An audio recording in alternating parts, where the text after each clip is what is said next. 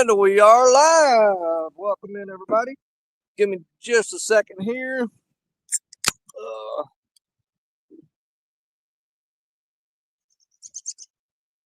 Okay.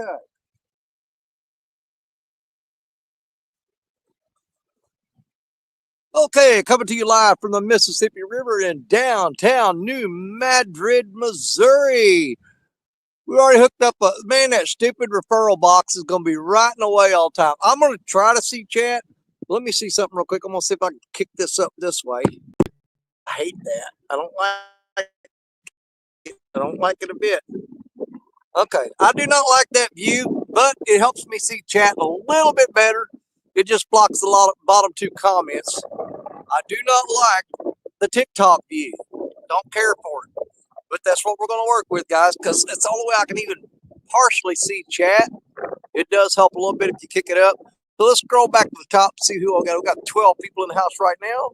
And out the gate, it's always Mr. Mike Sampson, Sappy in the house. What is up, brother? Good morning, and great to see you. Michael Grumpy Bet. Michael, heck of a good time fishing with you yesterday during the tournament, man. Loved it. Let's see, Miss Danny Stone on the Mississippi River. Yes, sir. We did hook up on a flathead in the last few minutes of stand day just a little while ago. Unfortunately, I got it just close enough to the bank that I got a good look at him right before he slung his head and pulled the hook. Heartbreaking. It wasn't a huge flathead. He's probably around 13 to 15 pounds, something like that. But it was encouraging that we did get a fish hooked up. So that's it's a lot better than we've been doing on the Mississippi River. At least we got to hook a fish and get a good look at him before he took off on us. But maybe we'll get on some fish today. It's going to be a slow bite, I'm predicting, but it's not going to be a dead bite. Either way, we're going to have fun. We'll hang out together and try to have some fun, try to have some fish on the board today. We'll see what happens, but we're definitely going to have some fun. And there we go. And next up the line is Miss Shirley T. What's up? She says, hi, Danny, and everyone in chat. Shirley saying hi to everybody. And let's see, Wabash Nate in the house. Let's go, brother. Oh, boy, outdoors. Larry Listenby. Had a great time fishing with him yesterday during the tournament. Larry, I'm kicking myself in the butt right now. I should have got a hold of you. We should have went to Crab Orchard and went out there, and we would have won that cotton picking thing. You know it. I know it. And everybody else would have known it if we would have done that. But hindsight's 2020. What are you going to do? You know what I'm saying? There's my Canadian sister, Miss Mary Mercifer in the house. What is up, Mary? Good to see you, sis. Love you to death. And let's see. There's some more comments down there, guys, but I got this little box that's blocking them. So usually the last couple comments, I can't read them until they pop up. But I will get to you, or try my best to. We'll keep an eye out for it. Let's see. Mary Mother says, happy fishing, y'all. Yep. That's the last comment I can see. Mike Young in the house. What is up, Mike? Good to see you. We've got 4 rods out today. Our closest rod to us is the 10-foot Ancient Mariner Challenger rod. Well, we've got the 6,000 albatross reel on there, of course. The next 2 rods right there in the center, those are both JNS series, signature series rods. River Cats tackle rods right there with both of them have, of course, the 6,000.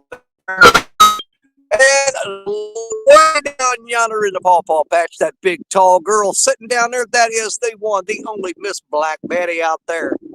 We've got a 5/0 hook on her, which is kind of dumb, but you know what? We live to be crazy, so let's just run with it. We had worms on her, but we switched over to a green sunfish because that's what that flathead bit a long while ago was, a green sunfish. So we ditched the worms and put a chunk of green sunfish on there, a headpiece, as a matter of fact. Okay.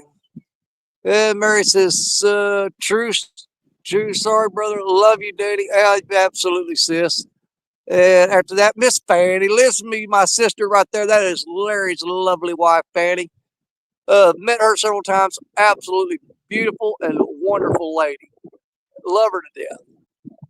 And Mary says, good to see you. I can see part of, I think it's Bob and Doreen. And then a little box is covering up your chat. So we'll just wait till it pops up there. We'll see what you're saying. I have to wait for it to scroll up. It's got these stupid little boxes down at the bottom. There's Bobby Doreen says hello all. Good luck, Danny. Thank you, thank you, thank you. Danny said good morning. And I think that's River Cat's tackle. That box is covering up half the chat on it. So Mr. John's in the house. What's going on, John? Man, I hooked up on a cotton picking, my first flathead of the year, and got him. I mean, he was right there. I had him 3 feet from the bank, and he was just barely hooked in the whisker, and I put a little pressure on him, and guess what? Oh, he's found. That's called a quick release right there. But that was the first flathead of the year that I hooked into. I'm not going to count it as official catch, but I did get to see him. So that's something. I'll tell you what, it's supposed to rain here. There's 100% chance of rain. If it starts storming on us, the rods are going to stay right where they are. But we're going to move this and keep out of the rain and keep on fishing. That's right. We ain't going nowhere. I may have to go get my heavier coat, though. There's a little bit of a chilly wind blowing on me right now. We got a guest down in the basement. Let's see who we got. There's my buddy, my brother, right there, Mr. Bobby in the house. What's happening, everybody? What's going on, Bobby? Hey, I just moved to another spot. We'll see Man, what let's happens. get over here and try to catch some fish. What do you say? I got lines and fresh Man, bait I in the can't believe I water. lost that freaking flathead, man. I had him pulled up right to the bank, and I was just fixing to run down there and grab him, and he popped that hook. Unfortunately, I know that feeling. That would have been my first flathead this year too. I'm hoping my signal holds out here because this is Flathead Alley right here. Well, he bit on the. Right now. I've got 2 rods with fresh shad on it. I got a shad head and a shad body, and the rod that the flathead got on had a green sunfish head. So I took the worms off the Black Betty and put a green sunfish head on her too. So we got 2 rods out with a green sunfish head, 1 rod out with a shad head, and 1 out with a shad body piece. Let's see, Mike Young, everybody's saying hi to you, Bobby. They're all saying hello.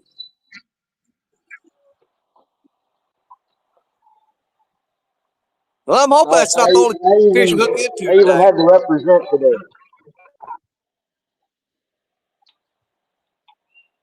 I'm supposed to have some big rain clouds coming toward me, but we're going to keep going. We're not going to let the rain run us off today. I may go grab a heavier coat, but we're going to stay with it. Yeah, I got to run up and grab my jacket. I forgot to bring it down. A little breezy.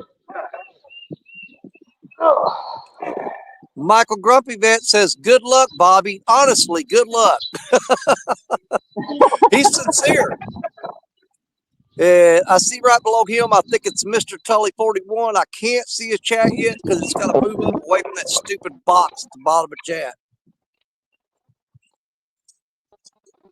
I don't know why they do that other than just trying to get you to pay for it.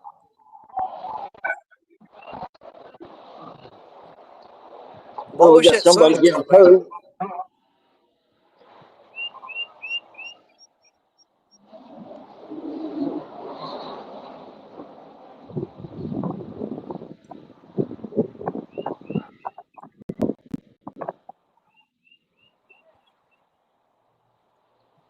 Yeah, let's see, I can barely see him behind the box there, but we got JG Hill Studios down there. As soon as that chat rolls up, JG, I'll read your comment with that stupid box that's right on top of you. Come on, man. I'm hoping we can get on another fish. That's got me pumped up.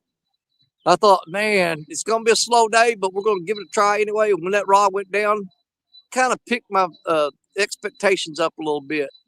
Just a little bit.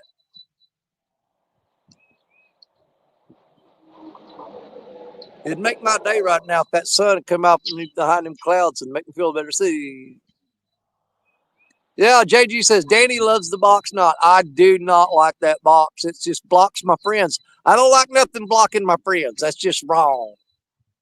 I don't know what they did that for. They should be ashamed of themselves.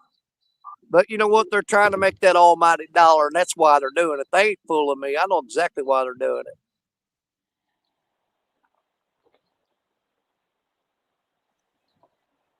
Yeah, Michael Grumpy Vet says, more cowbell, JG. There's Rebel River Cats in the house. What's going on? Man, I'm hoping we'll get on a fish today. Like I said, losing that flathead about 15, 20 minutes ago, it's got me excited, but it's got me heartbroken. But maybe, just maybe, we'll get on some fish today. I'm hoping. I'm always hoping, though. If I came out here without any hope, what would be the point in coming out here? You know what I mean? You gotta have hope.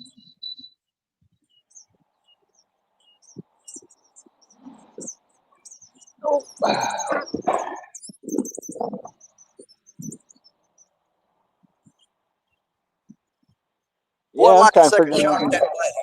Do what, Bob? I'm trying to figure out what they want. Yeah, that's what's called helping. Tow the guy in just so he can put his trolling motor down and still fish.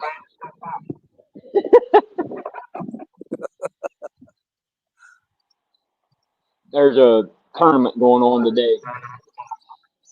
Oh, okay.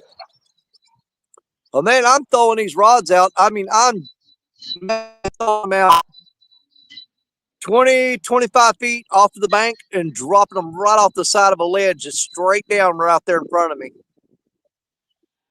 We're not going for the long distance casting today. We're just chunking it straight out right off that ledge, and hopefully there's some fish laid up in there. Or at the very least, if they're swimming along that bait swaying along right up against that wall of that ledge, and if they're swimming along that ledge, they'll come to that bait and pick it up. That's what we're hoping for. That's our plan of attack.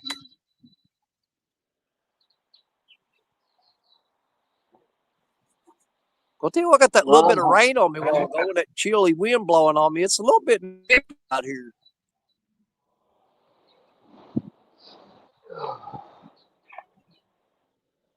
But it's supposed to clear up here in just a little while. We shall see. Yeah, Shirley T said, everybody remember to hit that thumbs up button. Thank you, Shirley. Sis, love you. Appreciate it. We're up to 37 people in the house, Bobby. Let's rock and roll this thing. Come on, man. We got another guest in the basement. Who we got? Oh, two of my favorite people in the whole world right there. We got them, you guys. Chris will be in the house. Catch fish with us. What's going on, sis? What's going on, brother? How we doing, Danny? Let's have a good time. What else we got, Bobby? He ain't putting those scratches in your boat, have you? We'll have Mr. Bobby, you broke up there. Levi will be joining us here in a little while. He was out catching bait. He sent me some pictures of some big old gizzard shad he's got. So hopefully he'll be hopping up here with us. He's going to be fishing one of Jerry Parker's spots, I'm sure. There's my brother, Mr. Creole, catfishing in the house. What's up, Creole? Hi, Jeremy. Hey, Jeremy. What's up, Creole? I still cannot bring myself to call him Jeremy. His name is just too cool. We have a lot of trips planned in the next 12 months, and that's the one I'm most excited about.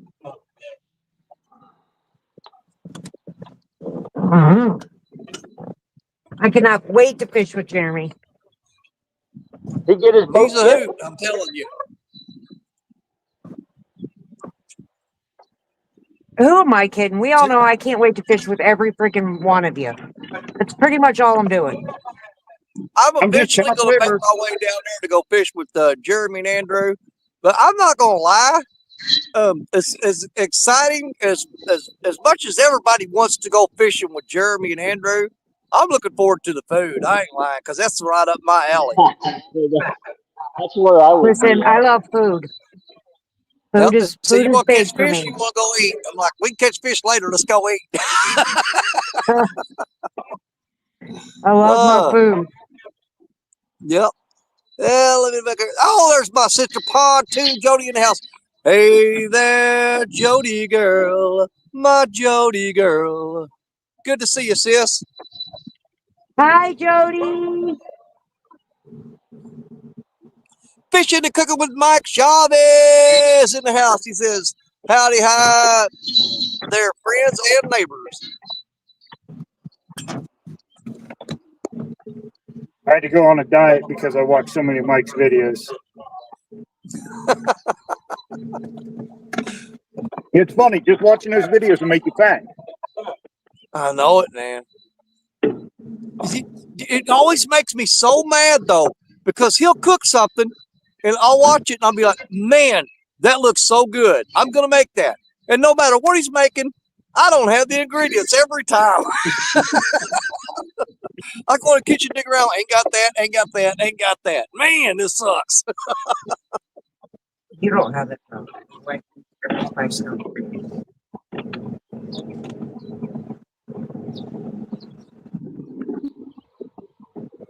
Danny, if there is Yeah, a spice out there, I own it. Her spice don't doubt cabinet, spices, seasonings, all this and that. I'm big into barbecues, rubs, and all that stuff. Yeah, she puts it to work. Hundreds of them. I go buy it, she puts it to work. Well, she's got that spicy attitude. What else would you expect? It's salty sometimes too, Danny. Don't let her fool you. Depends on my mood. Depends on my mood. But I like to cook, but I like to cook fancy because I got burnt out on everyday things. Oh, you me too. Hey, I have a very, very expensive appetite. I'm telling you, I see stuff and I want it. Unfortunately, that's where we're at. And I have mastered the art of grilling. Let me tell you, I can make you some meats off the grill that just melt in your mouth. Hey, Well, I got a lobster appetite on a bologna budget. Yes. You make bologna money? Man, that's awesome. Wish I could do that.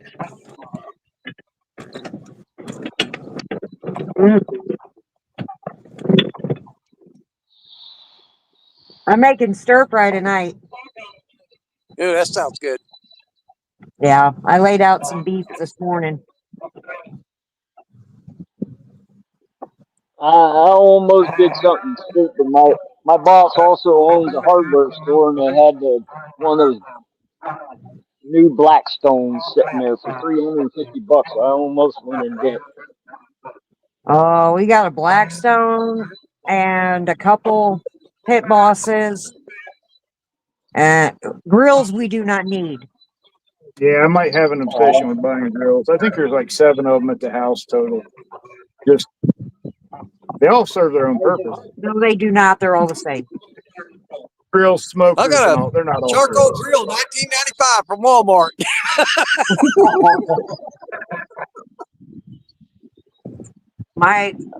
Not my husband, grills and coolers. If we get one more grill or cooler, he's coming up missing. Yeah, Never my have too wife many gives me all coolers. kinds of crap because out in our shed, you go out there and look, and I've got a collection of coolers and gas jugs. And she goes, "What do you need all these gas jugs for?" I'm like, "Hey, if the apocalypse ever happens, I'm gonna have every one of these full." Yeah, he's the same friggin' way. I don't know how many times I've been driving along the highway, and my wife be on the passenger seat, and I'll slam on the brakes and pull off the side of the road. And she goes, "What is it?" I said, "There's a gas jug on the side of the road back there. I'm getting it." Do not give him They'll blow ideas, out the back of Danny. people's trucks. I'll pull over and pick them up. She goes, "You got like 18 5-gallon gas jugs in the shed. What do you do with all those?" It's like, someday I'm going to have to fill them up, and you'll be thankful. That's not even 100 gallons worth yet. And I know it. Stop giving him ideas, Danny. I got about 20 55-gallon plastic drums at the house, so I'm not any better. Oh, it drives her crazy. I'll see a gas jug on the side of the road, and I'll pull over. I got to grab it because, it's a gas jug, You have a fish.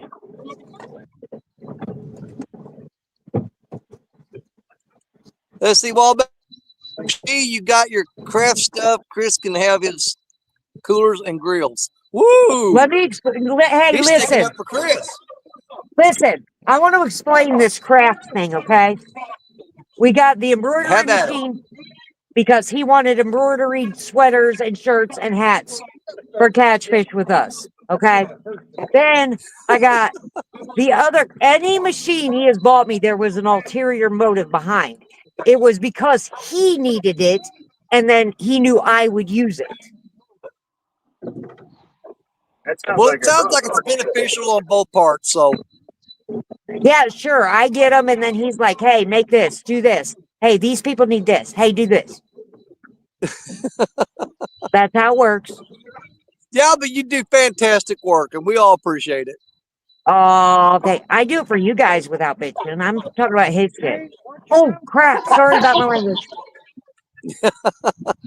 can't take her nowhere, especially live stream.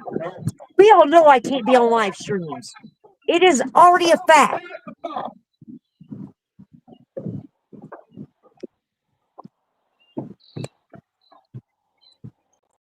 Crap. This crap irritates me. Now let's hold it down.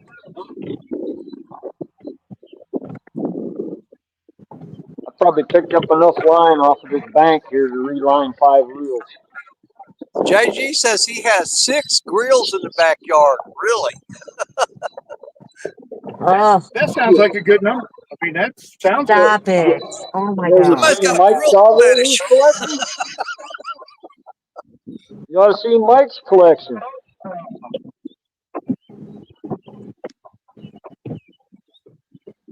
We have a grill that bakes pies. Why would you need that? Why not? I'm not. Because I bake pies in the oven. Hey, I make pizza on my grill.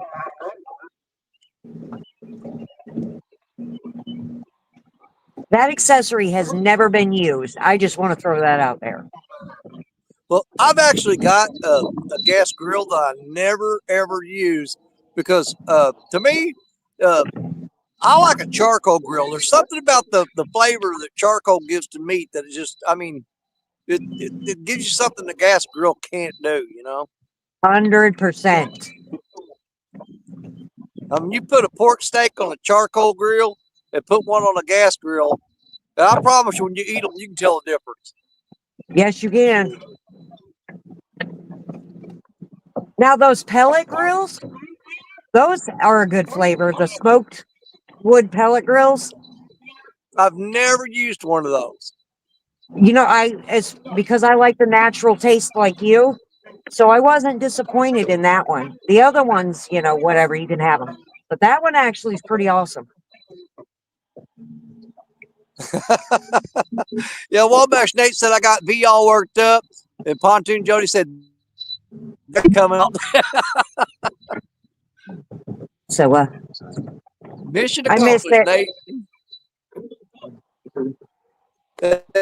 Shonda says I'm all about charcoal and wood. What more endorsement do you need? Right there. That'll tell you everything you need to know. One of the top cooks in the whole United States, in my opinion.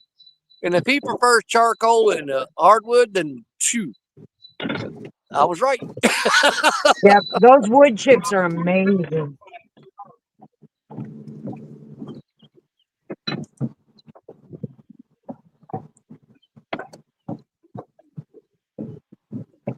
I got to tell you, I did a meatball recipe the other day, my own. It was my own recipe.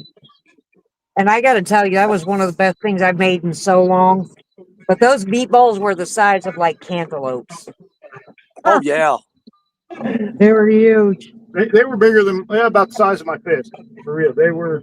I'm on a carnivore diet, so he's cooking meat pretty much strictly for me. And yeah, But I stuffed them completely with mozzarella cheese after I added all the rest and then layered it. It was so good. You guys are making me hungry. I'm starving. Bobby, come on over.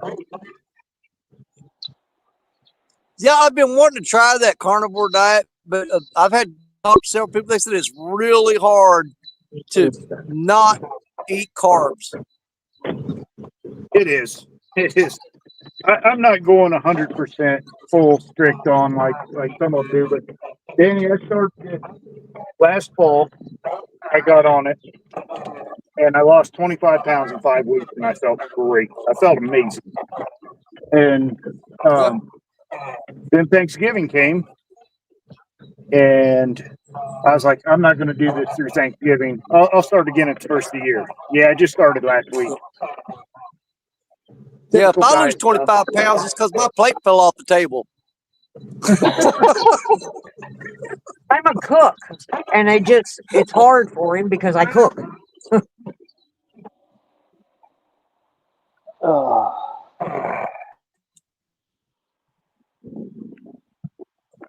And I won't give up any food because I just like food. Well, I ain't. I've talked to my wife, and she, let's say, encourages me to be on my diet. But then we'll sit down to have a meal, and she measures her food out, and I just kind of scoop out what I kind of want, and go a little less than what I would actually want. And kind of comes, but then she'll eat half her food, then reach over and scrape what's left onto my plate. And I'm saying, "What good is you doing that?" She'll have a steak and she'll eat half of it and throw the other half on my plate. Here, finish that. She'll have baked potato, eat half of it, throw it over my plate. Here, finish that. I'm like, I wound up getting what I would have gotten normally anyway. She'll have a big old plate for me. I mean, just load it up with whatever, just a Yeah. full plate. And then, yeah, whatever she doesn't eat. She eats like a horse for her size, but she'll make her a full plate too. And so I end up with And a Jody big old says, plate and then half of hers. Jody said, I started on this week, no sugar and no caffeine. Sniff, sniff. There ain't no way I can live without caffeine. No way. I only JG said, drink tea. Danny, I are would you die. near the big ship in the river? Storm coming. Get your rain gear. I'm going to run. Yeah, I am at the very top of that horseshoe, that loop. I am at the very peak of it, right there in town, New Madrid. Right here, that's coming off from the town. That's the city wall right there, and you see the flags up there. I don't know if you see them or not, but that's the right by the post office and all that. I mean, I am literally in the town of New Madrid fishing right off the bank. And yeah, I've got some big storms coming. I'm probably going to wrap the truck and grab my heavier coat. I'm not going to grab my rain gear because, like I said, we're going to go underneath this observation deck when it starts raining.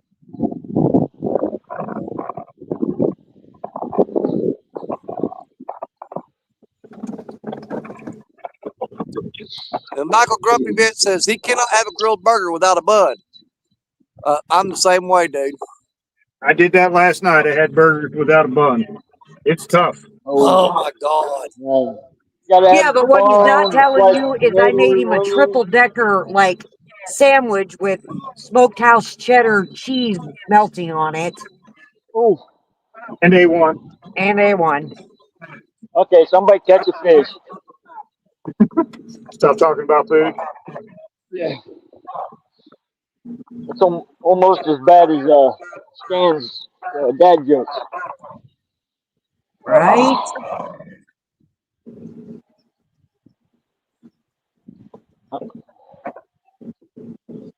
Yeah, I know I was supposed to have some big storms heading this way. I can't remember exactly what time they're going to get here, but like I said, we're gonna ride it out, riding the storm out, waiting for the fallout, waiting for the fish to jump on that rod. Is what I'm waiting on. I could use a big fish right Me about too. now.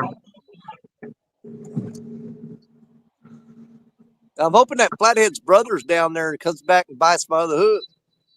It's because Jerry catches them all and he doesn't share. Well, here's the thing you got to understand about Parker's his area he fishes in is like way better than this spot down here where we're at, because Parker lives like a little over 2 hours, about 2.5 hours north of me. But where he's at, the Mississippi River is probably about a third the width across as it is here. So I've got this theory that it's almost like a bottleneck where he fishes at, where the fish come up the river and they got to pack it in a little tighter, a little closer. Whereas here, hell, it's over a mile across right now. They fish got plenty of room to spread out. They can just go right by you and never even get close to your lines. Oh, you know, he's like the Rain Man of bank fishing. Yeah, I don't know he if that's is. a But like I said, he puts in a lot of time on it. Sucker, you got a fish. Oh, he does, but he can read the rivers like crazy. And he does it without electronics. He does it without all the fancy gear. It's the same as you. You guys do it and you catch them, and you don't have the high dollar fancy boats and gear. You go out there and you know the fish. It's amazing. You guys absolutely blow me away. Well, a lot of it is, you know, we fish pretty much the same spots in the river all the time, and we've seen it during drought, and when we've seen it when it's flood. So we kind of know what the bottom of the river looks like, even though you can't see it under. I mean, it's underwater, but you saw it when the water was down, and you make notes of that.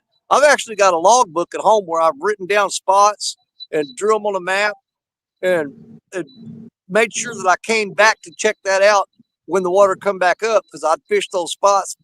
It helps out a lot. It's amazing though. It's absolutely mind blowing. Like Jerry can go out there and fish against all these people with thousands and thousands of dollars worth of equipment, and he can outfish us all. It's like, what the heck?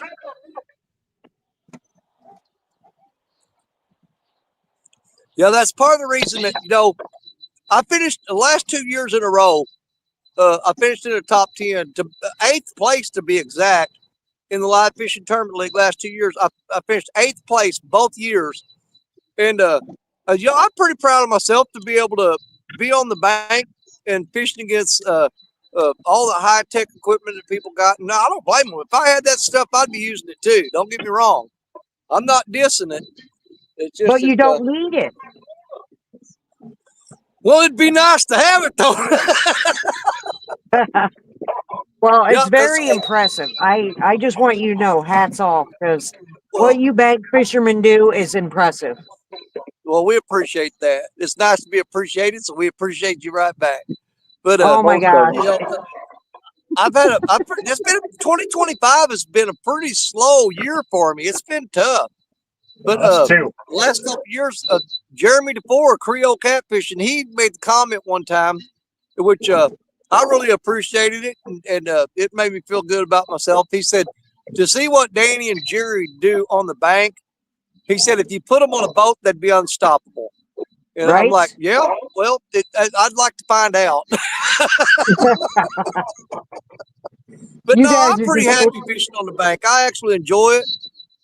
I get to go on the boat with people every now and then, and I can see the attraction of it. But to me, there's just nothing like sitting on the bank and just chilling out and seeing those rods go down. And it's a lot harder to pull a fish in when you can't chase him down in the boat. I mean, you're stuck on the bank and you got to get him to go somewhere he does not want to go, and that's toward the shore. You know. Oh, So well, I got to tell you, I was talking to Chris about it last night. I said, it is absolutely just so impressive that these bank fishermen can go out and do this time and again. They don't have the electronics, they don't have the boats. You guys are just, it's amazing. It is absolutely amazing. Don't get me wrong, I'm impressed by all fishing, but I'm very impressed by old school, know how to read the rivers, maps, and do it without the gear kind of thing. It just blows me away. well, the thing that I hate about it most a lot of times is getting the gear to your fishing spot and getting out of there. It's just the ease of a boat.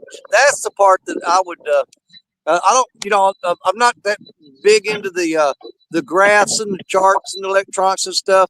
But just to be able to like back up there, put the boat in the water, have all your stuff in there, back in there, load it up, and pull out of there. That's the part that I like. Versus, You know what? carrying this stuff a mile through the woods and climbing down the rocky shoreline, and that's the part that really just drives me nuts. But you know what? The funny thing is I actually miss that because we started off bank fishing when we first started, and I miss sleeping on the side of the river in a chair waiting for your clicker to go off, or just it was amazing to me. I love that.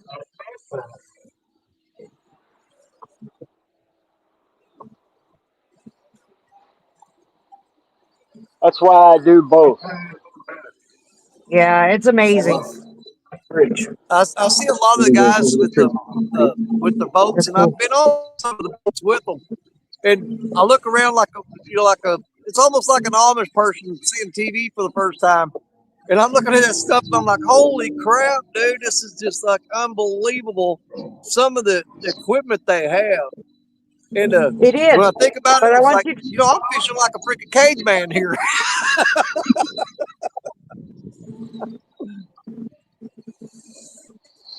I just. Let's Well, see. I just want Michael says, all you oh, bank you got one fishermen, going? Matt, Tony, all of them. It's crazy. Dominic, Everyone but Bobby so far. all you guys are just, you blow me away with it. I heard that, Chris. Well, no, I'm saying Ignore him. he said everyone but Bobby. I did. You know I would never. I got to go hang out with Bobby for a few minutes this week. I was working over in his neighborhood. I have to go over there and hang out with him. We've got to hang out a couple times just because I work in the area. it. Hopefully, it'll happen more often. I need to. I almost bought another pontoon. So my wife took my credit card.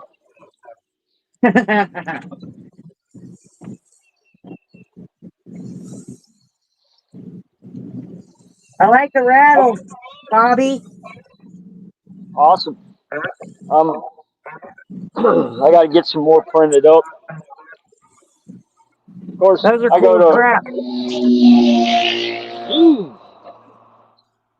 It's a rice burner. Love those guys that come down through here and rev them things up. No, it is a rice burner. Is that thing? Oh, funny. But yeah, I went to print some last night, and for some reason, printer needs to update, but it keeps saying update failed. So now I got to figure that out. Gotta love technology. Well, Were you Jerry able Parker to was going to fish with us today, but him and his wife are going into town to buy some stuff they need for around the house. So they just made a shopping day and going out to eat and spending time Oh, that's together day today. awesome. It's good to have those days too. wait? He knew his stalker was coming up. I know what he did. Hey, at least I'm a stalker that makes you aware I'm doing it. I could be the creeper kind.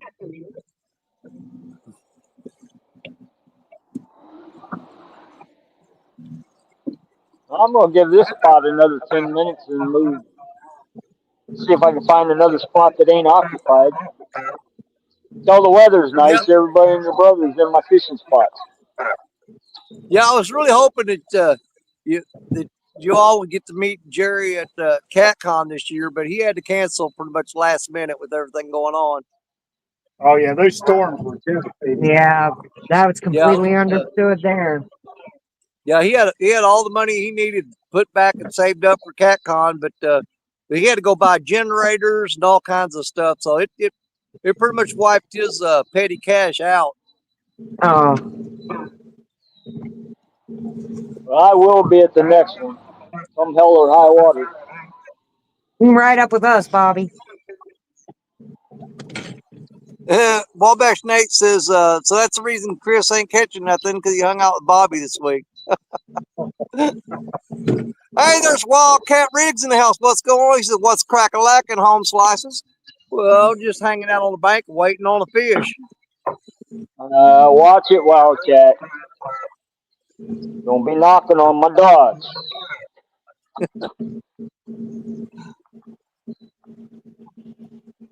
I actually drive a Chevy more than I do the Dodge, but the Dodge is my baby.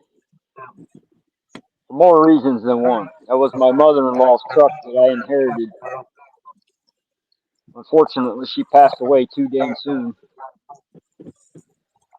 Oh, So I wound up with a horse that somebody claims is a dog and a Dodge truck. And a spoiled ass wife. well,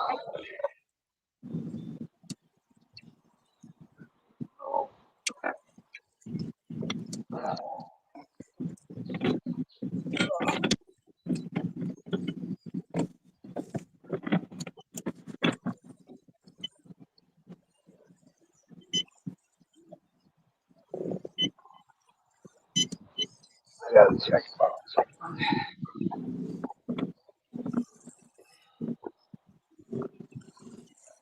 I'm gonna let all these waves settle down from that barge going by, and after they settle down, I'm probably gonna go pull their rods and freshen the baits up on them.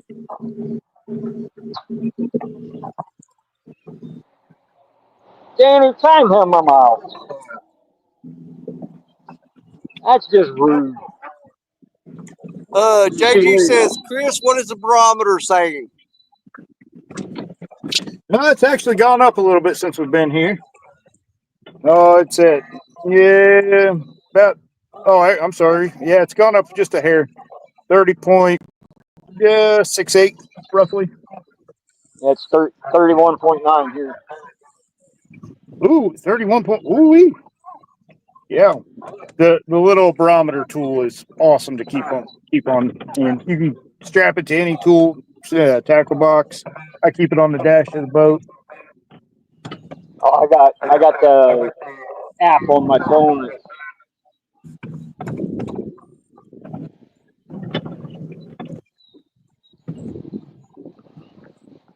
It's pretty accurate. It might be off a little bit, but it's pretty accurate.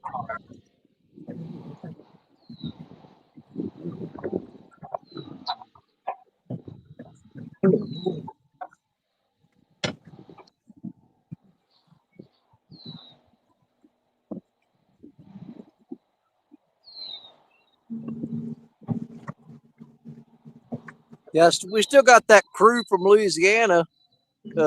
That's what those barges are upstream up there from me. That's been working on the spillway dam up here where I fish a lot. That crew from Louisiana is still up here. They would have been done and out of here if that floodwater hadn't delayed their progress. I'm glad when they're finished up and going on their merry little way so I can get back into my fishing spots. It's really hard to fish those spots when they're down there working on them.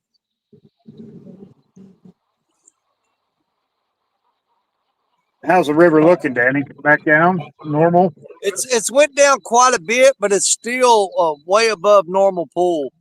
And it pretty much looks like chocolate milk. Yeah, I don't want it to go back down into, because we've been fighting basically a drought for the past 2.5, 3 years here with unusually low river levels. I would like for it to drop down to probably about another, I don't know, 10 feet maybe, and then level off and stay there.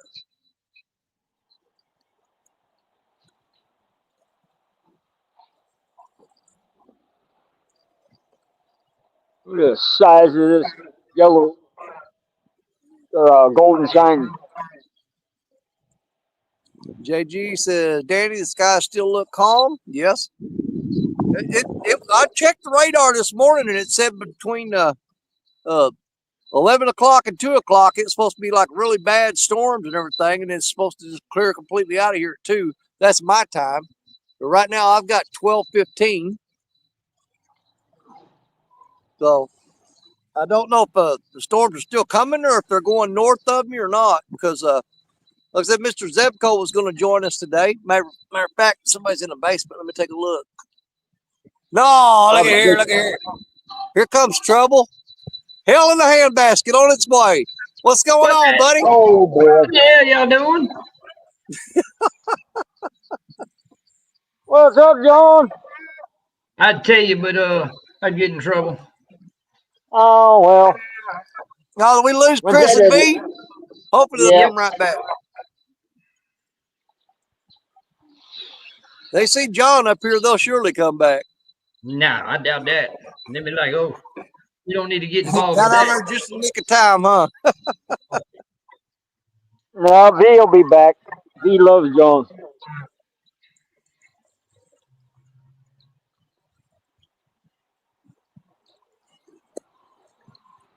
Thought for sure this time of day, them cats would be moving in and out of these bays. Bobby, I Yeah, I think hooked into my John in my first day of the year a while ago. Got him 3 feet from the bank and got a good look at him, and then I had him just barely whisker hooked. And man, when he shook that head, he was gone. That's what you get for hossing them.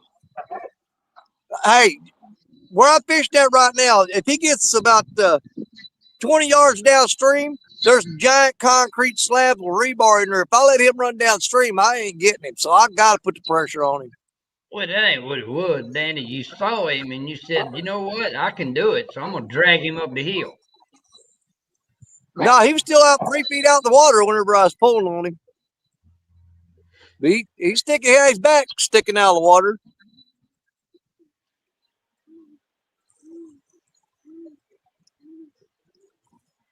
Jose, hey, the catfish dogs in the house want to be outdoors. They join us. Oh, Welcome hell. in. Catfish Dogs Dog here. says, hey, Danny, Bobby, John, and all in chat. Well, howdy, Tim. What's up, Tim?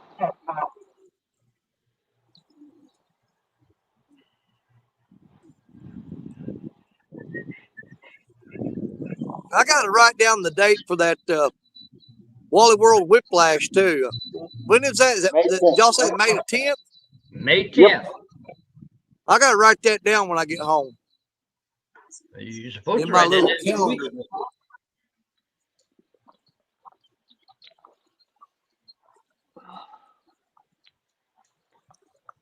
I wrote it down, 4 alarms set, and sent an email to the boss so nobody tries to put me on the schedule for the 10th.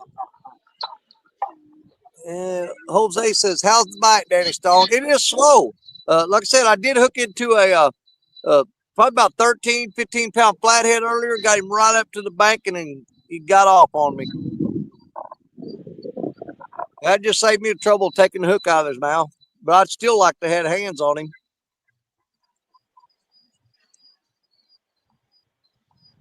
Oh, we're getting bit on Black Betty.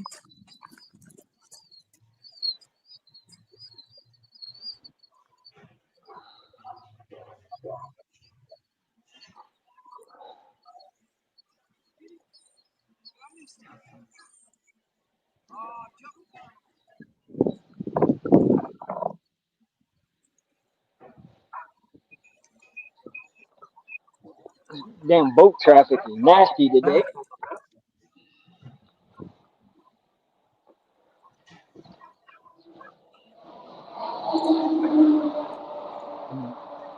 Bobby, how you getting service by the bridge? I ain't never seen you have service there. Lucky, I guess. Fresno. Bobby ain't caught none. You know the usual. Hey, watch it. Oh, it ain't from a lack of trying. Oh, no, you try.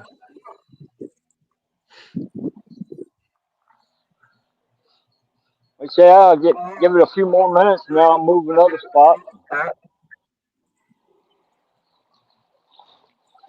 Hell, I don't care. It's a beautiful day out here, other than damn fast terminal or whatever the hell is going on right now. People running over my lines.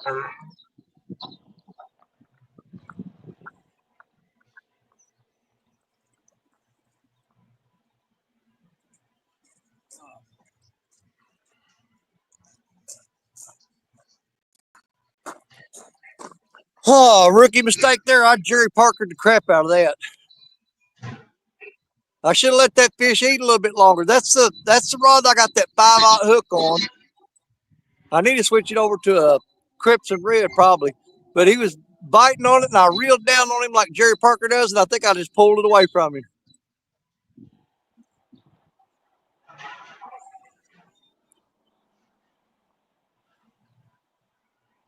But at least we're getting a few bites today, so that's like I said, that's positive note. So far, both fish that I've had bite, the flathead that I hooked into earlier and that bite there, they're biting the green sunfish. I ain't had nothing touch that fresh shad yet. I got fresh shad on there and ain't nothing touched it, but they're eating that green sunfish.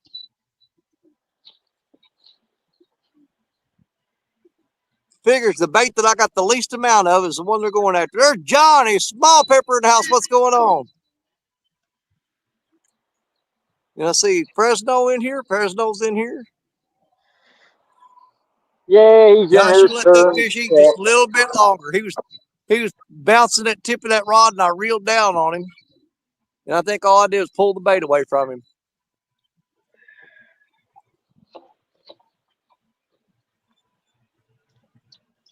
Hey, Danny, Yes, sir. I got your favorite right here.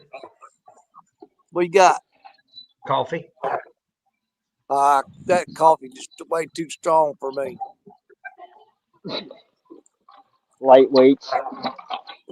Yeah, my wife's got me drinking diet root beer. Hey, Oh. Danny.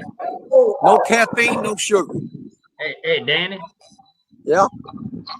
Bobby hasn't drank this stuff yet, has he?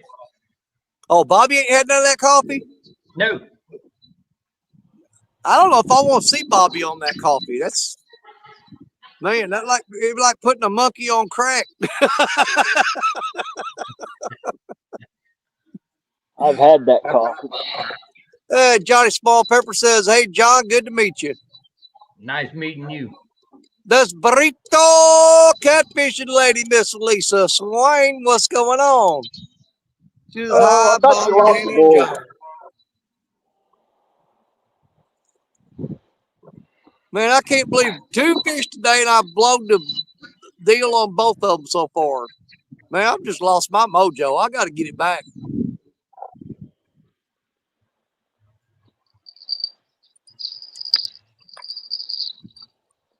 Now, I couldn't believe yesterday I caught 60 fish and none of them counted. That was wild. Dude, man, there was so many of them little bitty ones in there we couldn't get away from them. I got a few guys that'll come up there and clean them out. Now, I think you'd have to have a whole lot of people to clean them things. You know what? Every one of those fish was under a pound. But when I cleaned them last night, every single fish belly was swelled up, and they were all full of eggs, every one of them. I mean, every fish we caught had eggs in it.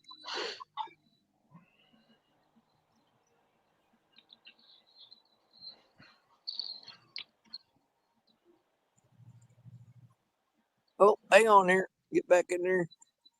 There we go. We got them back. We got them back. Welcome back. Hi, sorry. No, we knew you was coming back. We wasn't worried about it. I had to go potty. She had to go That's what potty, I and it was an figured. emergency. So Do it. Well, that's as good a reason as any. Well, we got Mr. John Cyclone done joined us while you was out there crapping around. we saw that. Hi, John. We were trapped in the basement, and B kept trying to talk to him. I said, he can't hear you.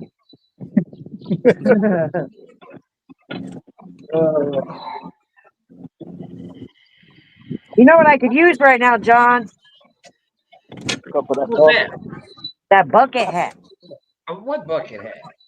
Well, I'm not going to go into any further detail, but you just know that that's what I could use right now. Oh, he went. He probably getting it.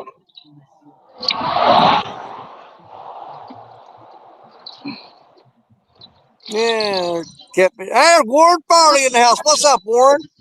Hey, V, you talking about this? Yep. Oh, Now that's a fishing hat. Or this one? Hey, V, guess who just What? popped up in chat? Oh, I like that there. Mr. Oh. Jerry Parker's in the chat. What's up, See? See? JP? He missed me stalking him for the day. He Yep. did. Who's talking who now? He said, Those just look good, stopped in John. for a bit to say hello. Yep. He just wanted to make sure his stalker was still stalking him. And I'm on it, Jerry. I got it. And Rob Fox says, I see a monster cat on Danny's hook shortly. Well, you got better vision than I do, brother.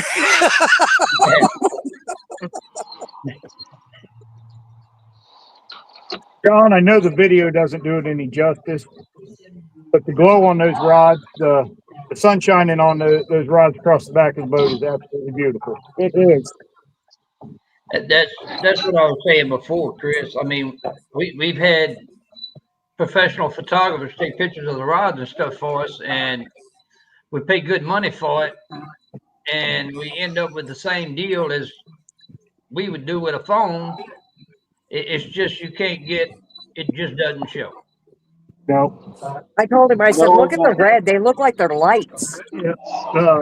I know you can't see it on the video because I couldn't get a picture of it, but the red wrap on the eyelets just glows. They stand out. That's for sure. It's pretty. I'm waiting on something special. Oh, well, tell us all about it.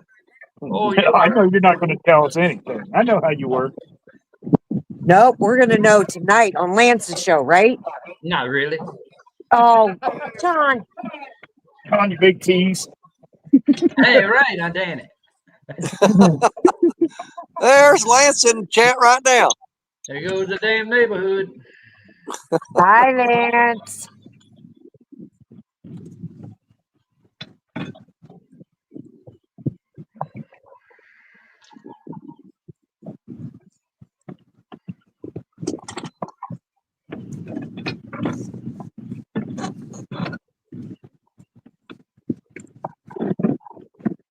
You know, John, this whole building rods, designing new things, revolutionizing things here.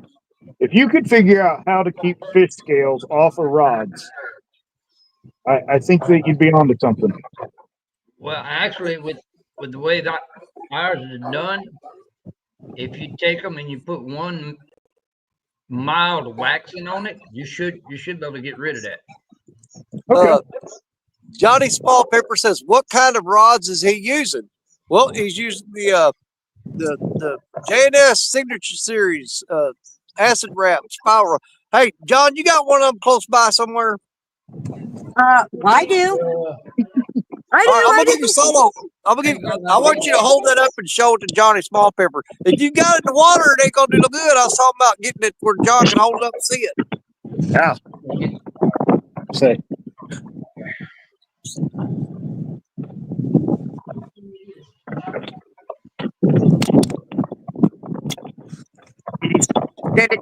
Did it show? Hold on, let me put you on solo. Well, if you can see how it wraps around and that shine, that absolutely beautiful.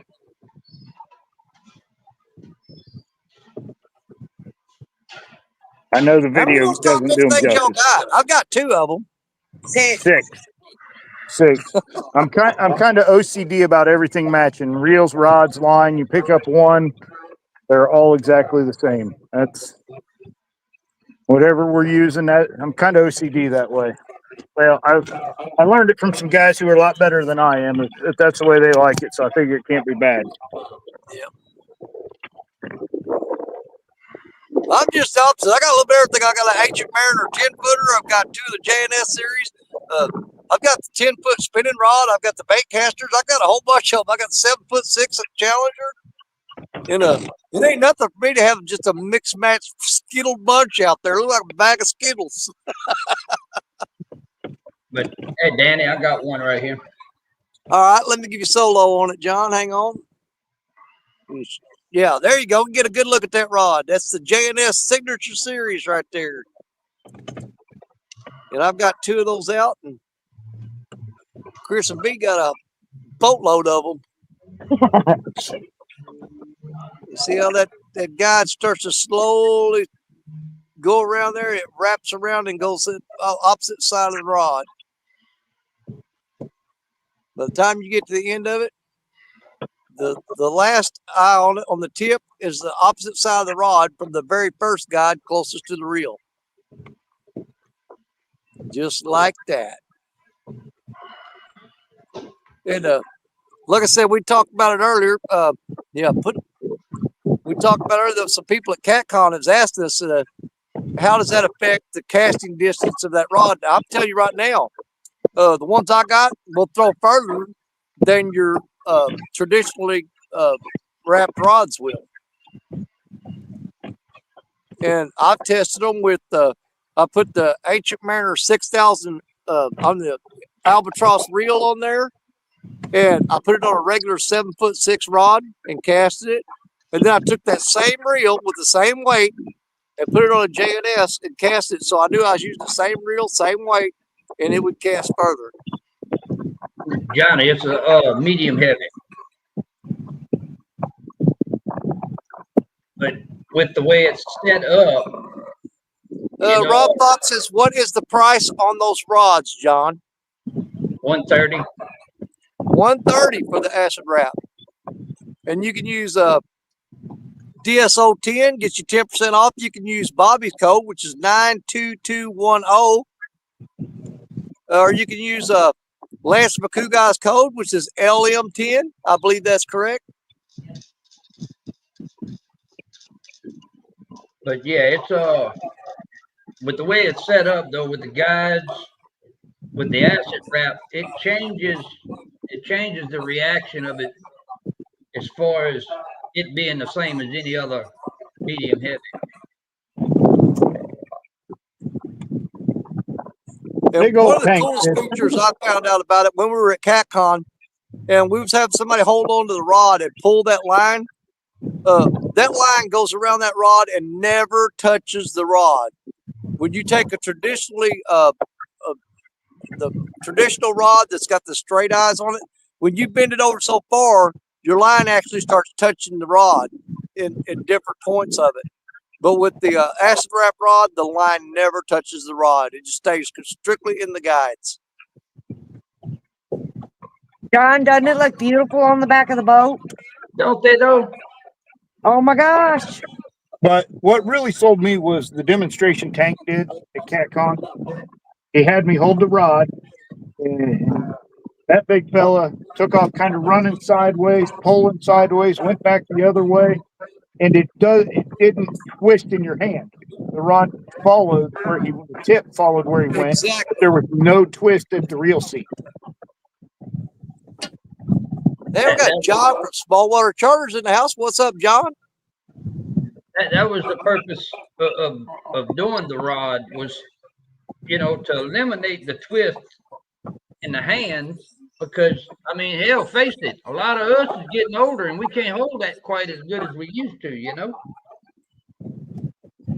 We done put our old hands and wrists and elbows and everything else through so much trouble. It pays to have one that doesn't twist in your hands. 100%. It makes it more of a comfortable rod to fish with. I think torque is the proper terminology for what it takes away. It takes away the torque on your hands right there. Yeah. And now I haven't got to put a test on a big fish yet, but You're gonna love it. I'm gonna. Oh, you silly goose. You don't twerk with your hands, you twerk with your butt. You talking twerk. He said What do you torque. say? Torque. I know, I'm just messing with you. You know where your mind is.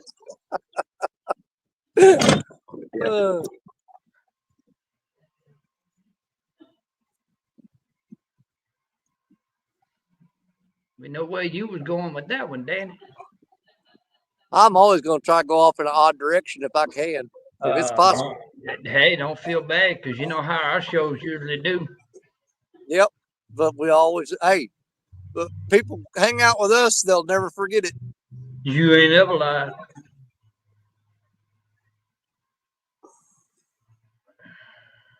Yeah, Parker's Pursuit says, "None of us are as old as Jesus, John." I'm gonna just leave it alone. I was gonna say something. Yep. I was gonna say something, but I'm gonna leave it alone. Parker, if you ain't fishing, ain't nobody want to hear what you got to say.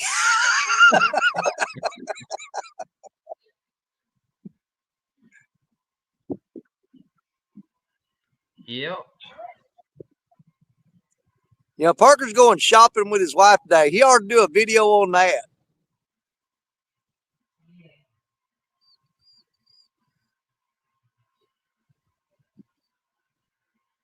Yeah, let Parker do a video of him shopping. Yep. And see how many times Marsha has to yell at him because he runs off to the fishing aisle, the sporting goods aisle. Said, we didn't come here for fishing stuff. Get back over here.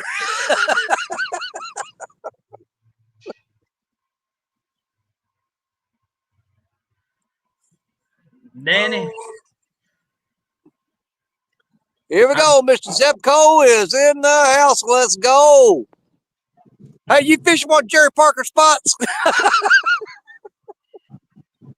Where else would I fish? Where you at, Ethan? Are you on the Kaskaskia? Yeah. All right, then. Oh, Mr. Jets fishing did pretty good out here last night. Well, I know we were leaving Baldwin, and Jerry called me to check on me, make sure I got out of there okay. And he was getting ready to head over to Kaskaskia, and we were gonna stop by there and fish with him for a while. But I said, man, I got 60 fish I gotta clean. I gotta get home. Which means tomorrow the rest of the day. But yeah, we was gonna fish with Jerry for a little while last night, but I just didn't have the time. I had to hurry up and get out. hey, Danny, Yeah. I'm just giving y'all a little heads up. It looks like Spyron has learned how to use AI, so get ready. Oh my God. This is not a good thing. Oh, Let's just hope he never learns how to make songs. Woo! Yeah. I'm beginning to see it now. Oh my God. Yeah. Hey, Danny, you getting much wind noise from us? No, not at all. Okay. only when you talk, Chris. That's a lot of wind, Bobby. A lot of wind. No, I don't hear none of it. Of course, I'm half deaf too, though. But no, it sounds clear to me. Sounds good to me. But yeah, Chris, the package is according to tracking arriving later than normal. Of course it is. Hey, John, I don't know nothing about no package. That's what I'm talking about. What package? Yes, indeed. Let's see here. I thought I saw somebody else come in. Yeah, Mike Urban came in the chat. Welcome in, Mike.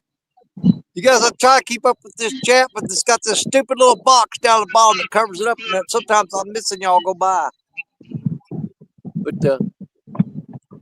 I'm gonna go reel in them first 3 rods and put some fresh bait on her and get them back out there. Give me just a minute. You guys just hang out and watch these folks fish. Chat amongst yourselves.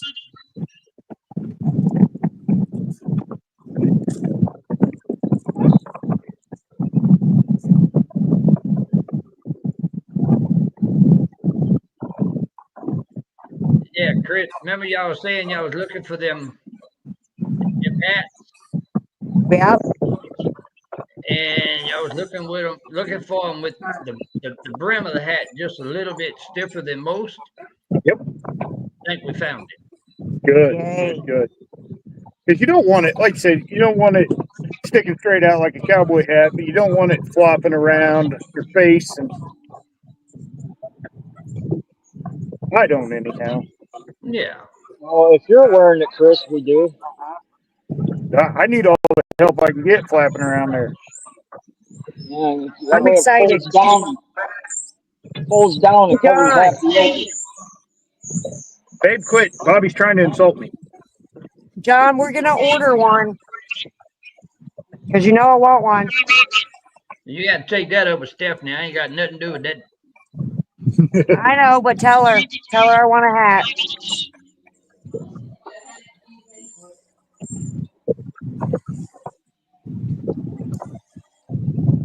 I think there's 2 of them that really want one. That's going to be V. I know Lisa's going to want one also. Parker wanted one too. Yeah, but I got to find one big enough for his head. Make sure his is bright pink too. As a fellow watermelon head there, I understand completely.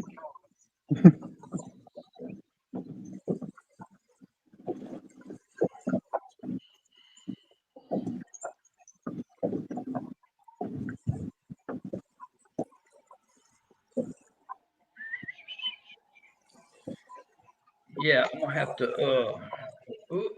Whose phone are y'all on, Chris? You on yours or Yeah, Dee? we're on hers. My camera's broke on mine for like 6 months now, and I'm too lazy to go to the store and get it fixed. So yeah, we're on hers. So mine is free. Yeah, I'm on the company phone.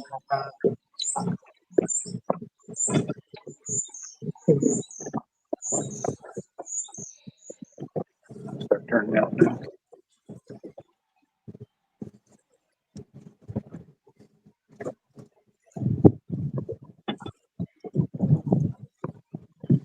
Should put some charging on. Find the charger. I'm gonna show you what I mean by him learning AI. Oh no! Oh, no way. Am I going to end up on some kind of FBI list or something? No, no, no. But you're gonna get a I mean, laugh out of it. Chris, again, you know we're already there. Whoever yeah. taught that man how to do that needs to be grounded. Oh, gee, I don't even have it open.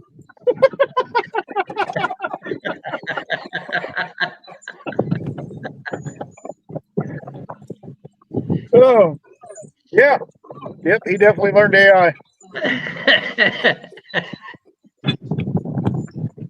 Oh man, that's one of the things. I wish you could share that with the masses, but Yeah. unfortunately, we know That's how that goes. hysterical.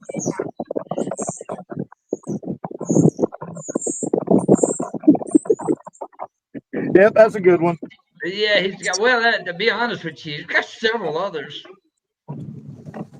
I'm gonna guess that was probably the tamest. If it's like any of his chat conversations, oh my god.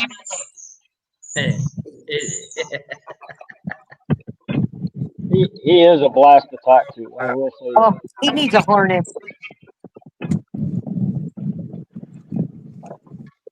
He's like Dr. Jekyll and Mr. Hyde, though, really, because you can carry on a conversation that is 100% like professional, scientific, all this and that, and then he can turn 180 and be just On America's absolutely. Most Wanted. Yep.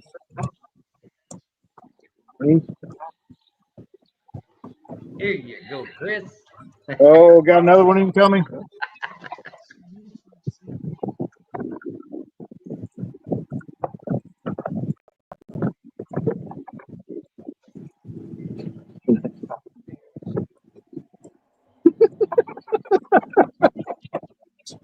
You know, it's the shirt on that one that does it for me. That's hilarious. That's hilarious. Oh yeah. But now I have a feeling he has a new hobby and he's going to take it to the next level. No, he would never do that. Okay. I'm gonna send you this one. This one's gonna make you laugh. First one really made me laugh. Oh, it might have been. What was it? Oh man. Yeah. I don't know who taught him that, but They should be grounded. yeah. Yeah. But it's gonna be interesting, that's for sure.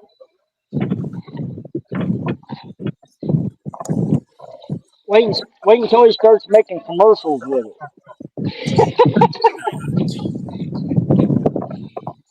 What kind of fresh baked bread?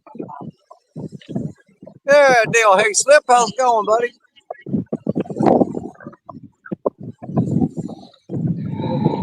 Dale, where Them you at? God You out big here at tanks Hoover? just right by in that boat. We're trying our best to break that big tree loose off the bank and send it into my rod.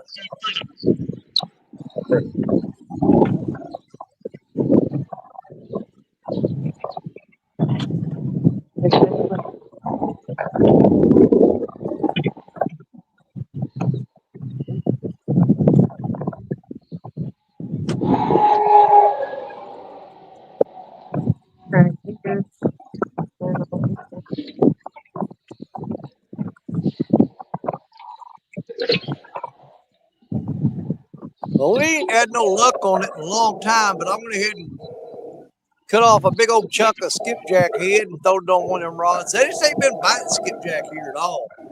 But we thought we'd try it for a little bit. We'll throw a piece of it out there. They may surprise me today. Who knows?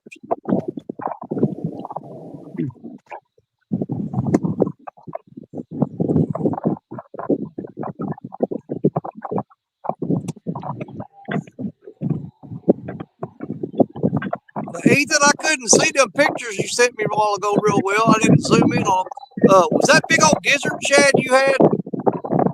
Yeah. I thought so. I got about 15 of them in my cooler.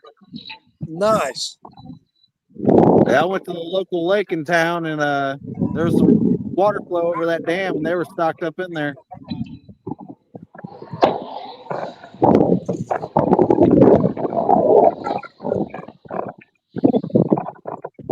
Yeah, when I first got to Baldwin yesterday, I went down to the boat ramp and threw the net there. And early that morning, threw the net one time and filled up half a 5-gallon bucket with some, I had a bunch of little ones in there, about 3 or 4 inches long, but I had some of them that were like 6 inches long. And filled it, like I said, early that morning, filled up half that bucket. When we went back before we left later that afternoon, I threw that net 5 or 6 times and probably only got about 8 shad.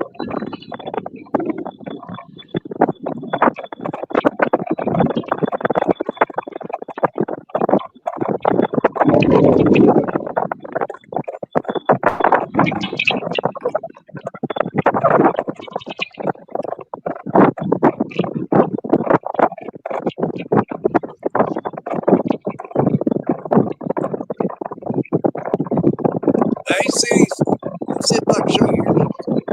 See that cod picking boat running through there real fast? I wish I had that boat. That's some dadgum boys from Louisiana up here running up and down the river.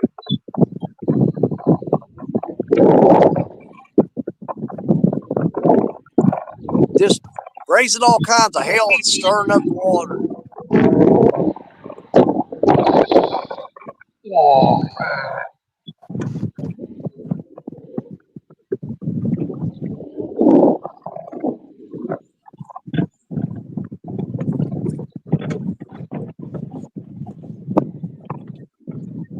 Boy, that'd make a heck of a catfish boat. That thing's got a full cabin on it. I could live on that thing.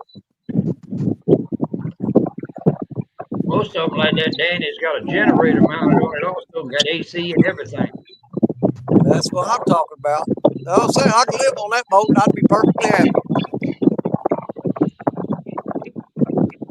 Just pull it up behind a wing down at night and anchor up, set some rods out. Go in and take a nap, come out and check on them every now and then.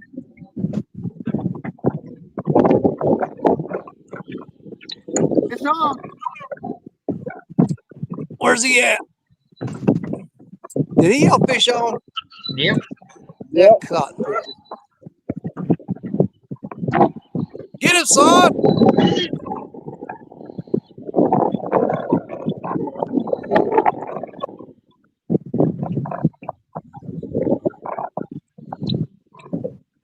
Big old drum.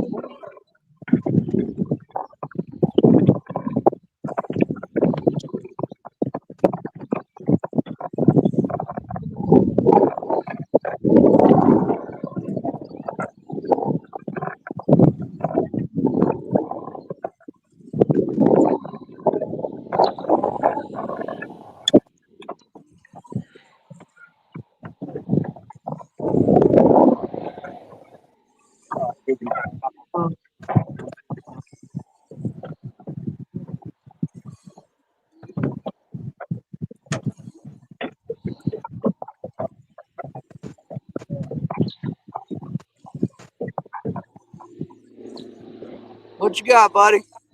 Big old drum. Big old drum. He bite on that gizzard shad. Yep. 5 pounds. Yeah, get rid of that damn thing.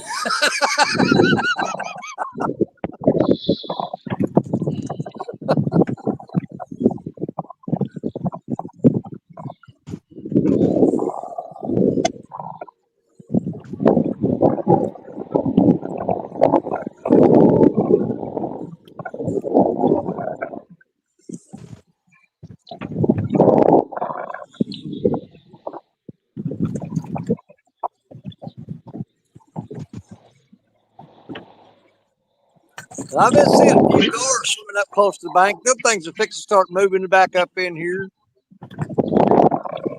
That's the last thing I need. Hot dogs. Oh hell!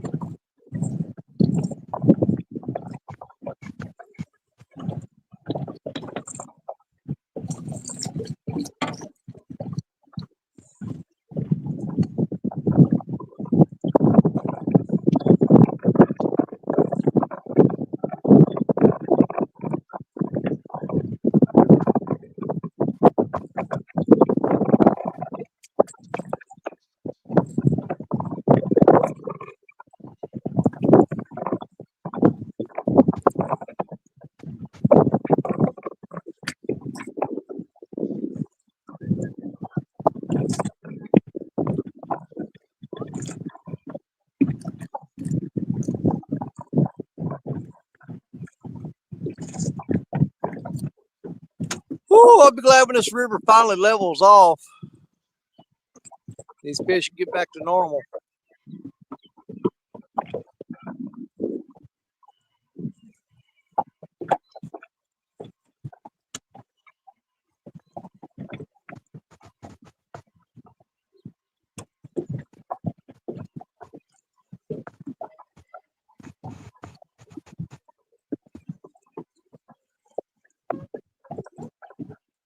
I keep looking over my shoulder. I'm waiting on them rain clouds to show up. It's sprinkling on me. I thought they'd have been raining on you up there all morning. Not all morning. The closer I got to here, the more it was raining.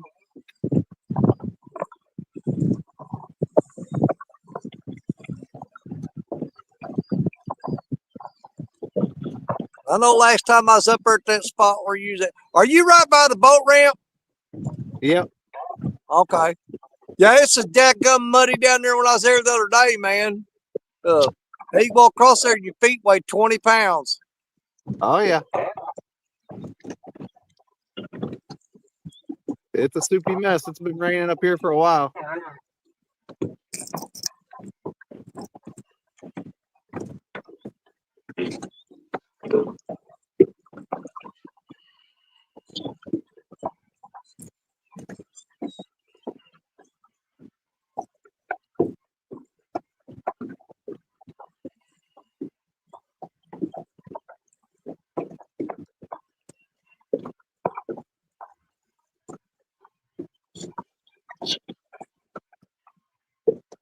I can't tell if it's a fish biting on that rod or if it's starting to get grass built up on it.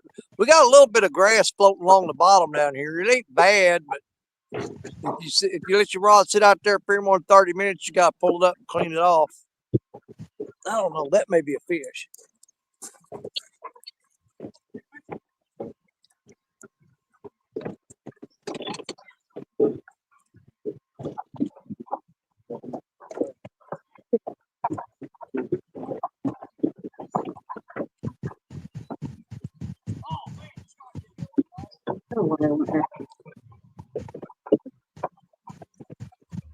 Looks like Danny got a good one. Hang on, I'm busy.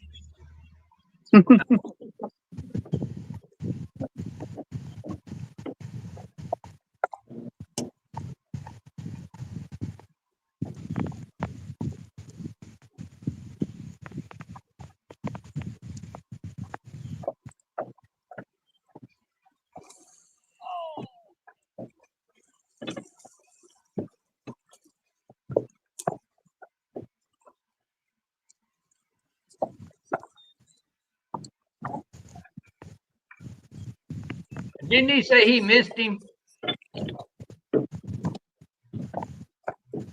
That's what it sounded like you said. Well, he's sure fighting him.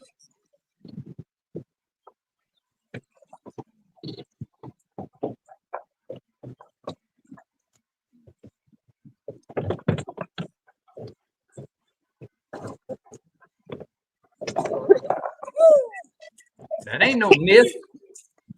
You want to talk about a big channel cat, son? This is a huge. Oh, doggone it. You got tearing me up. Hang on, let me go solo. I've got a monster channel cat.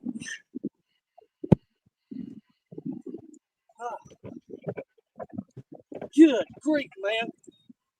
This thing is a beast. Oh. Look at the size of this cotton picker channel cat. That's a good one. Nice. That was a good one. That's a chunker. Man, Oh, look at cow. the head on that thing. I love channel cat. That is a big channel cat, guys. That's a chunker. Let me get a weight on this thing. Dadgummit. That's on that J&S Signature Series rod. And he bit the skipjack head. And on the crimson red wide gap hook. Let me get a weight on that thing. That's a monster channel cat. Guess about 12. I love channel cats. Pound for pound, I think they're the best fighting catfish. And they'll fight you until you put them back in the water. I've caught a bunch of them out of this spot the last month and a half. They're fun to play with.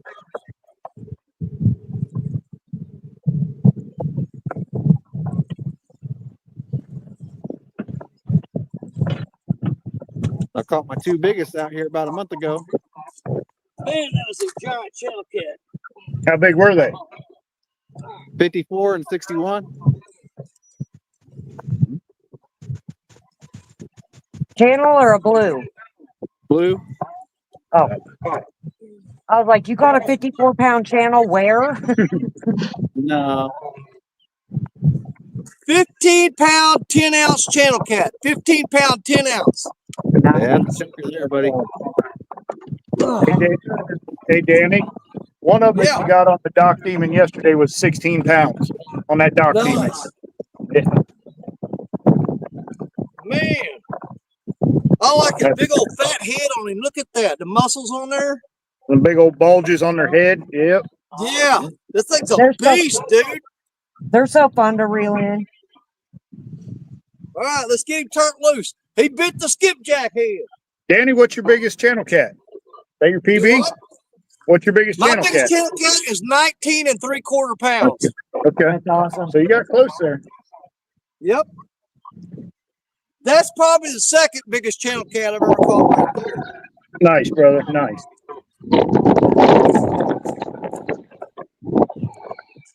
You know what makes my heart hurt? My biggest channel is 12, almost 12 pounds. I got a 34 flatty and 0 on the blue. My channel is 24. His is 26. 26.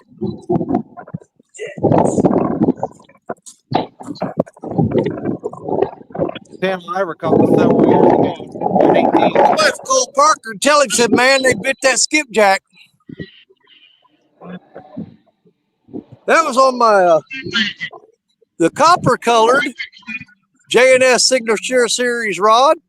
Like I said, with the crimson red wide gap 8/0 hook. Oh man, drive that truck off into the woods and get out of here.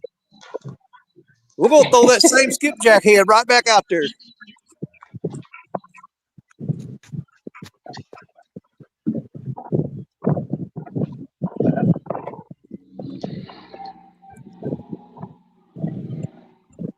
Here, everyone else is catching. We're doing the same thing. Oh,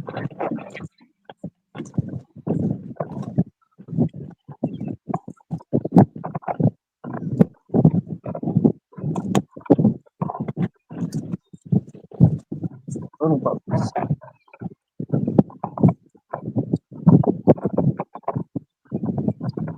No differences.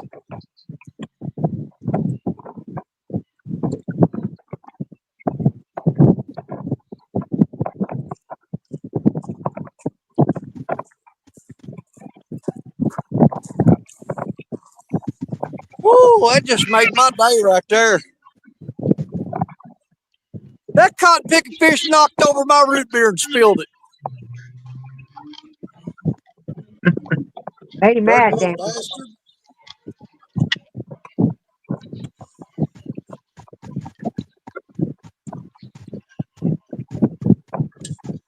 Tell you what, I'm out of coffee. I'm gonna have to quit fishing.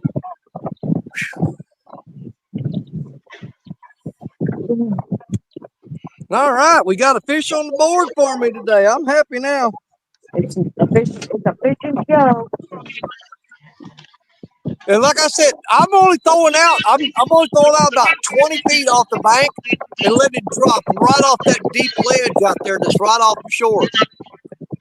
And it's just hugging that shelf on that bank, on that ledge, and sitting there.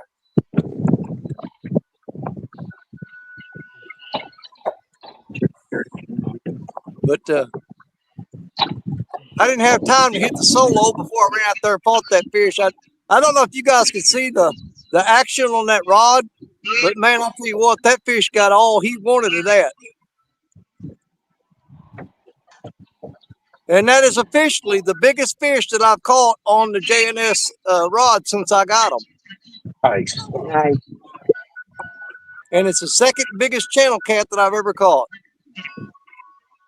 I just love those channel cats. Absolutely love them. Dude, that thing was fighting so crazy. That was insane. Well, I always say a channel cat will fight you from the time it bites the hook to you put them back in the water. It's non-stop.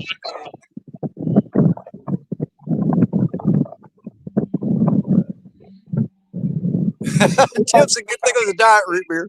Yeah, he knocked over my root beer. He knocked over my little cooler. Every time I bring a fish up on the bank, they always just want to tear my stuff up. I don't know what the problem is. I want to turn them back loose.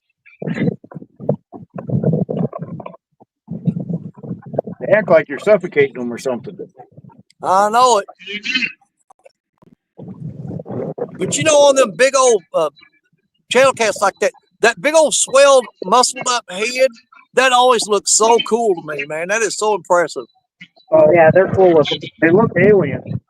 Yeah, they get that big old bulges on top of their head and just look like they look like they're swelled up. Kind of like a deer's neck swells up during the rut.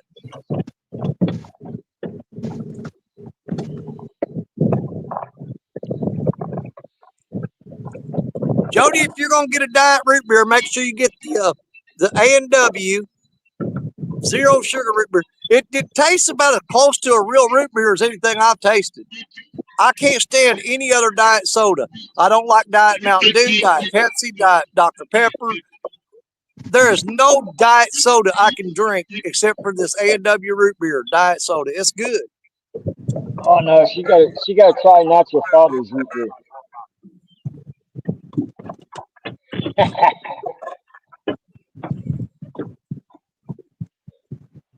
If anybody's never had that, that's it. It's an alcoholic root beer. Now, that fish was just barely twitching that rod. I mean, just barely twitching it. But when I picked it up out of the rod holder, he tried to pull it out of my hand.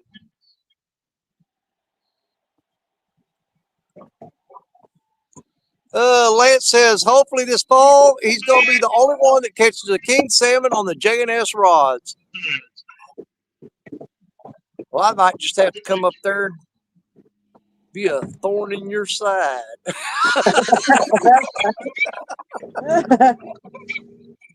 You know what I'll do? I'll send Jerry Parker up there. That'll really piss you off.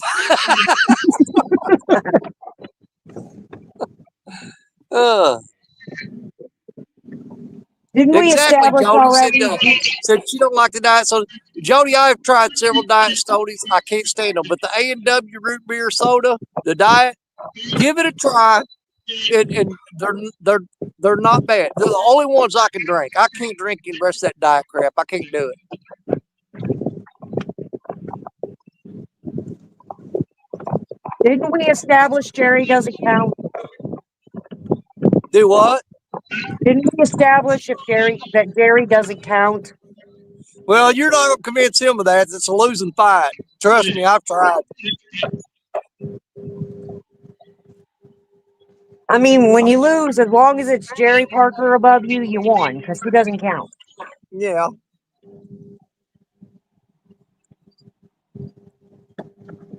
But, what was it? I lost my train of thought. That happens a lot. The little engine that could. Sometimes can. Dadgum, I had a really cool thought in my head, and it just ran off and took out. It jumped out of my head and took off across the ground and climbed a tree somewhere, I guess.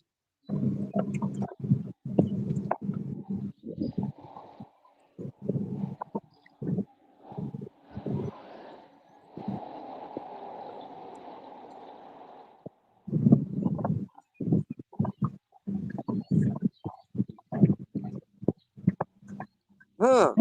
I can't believe I grabbed that fish by the lip and only got 2 fingers bit. They usually tear up my whole hand.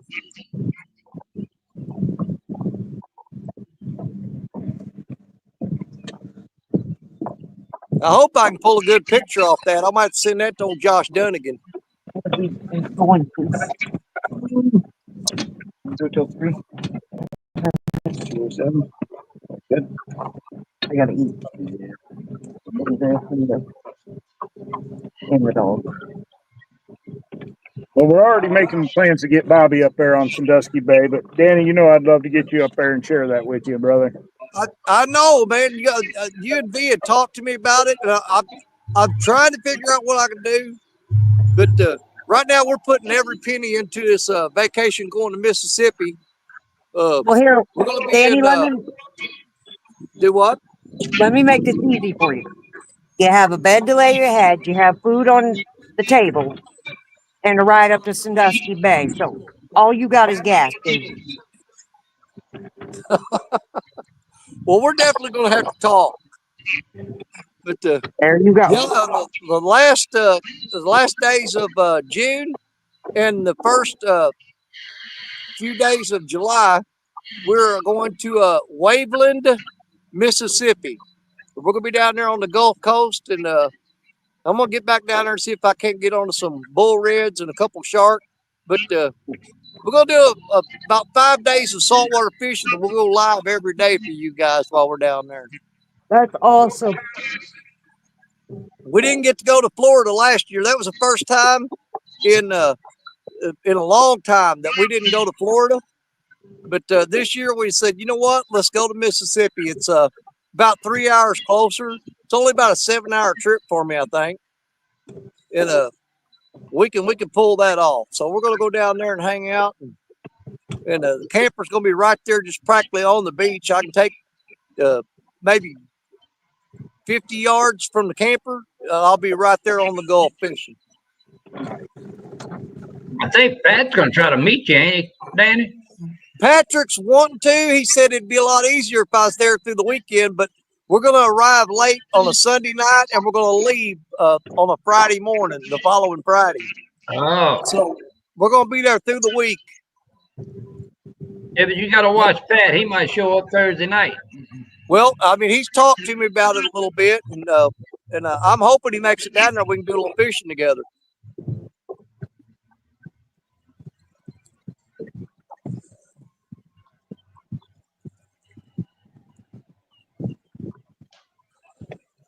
But I'm definitely going to have at least one of my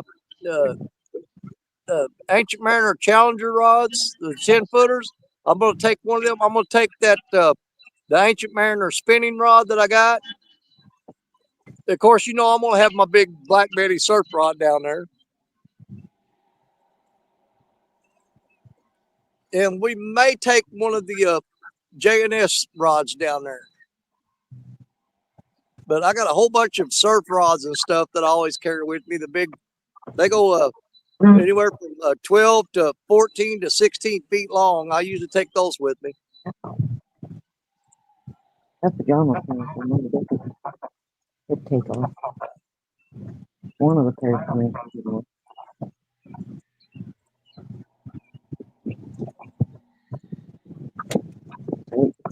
There, Catfish Cowboy says, howdy, everybody. Just made it back home. Well, glad you're home safe, buddy.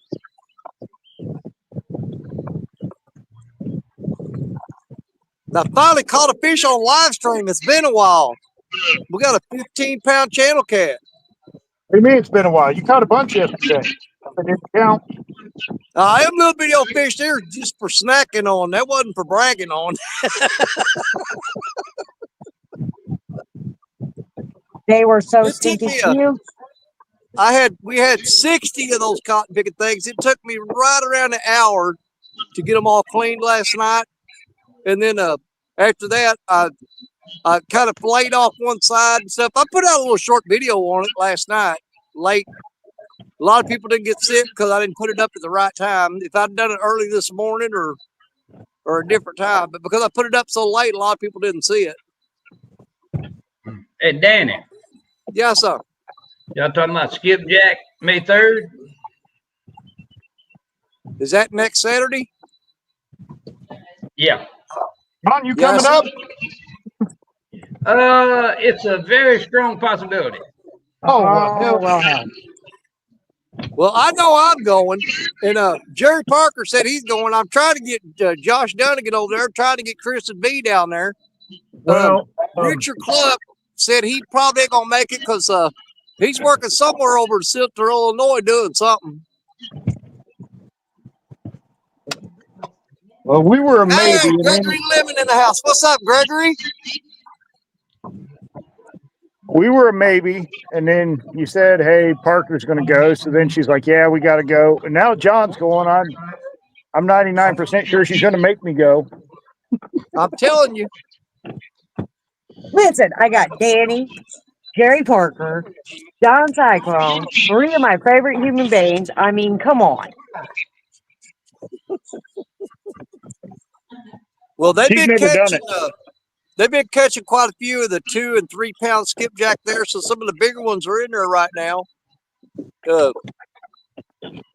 It's pretty decent right now. I don't think they're on a full run, but by next weekend they may be.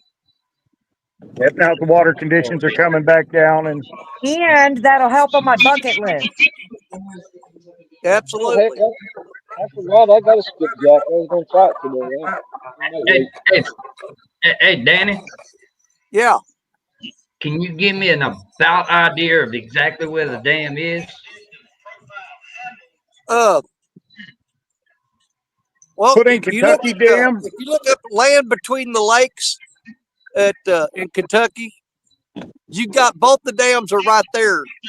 The land between the lakes is actually the land between the 2 dams. You got Kentucky Dam and Barkley Dam right there. Yeah.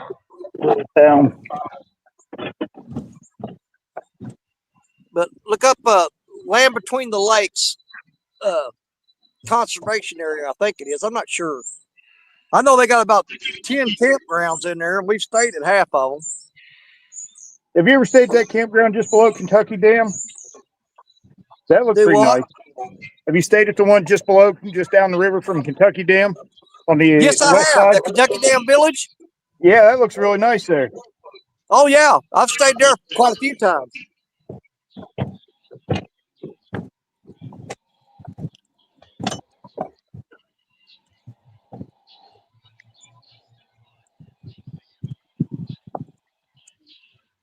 Yeah, what I like about that campsite, now it's on the opposite side of the river from where we usually skipjack fish, but there's 2 different roads that come off that campground that go directly to the river, and you don't even have to get up on the main highway. They just go straight from the campground to the river. Yep. Yeah.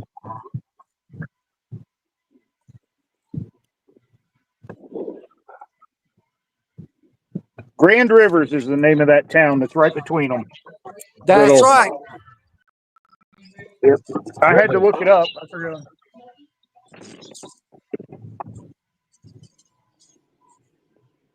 But we'll probably head down on Friday night, get a hotel, and then so it's not too long a day on Saturday. Well, it's about a 2-hour and 18-minute drive for me. So I usually just get up early in the morning and head over there. Yeah, to get there, we're 6.5, 7.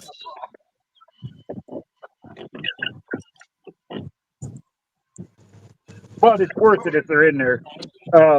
Roger DeMint, Muskrat, and I went down a month ago now, and we got on them pretty good. Yeah. Oh, you went down there with Roger? Yeah. Yep. 8 hours. It says 8 hours and 43 minutes for me. So 7 hours, maybe 6.5. Yeah, the way you drive? Listen, if Chris would let me drive, we would get there in 5. Yeah, but I'd pay 3 times as much for insurance. If that truck had wings on it, it'd fly. I have a lead foot from heck. It's easy to take a 3-hour trip and cut it down to an hour and a half. It is, and I am 100% certain GPS was put there to taunt me just to see how much I could beat it. That's right. It's My always, record is coming. Oh, go. It's always about shaving time off the GPS. I was coming back from Georgia. I went down to see Chris, and on my way back, I cut almost 3 hours off my time. Chris was like, "What the?" He was not a happy person. Well, let me explain. To save gas, he borrowed my stepfather's vehicle to save gas because it was a more fuel efficient vehicle. Well, he got in the car and it said average speed like 106 or something like that for the trip. It's like, no. He laughed. He laughed.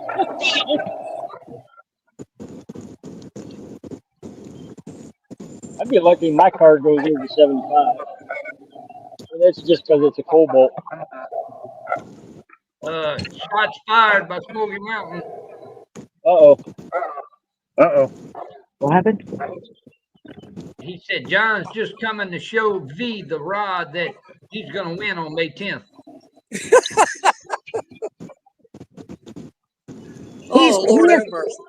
He is praying to be on a milk carton. I mean, full on praying to be on a milk carton.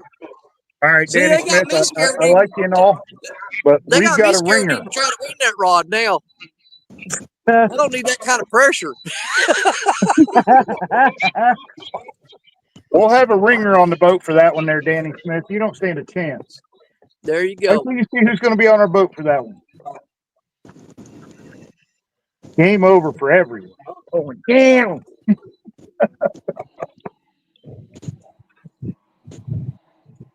All I can say is it's going to be a fun tournament. I don't care who wins it. It's going to be a blast. Yesterday was an absolute blast. Oh, that was so much fun. That was the most fun I've had at a tournament in a long time. I know that one was fun.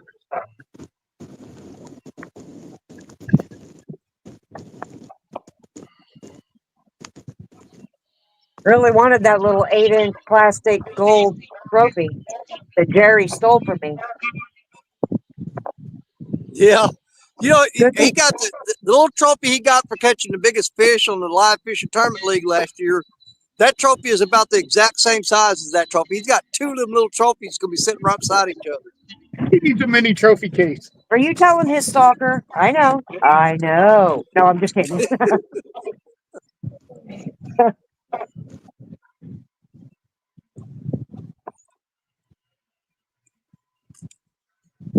Now what you ought to do is we go skipjack fishing next Saturday. Tell Jerry to bring that trophy with him. And when he's standing there on the riverbank, say, let me see that, and look at it and then throw it in the river. Oh, no. Yeah, that was cute. I like it.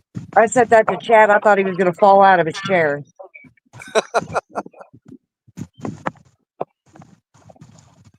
Yeah, I think that rain's just about here. We're gonna have to move up and underneath this this observation deck, but we ain't going nowhere. Don't worry, there ain't no rain gonna run us off. We're here for the long haul. We'll just We're scoot back planning up on fishing until about 3. Then it's gonna be time to get some food. I need to go cover up my tackle bag with that FOA sling so it don't get rained on. Them things come in handy for different things. I've got mine out just in case. Maybe I jinxed it. They'll have to get away that fish. Or someone else.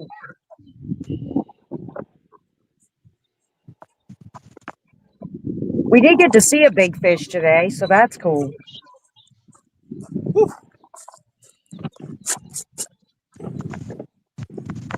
That wind died down a while ago and it kind of warmed up a little bit, but it's getting chilly again.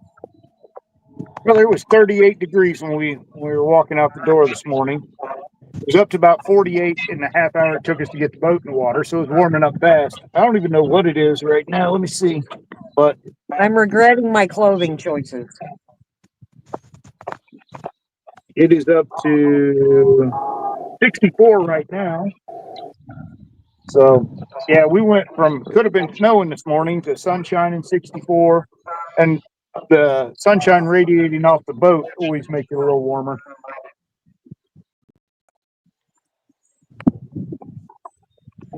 It's a cool 90 degrees here. Oh, You can have that, brother. I'm so ready to leave Ohio. Their weather's ticking me off. Well, I'm gonna run up to the truck and grab my heavier coat, and I'm gonna grab a different. I got a rig made up with a crimson red 8-aught hook. I'm gonna go grab that. Have a fish. I'm gonna put it on that big rod. And switch. I'm gonna take that 5-aught hook off there. So I'll be right back, y'all. Fish on, Danny. All right, then. Another one in the way. Just don't want me going. Where you at? I got you. Same place we've been all day. There you go. See, I still get up, go get my coat. You gonna go catch a fish?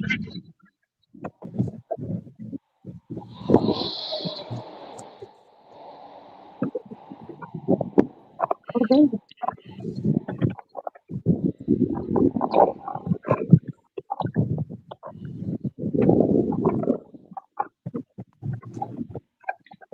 Get the test now. Yeah. Come on. Not as big as it looked in the water. Hey, the way it starts. There we go. Fish on the boat. Like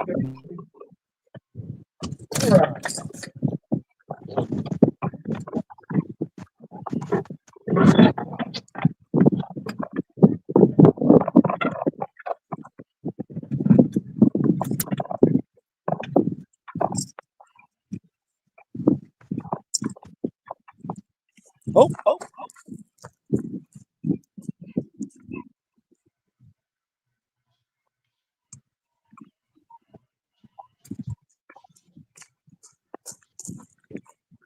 Hey, John, the barbs on those hooks are hard to get out.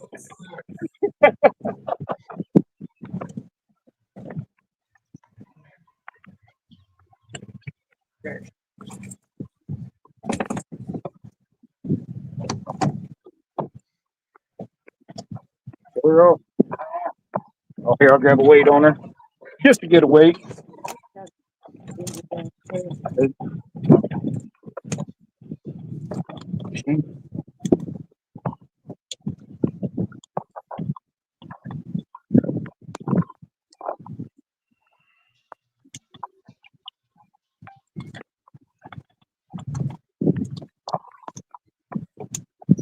Yeah,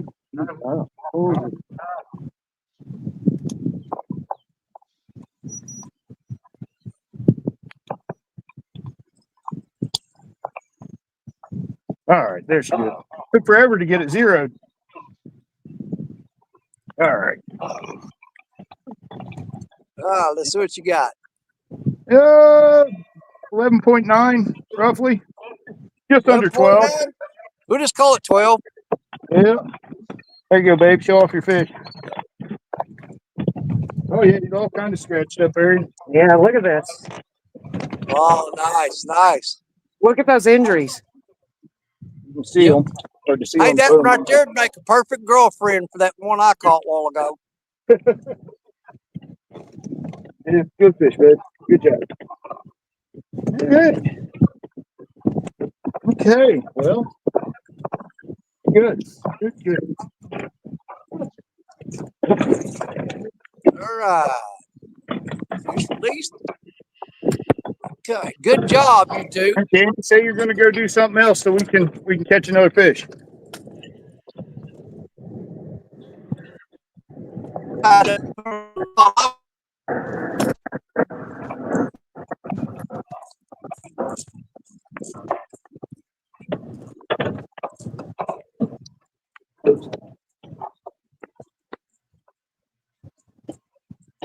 usually drag it behind the boat.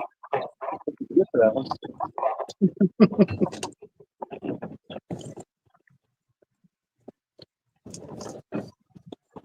Still on the fish down. Down the one dumb one.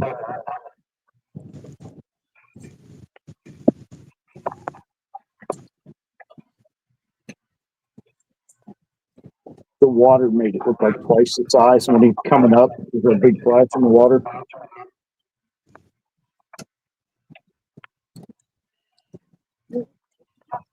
Okay.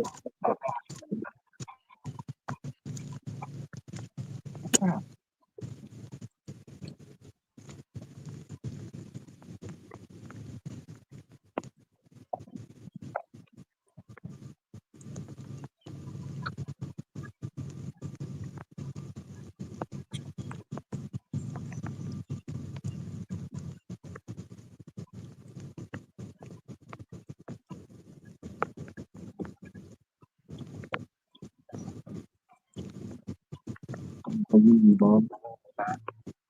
We're hooked up.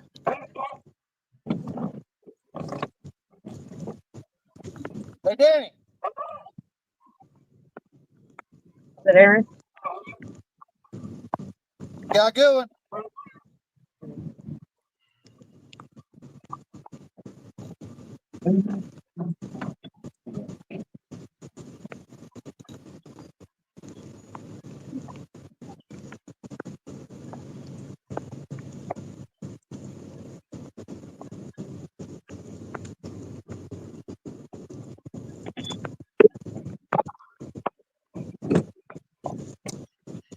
Oh, that was my first fish out with Danny.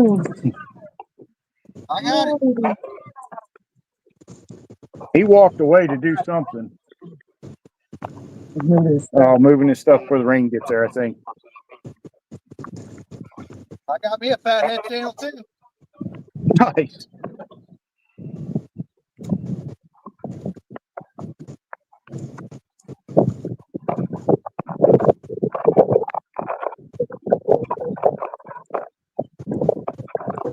What do you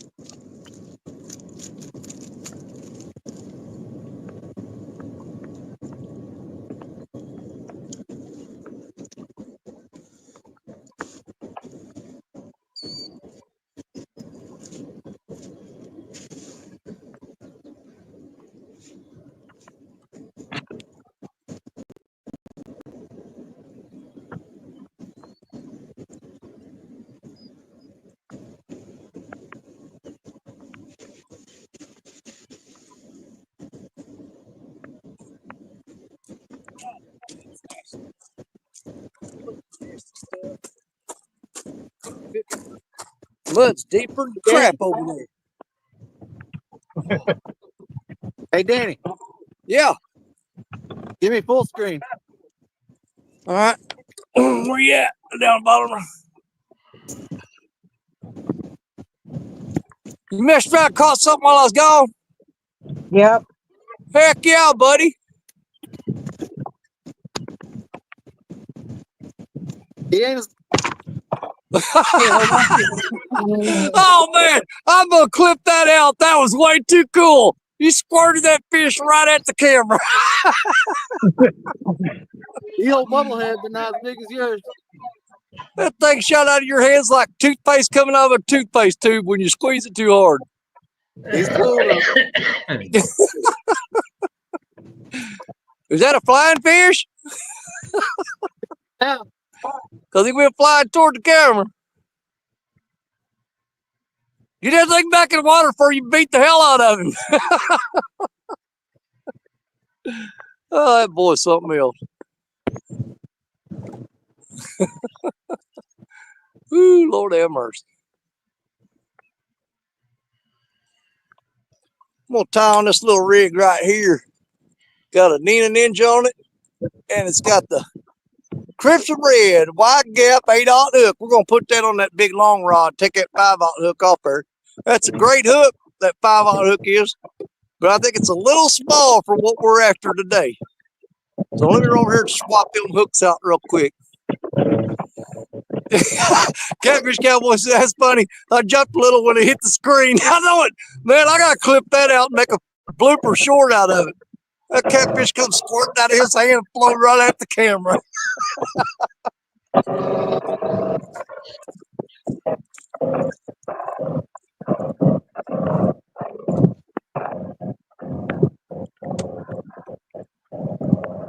Scared me. Then now I'm in the corner.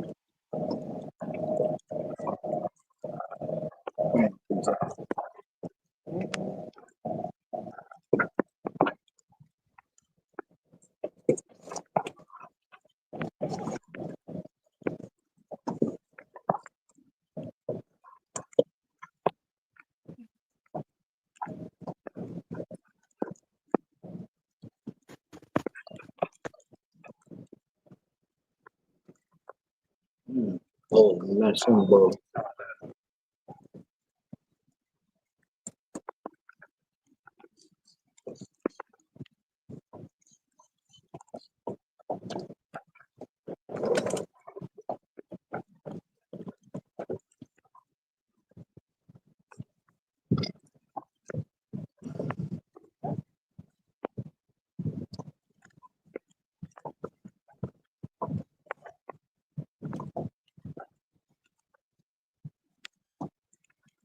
Close to the boat. Hmm? Close to the boat. That's where they were. I had moved them in because the house wasn't working, so I changed where he came from. So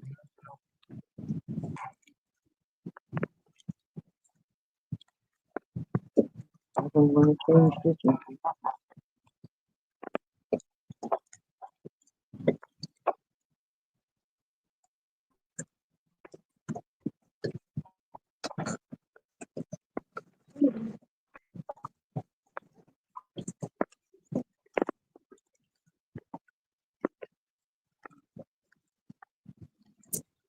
water. I definitely don't get close to it. I like my pain ass remote one. We're gonna scooch back up underneath this little thing right there. It's starting to rain pretty hard. We'll get in here out of this rain. We'll be all right. Oh, that's much better. Ain't no rain falling on us at all. I'll just have to run way over there if I get a rod gets anything on it.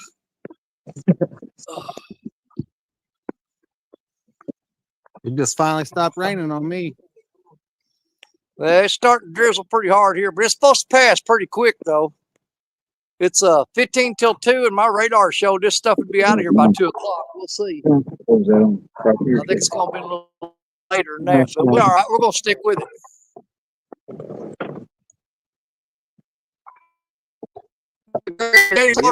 Sure, it absolutely is, brother. We're still pretty high water right now. Oh yeah. Gregory says, "What are you all using for bait, and how deep are you fishing at?" Well, I'm using I was using shad and green sunfish. I put on a skipjack head and caught that giant channel cat. So I just baited back up with another piece of skipjack on another rod. But I still got green sunfish on one of them. And I'm just throwing right off the 20 feet out, but it's about 12 feet deep right off the shore.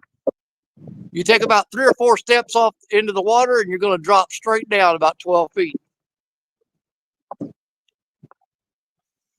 I'm still not out of that rain. It's blowing under here a little bit.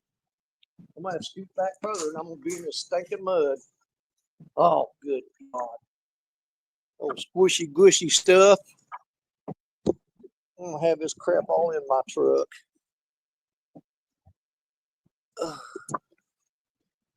There's some rods down there somewhere. I hate this cotton picking vertical screen, but it's the only way I can see chat.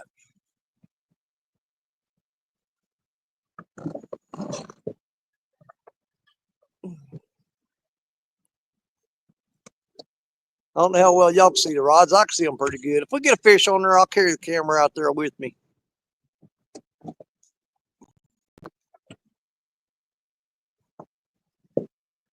Then Rob Fox has got a question there, but I'm waiting for it to. It's covered up by that reference link, referral link.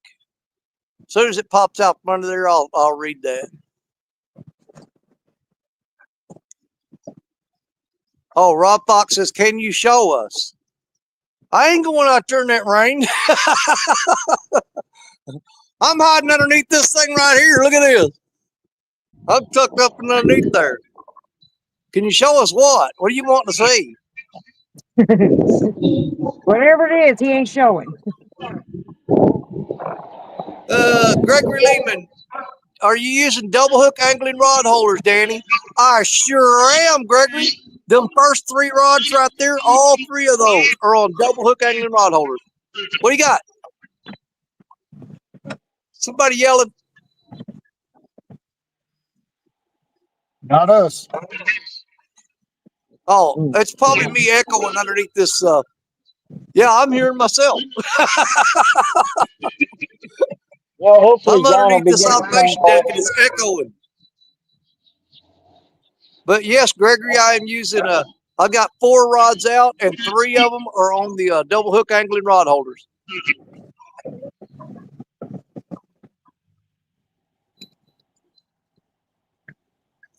Oh, Rob Fox says, "Can you show us that it drops off at the shore?" Well, I could. Not gonna.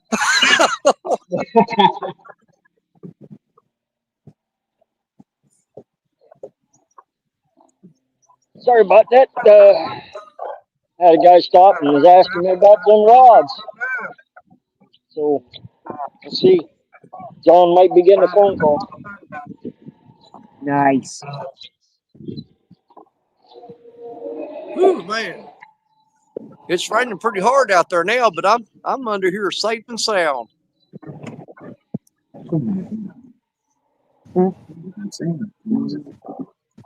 Well, I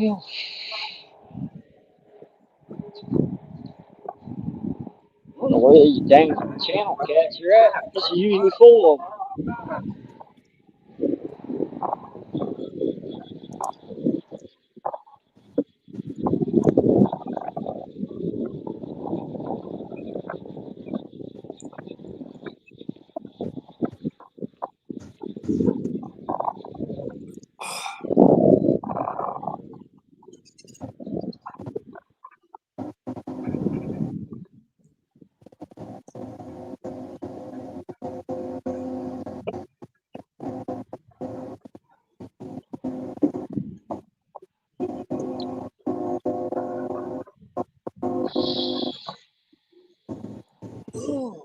Well, I hope these skies clear up here like it said it was going to.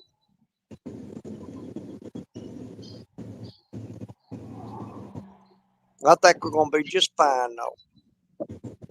We might even catch another fish. Oh, man, I left that box of worms out there beside that tackle bag with the lid off of it, and them birds are eating every one of them. I wasn't going to use them today Yeah, anyway. they're done. I'm done with those worms. They can eat them. I don't care.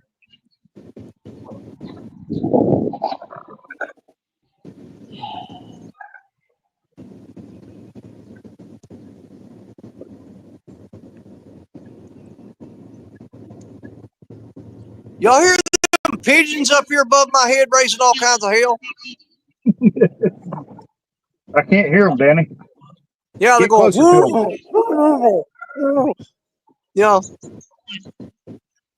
they're loud. As long as they don't poop on my head, we don't have no problem with each other. They can make all the racket they want. Let's see, Gregory, when you getting off the live today, Danny? I never know. I just go till we don't feel like going no more. Ain't no telling. Might be another 30 minutes, might be another 30 hours. Who knows?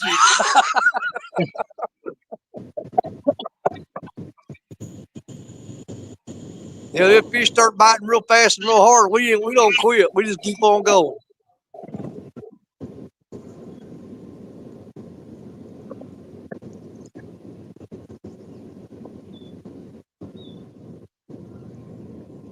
Yeah, we're having a pretty decent day today. Chris and B's landed some fish. And, Ethan, Mr. Zepco, he's landed some fish on there. And I hooked into 2 fish today, managed to get one of them in. Hooked into a flathead, lost it, and then got a nice big old giant channel cat, which made me extremely happy. Watch what eggs do to your old dog's body. Jerry Hager, 419 Fishing and Powder Coating. What's up, brother?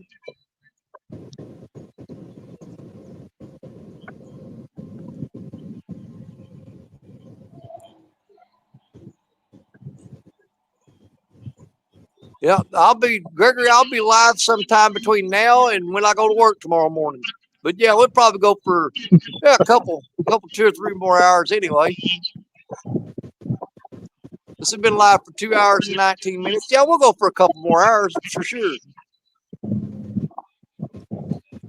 Danny, we're going to cut it off here in about 10 minutes. We're both getting hungry and the fish aren't cooperating. So I understand completely. Been there many times. It's more the food, if I'm being honest. I need food. Well, that's what it's always been for me too. I'd be out there and not catching fish, and I'd be okay with it. But when I start getting hungry, I said, I'm not okay with this anymore. Nope. I gotta have my food. oh, babe, you want to get that fish? Oh, I And caught that's it. what's really weird about it. You know, just even 2 or 3 years ago, it would be nothing for me to go out and fish for 36 hours straight and not even eat or not even worry about food. But now, I don't know. I get hungry. I'm ready to go. No. Well, as I say that, she just missed one over there. Daggone.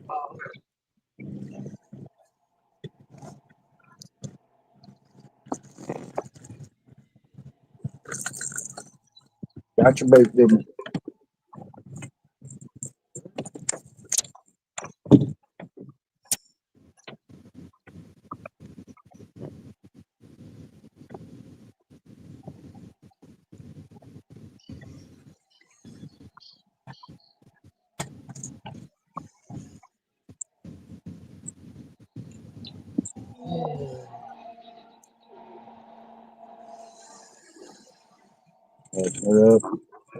Let's see. What's this one? I'm making it up. Jerry Hager says, "Good afternoon, y'all from Nebraska. Just got back from fishing in Kansas. Well, did you do any good? Was the trip worth it?"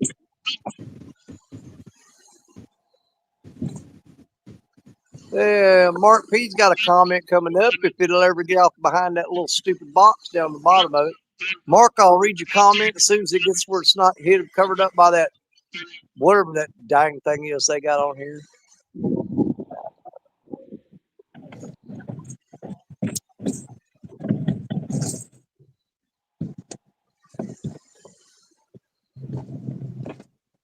Oh, Mark P says, "Now, if only my bestest buddy Bobby would catch a fish, the universe would be in order." Now, he'll get one. Just got to believe in him. If we all get together and we all imagine Bobby catching a fish and we all just think about it at the same time, it'll happen. Yeah, let's see. Jerry Hager says we caught a pile of eaters. Well, I did too yesterday. They wasn't big eaters, but they're the size I like.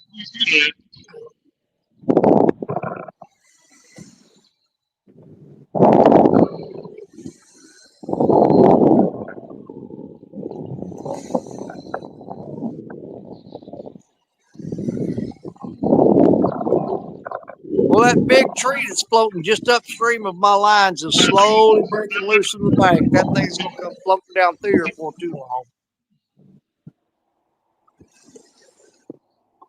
You need to break your rod.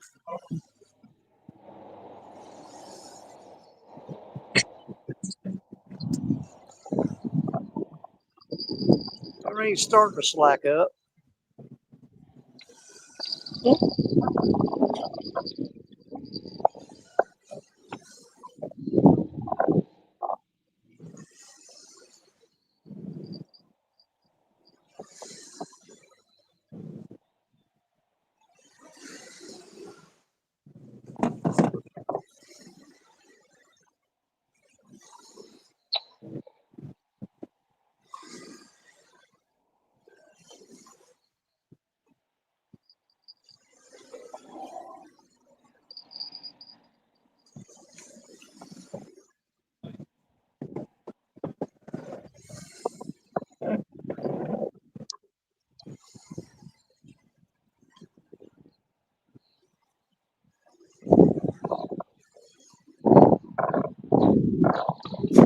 Go on, Nat. Well, if nothing else, I'm gonna get a good nap in. You know.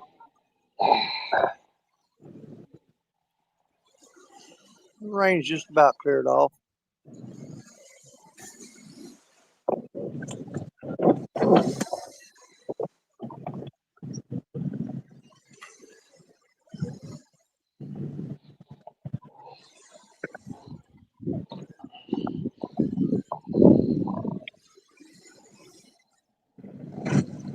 Yeah, I hope when I get home and go back through this video, I hope I can pull some good pictures of that channel cat off there. I'd like to get some good pictures of that thing.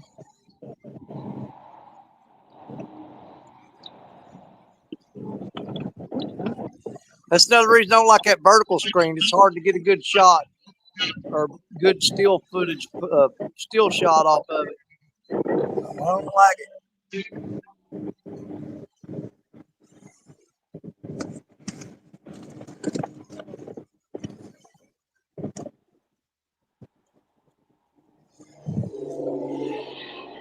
Yeah, I got 42 amazing people in the house watching right now. Appreciate y'all.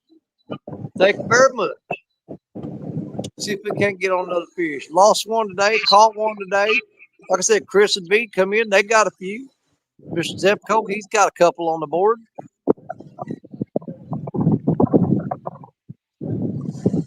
And Bobby's going to get one here in just a little bit.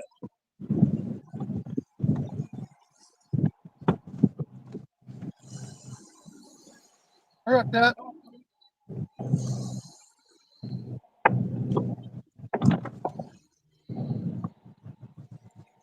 Fish on.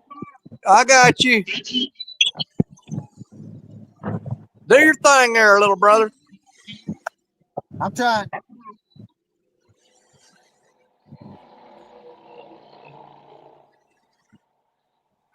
Looks like he's got one with a little heft to it.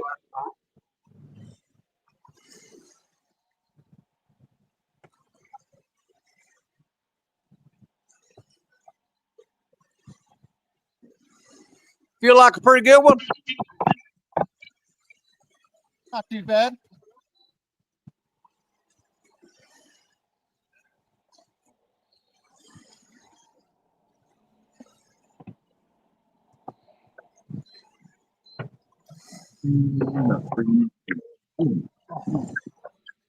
Give us one. Not too shabby. Oh, yeah.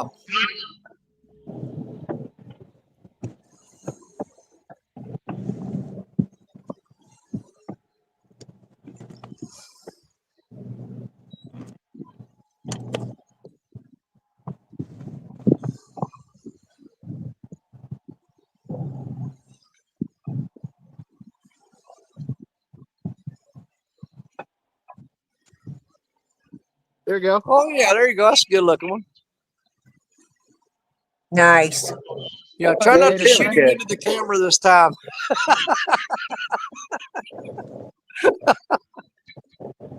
Boy, that is a muddy freaking mess up there, ain't it? Oh, you know it. It's like a swamp right now. Yeah, I got the same thing here, man. Like you walk along the bank and you leave the mud's like 6 inches deep everywhere. Stay on the planet. A few of them on the water up there. They're diving up there. Must be some bait fish up there.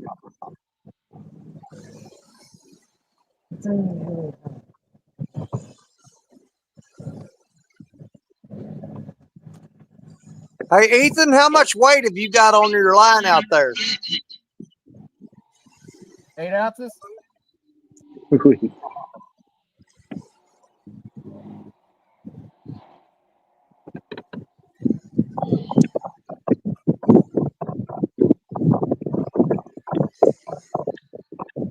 Talking about thinker weight. Yeah, how much weight you got on there? 8 on 2, and then a 10 ounce on the other one. Okay. Parker's been having to throw 14s because the current was so bad there. Oh yeah, it's washing back up towards the dam every time I throw it out.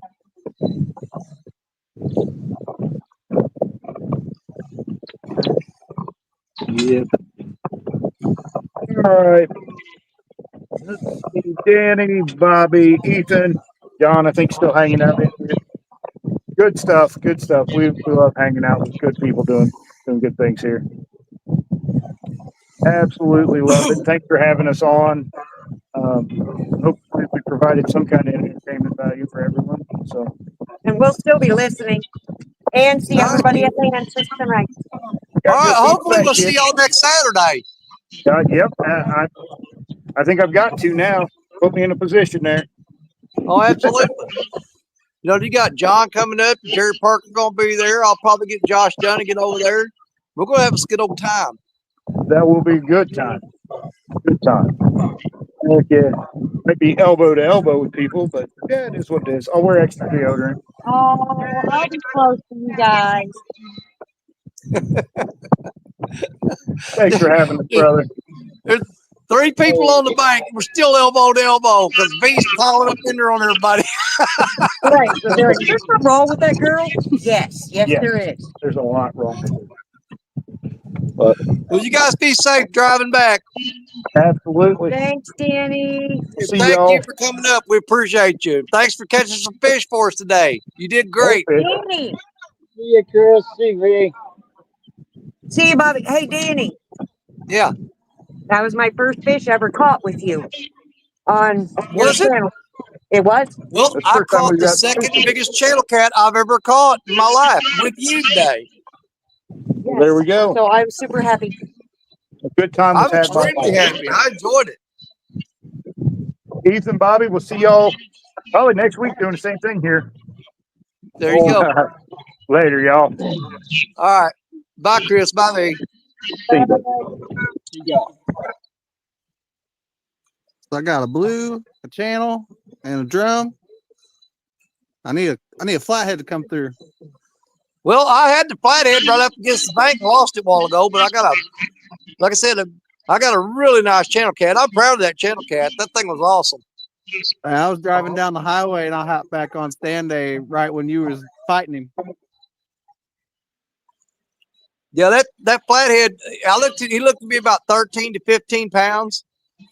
He's about the same size as that channel cat, but I like the channel cat way better.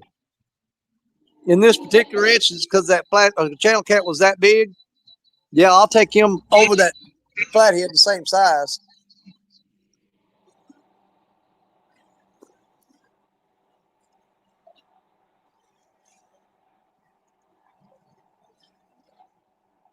That rain's just about quit. I don't know if it's quit for good, or I've either got a fish on that rod out there, or it's got a pile of grass on it, because it just went down real slow and it's just sitting there pulled over bouncing. So we'll probably have to go take a look and see what the crap's going on there.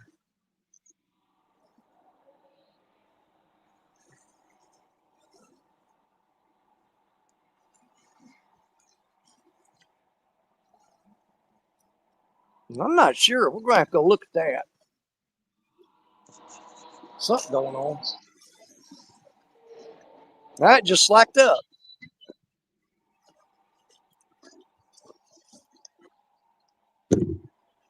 Yeah, had a couple old boys pull up. They're fishing over here on the other side of the boat ramp. Yeah. They got about 5 or 6 lines out now.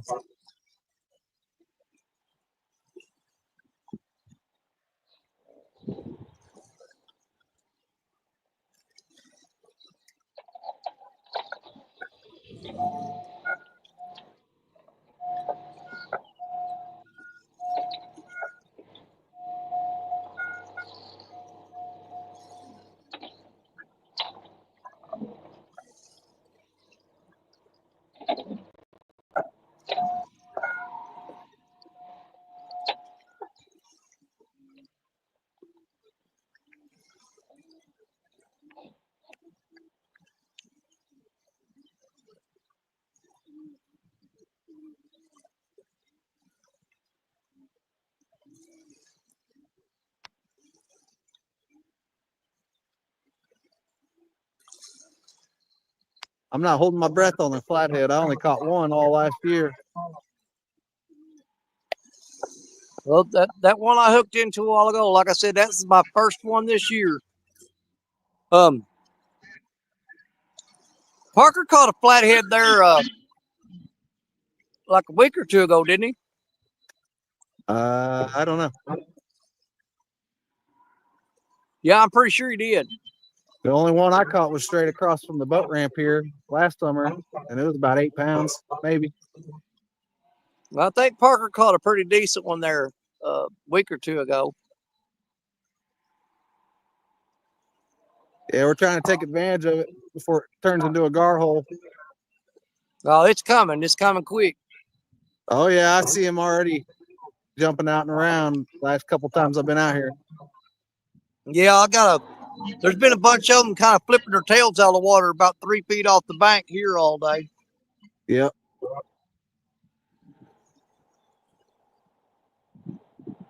Me and my cousin, we caught several out of this spot last summer, though. He hooked into one. It was easily 4 foot long. It was a big old son of a gun. Let's see. Jerry Hager says, I'm going to let this play while I finish unloading the truck. Well, thank you, Jerry. Appreciate it. Warren Farley said, radar is clearing off. Should be completely done by 4. So I got another 2 hours of rain off and on. I think I'm in the clear from here on out. Well, it hasn't been like, really bad pouring rain like it was last weekend. When we were up there where you're at right now, me and Ronnie was there last weekend and during that tournament. Man, it was just pouring down on us, lightning striking everywhere. It was Yeah, bad. We had I to got get out. sprinkled on about the first hour and a half I was here. So it took me a minute to set up. I was kind of waiting for it to die down a little bit. Well, it's just been kind of drizzling here all day. Yeah, like I said, the closer I got to this spot, the more it was coming down. It wasn't raining at all in Fredericktown when I left.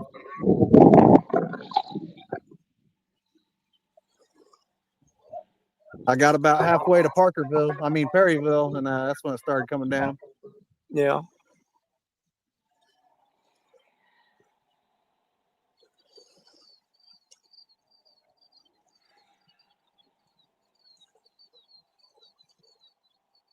Yeah, fishy, fishy. Yeah, I Need one with stopped some by. noise to come through. I drove around and looked at the Castor River a little bit yesterday. Found a couple of spots that I've never fished before. I may be taking a trip up there pretty soon.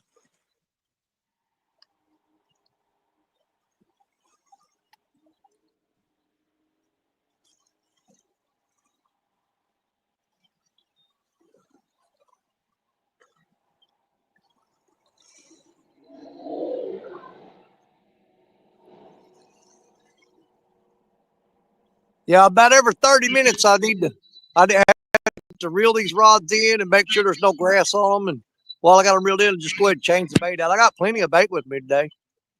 Oh, yeah.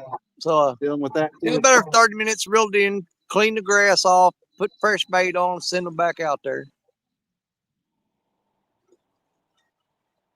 Hey, Crappie Day Darren's in the house. What's up? Uh-oh, Black Betty just got tapped on. Come on, girl. You can do it. Come on. Take it. He tapped it just a little bit. Got a little bump. Just sit back and keep an eye on her. Yeah, that's one thing I do like about Jerry being in here on panel with us because he's got controls on my channel. And if I take off running and get a fish, he can put me on solo.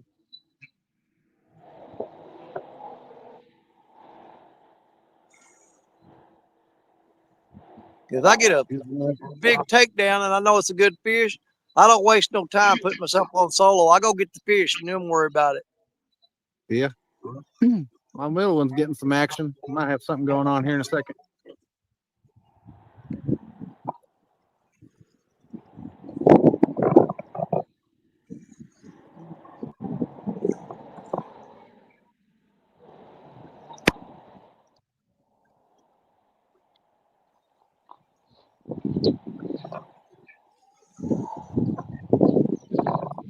Well, maybe this first round.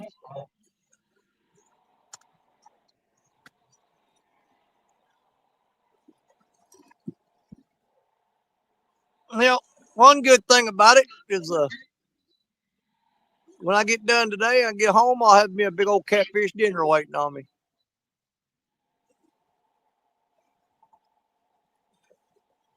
Well, what she'll do, she'll make up the coleslaw and all that stuff and everything ready. And when I call her and tell her I'm leaving, you got fish? Got him? I got you. I got you. Get after him.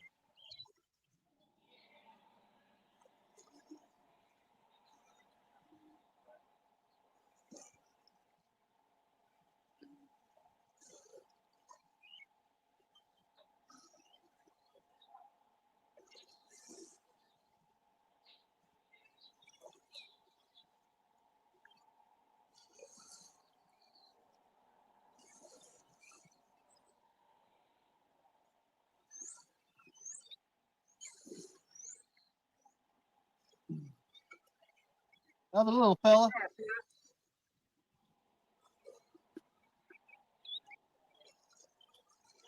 Tail rat. They're all running pretty much about the same size, aren't they?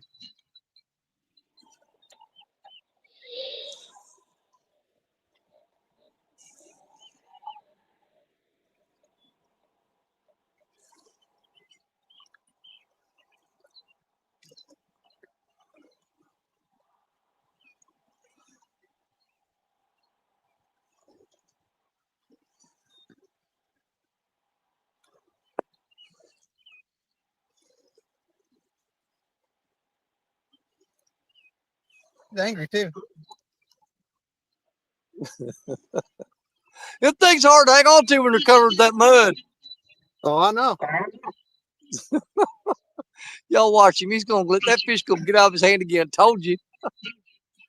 They're already slippery and slimy. You could put that old river mud on them, man. You can't hang on to them. Not bad.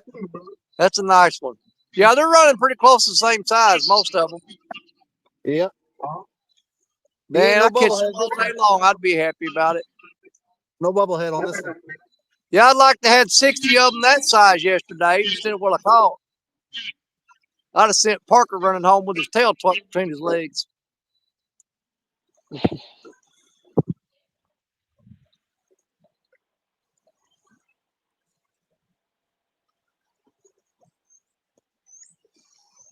Bobby, you still there? Or did you go to sleep? I was taking a nap. Okay, well, go ahead and take another nap. Yeah, I got something that just pulls one click at a time. Wish he'd just take off with it. Hey, don't feel bad. There was one time I fished. I got off work on Friday, and I left work, got home, and I went straight to the river. And I fished all night Friday night. I fished all day Saturday night, and then fished stand day on Sunday morning.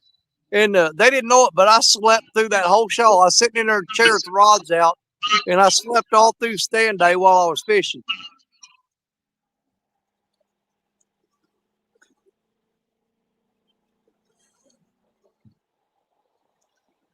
There's Mrs. Yak in the house. Good job earlier. Yak Shore and Mrs. Yak, they got on the stand day. Caught a couple fish on there. Did pretty good.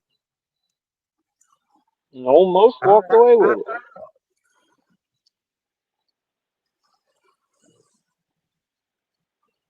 it. Give it a couple more minutes and I'm going to reel them 3 rods in right there and clean the grass off of them, put some fresh bait on and get them back out.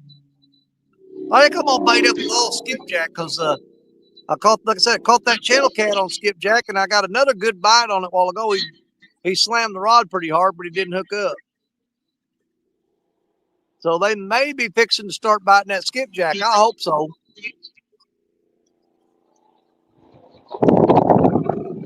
We couldn't get them to bite skipjack last year. You shove it in their mouth with your fist, and they'd shove it, and they'd spit it back out. Yeah, I think I only caught a couple last year off skipjack.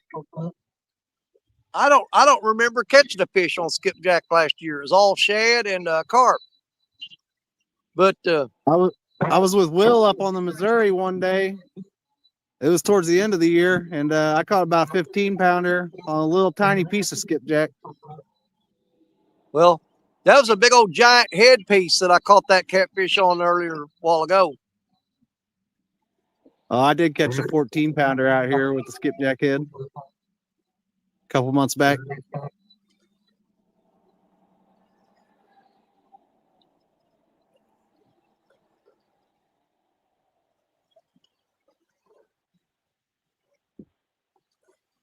I'm waiting. Warren Farley said something, but it's hidden behind that thing. I'm waiting for it to pop up there where I can read it.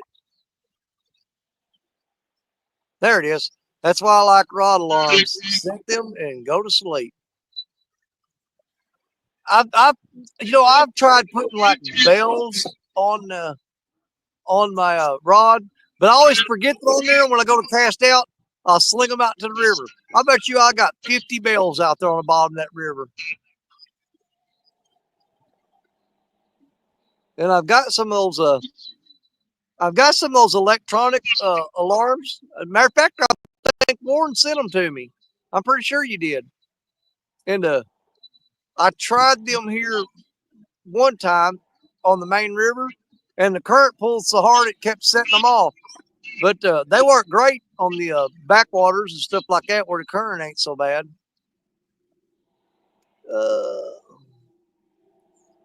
Miss Yak said we were having good luck on the thread fin this year. That's pretty much the main main bait that I used last year was thread fin all the way through the whole year. I caught the majority of my fish on threadfin shad all year last year. And like I said, after that, it was cut common carp. I caught quite a few on it. But hopefully they'll get back into firing up on that skipjack this year because I got a lot of freaking skipjack that I'm fixing to give away to a feller. But I'm gonna go over to Kentucky Dam next Saturday and get some fresh ones. And hopefully they'll give justify me going and catching them.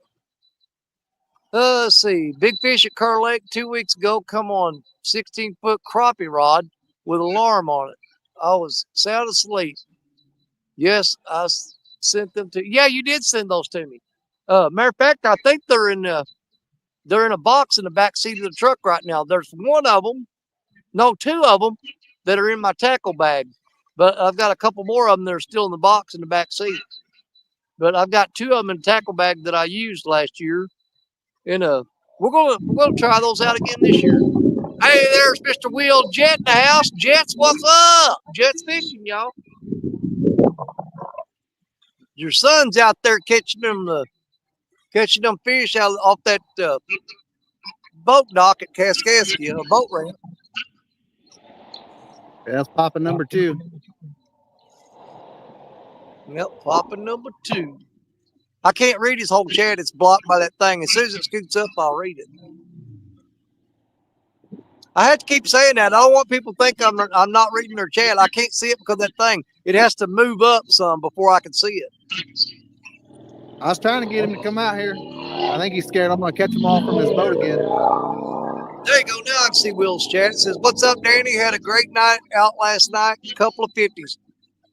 Shut up, Will. I don't hear that crap. No, seriously, congratulations, brother. Good job. I got it. So far, I've got a 15-pound channel cat. That thing was freaking huge, dude. Big old swelled head on him. And caught him on a skipjack head. I got to call Parker when I get off here and tell Parker that I finally caught a fish on skipjack this year. Oh, man, the sky's clearing off. I may have to take this coat off.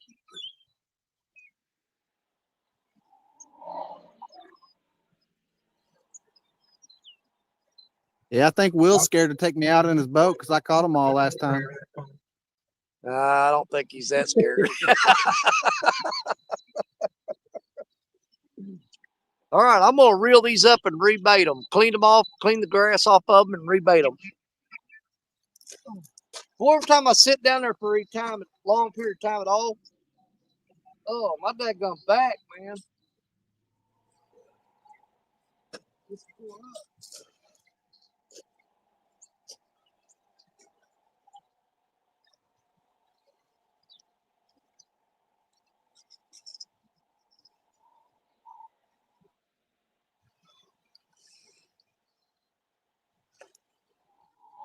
Big take down.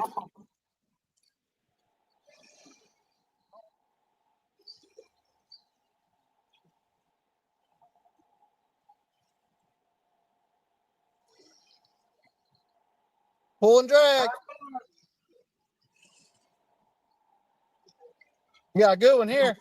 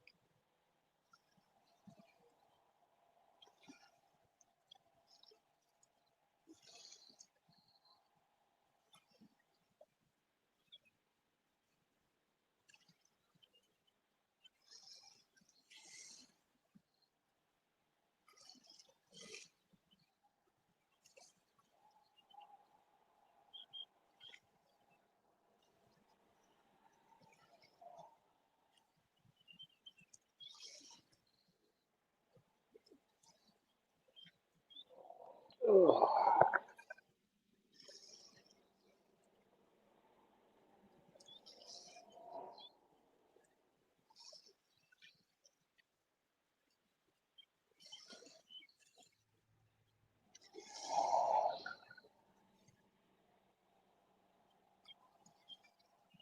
Damn it.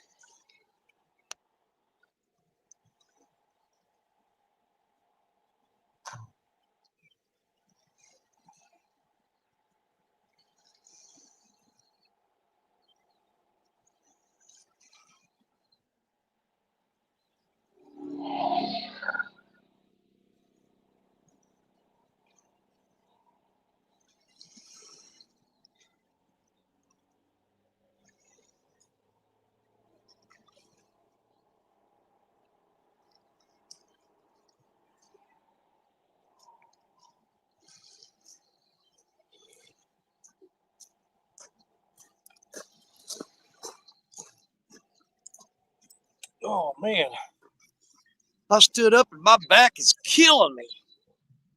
I just lost a good one. Huh? I just lost a good one. Did you? Oh yeah, he's pulling drag. Then I got him caught up on something and he popped off. Oh, that sucks. But he felt good. Oh. Man, my back is Oh, you should have seen absolutely that rod. It bent halfway over. It doubled up.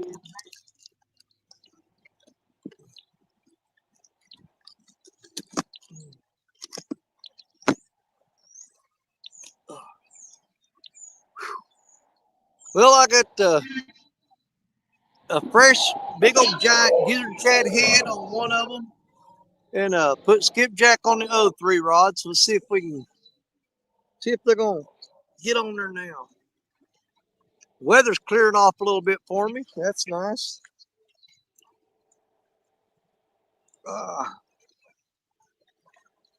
Man, I've been putting it off, but I'm gonna have to take pain med. This hurt my freaking back. Oh my God. I sat in this chair too long, stiffened up. Oh, that gummit.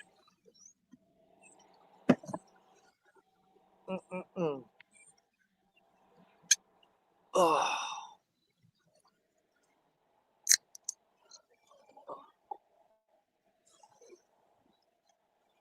Yeah, I was making my baits a little bit bigger. I've been catching them all in little cut pieces so far. Yeah. Hey, there's QC Brian in the house. Says hello, everyone. What's up, Brian?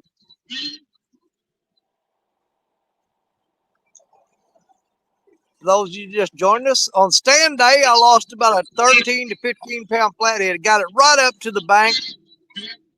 You know what? If I would have thought about it, I could have thrown that rod down. I would have grabbed that fish out of the water. He was just 3 feet off the shore. Had his back sticking out of the water when he come loose. But I did manage to land a 15-pound channel cat while ago on skipjack head. Yeah, if I land anything decent, I might have to get wet to get to him. Do what? I said, if I land anything decent today, I might have to get wet to get to it. Oh, I hear it.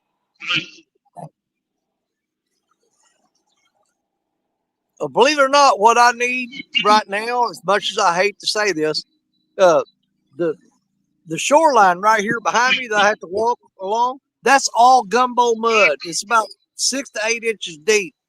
And I got to walk right through that crap to get here. But underneath that mud is a solid chat parking lot. And a good hard rain to wash that mud off that rock and get it back to a chat parking lot would be awesome. Oh, Oh, good hit and big slack on that last rod. Brian says, good luck, guys. Appreciate it, Brian. Thank you very much.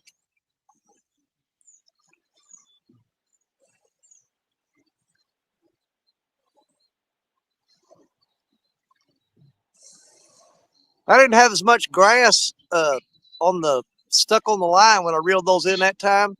What I am getting is there's some leaves falling off that tree right down there, and they're floating down here and getting tangled up in my lines. Yep, getting a little weeds, little trees, a little bit of this, a little bit of that. Well, they're falling off in big bunches. There's my sister back in the chat, Berlina. Man, she's something else, ain't she? Yeah, I heard Chris. I can't wait to. I got to meet them at CatCon, and absolutely just fell in love with both of them. Amazing people. And the thought that we're gonna maybe get to go catch some skipjack next Saturday together, man, I'm pumped up. I'm excited. I can't hardly wait.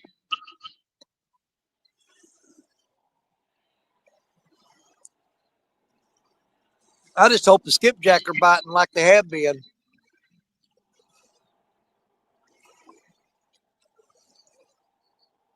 Oh.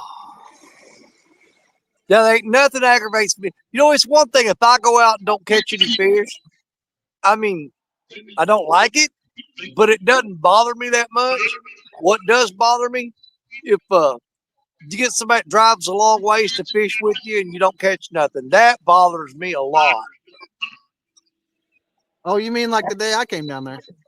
Yeah, that sucked, dude. You drove all the way down here and fish we met day. I don't think we caught anything, did we? But we didn't have no fresh bait either. We was all using frozen stuff. Yeah, I was using all frozen crap. But the skipjack have been biting pretty good, and I think the conditions are actually getting better. So I got pretty high hopes for it. I think we're gonna do real good skipjack fishing next Saturday. I'm pretty sure we'll do good. I don't want to jinx it though. Every time I say we're gonna do good, it sucks. Maybe I'll say well, it's gonna be crappy. We ain't gonna catch nothing. Yeah, that'll work. Reverse psychology.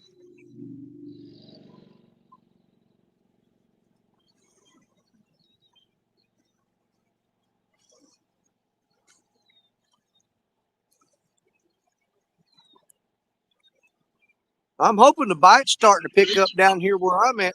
I've been having to drive all the way up there where Jerry fishes at just didn't catch anything lately. We haven't been catching nothing down here, but we've hooked into 2 fish today already, so that's an improvement. And we're really not in a. This is not one of the good spots that we fished. This is actually one of the last places on your list that you would go to, but it's just the only place we can get to today. Let's say this spot here has been on fire the past couple months. Yeah, but it ain't gonna last much longer. Nope, it's about to turn into a gar hole. Yeah, once it gets hot, that place there is not where you want to be.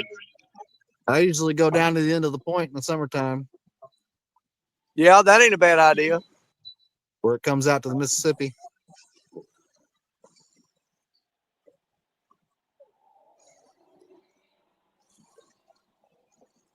Yeah, it's just like that little. You can't see it, but up there where those barges are, there's a tributary that cuts back up in there. Well, you've drawn past it before, where that spillway dam is. Yeah. That place will probably be on fire here within the next week or two. But once it gets hot, yeah, it's the same thing. There's so many gar in there, it's not worth fishing it. Yeah, biggest one I caught from the back of my boat was down here on the left side where it comes out, and that was a 24-pound blue. A piece of Asian carp that jumped in the boat. And there comes them boys back from running their trot lines and their hoop nets.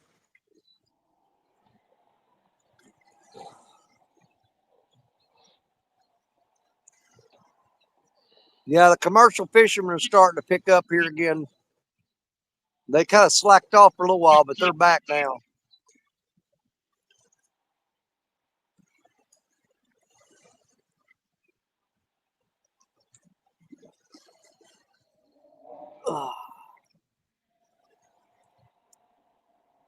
Let's see. Mrs. Yak said something. I can read part of it. It says, our boat ignition stopped working when we were trying to load onto our trailer earlier. So Anthony replaced. That's all I can read. The rest of it's covered up. I'll read the rest of it in a second. I probably should just wait it. Oh, God, my back.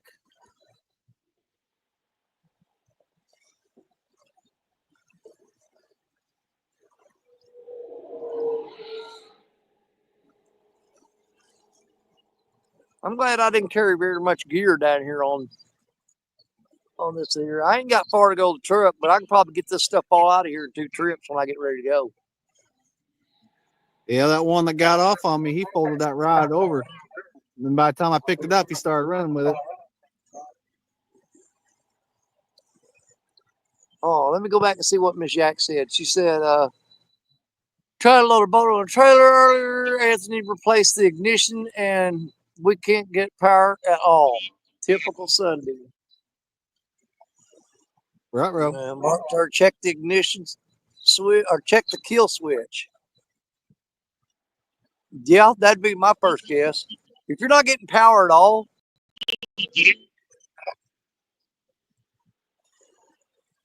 that'd be the first thing I check, that kill switch. Sometimes you got the little kill switch key in her. If it's not in all the way, it'll disengage everything. Disconnect it.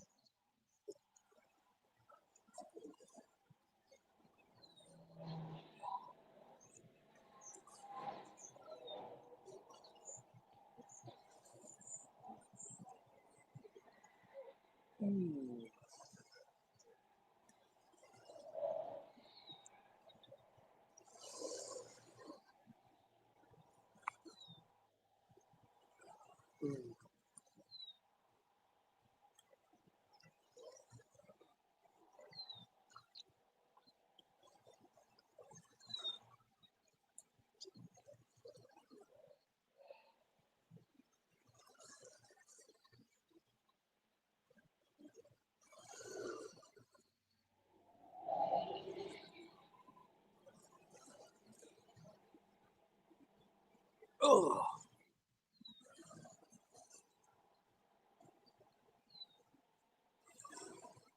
Said can't even trim the power, zero, or can't trim the motor, zero power. Did you check your battery connections? Or there may be a main, sometimes there's a main power fuse in there. If there's a main fuse, that may be blowed.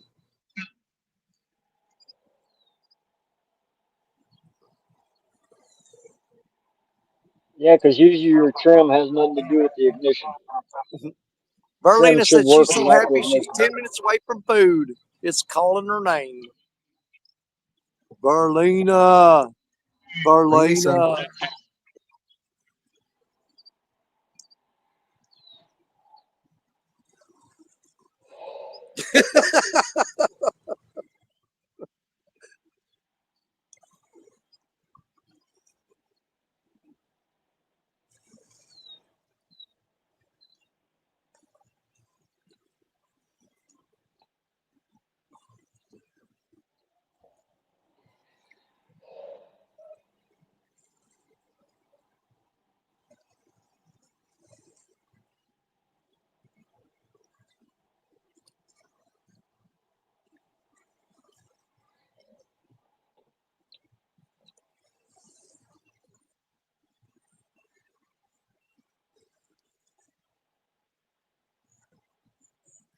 Sunshine go away today. Don't feel much like dancing.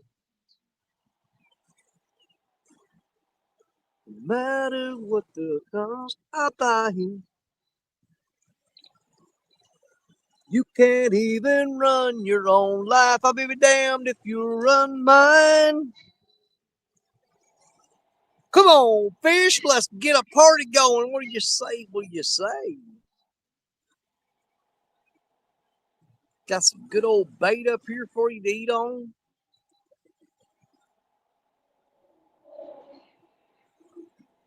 It's food fit for a kingfish.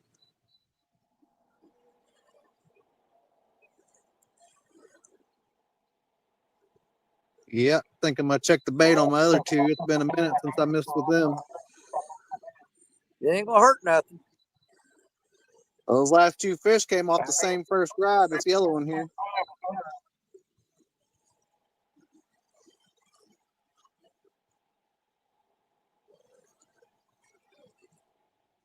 You know, I almost drove back up there today to fish on the Kaskaskia.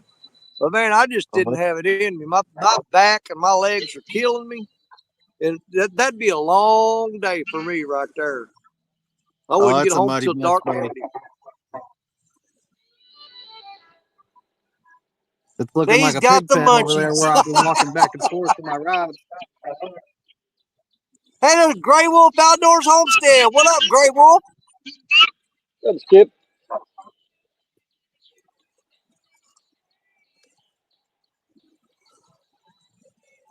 Well, I know I get home, I'm gonna have to download this live stream.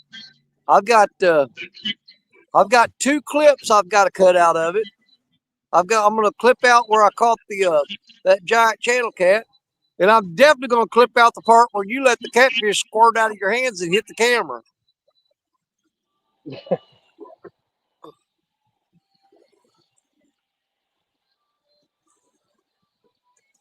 But we ain't ready to go yet, so don't worry about that.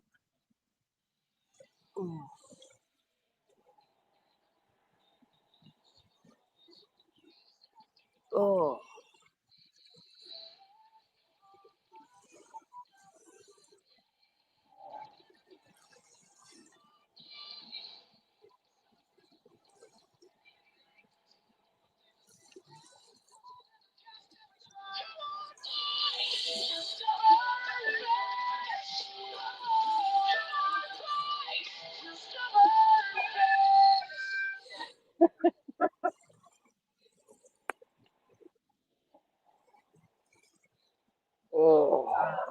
You know I'm bored when I'm playing with my AI.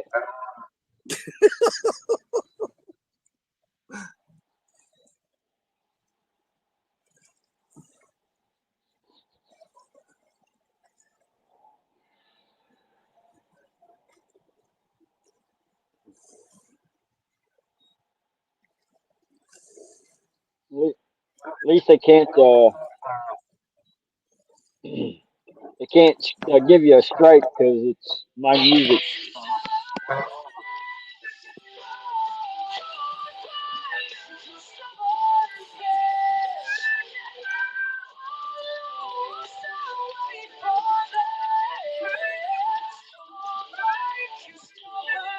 What the hell you listening to? A song I just wrote with AI.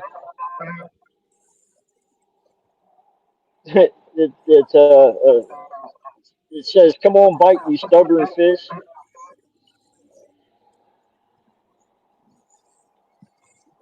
Oh boy.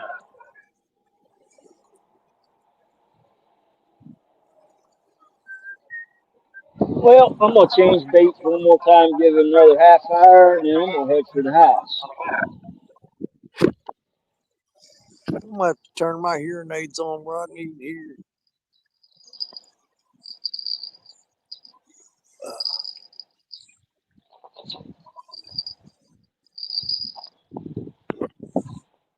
Something slacked that rod up.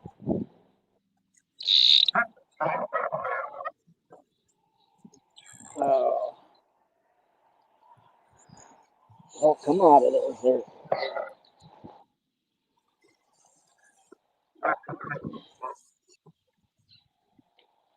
No, I turned them off. Oh, Oh yeah, sure as heck.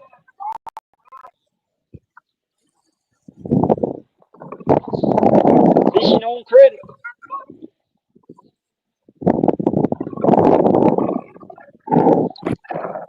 oh, what the hell did I do?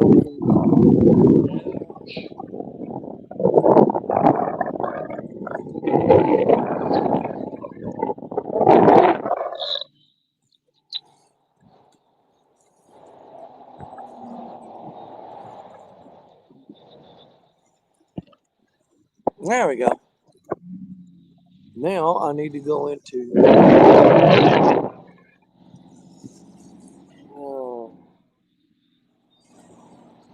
I go into settings.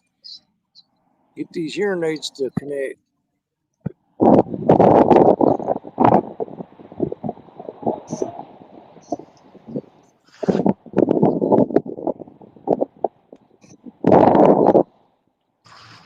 Now, I can hear y'all better. The only problem is every time I grunt, groan, and moan, Oh, we're used to that. yeah, but you're gonna be able to hear it now because I got it connected to my hearing aids.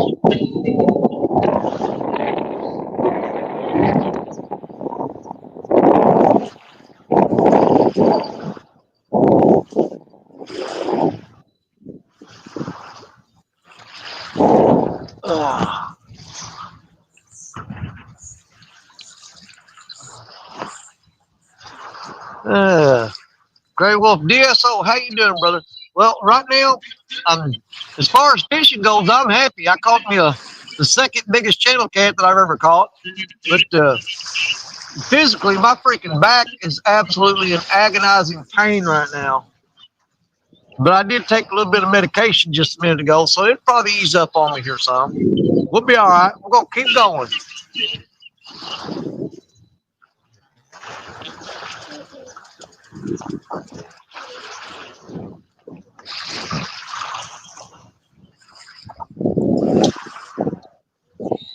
Oh.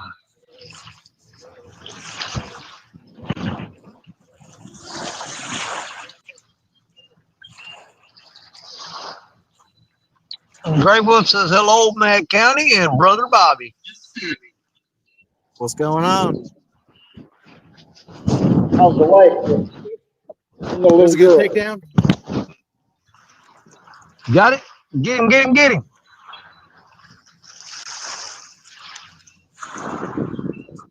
Man, I almost wish I'd have drove up there today. Now I started to. I was gonna drive up there and fish that spot today. I wish I'd have went on up there. Like I said, Parker tried to get me to come up there last night. I didn't feel like it.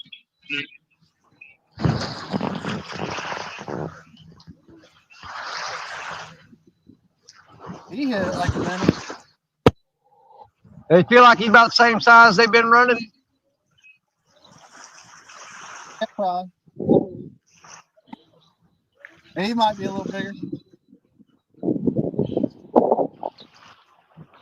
Well, the way he's been that rod, he's big enough.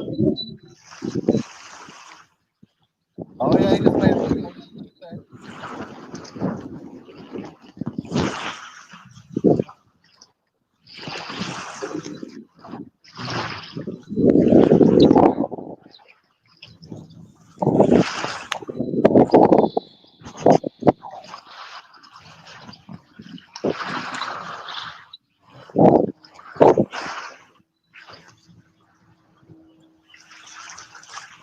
You have to use a net on this one.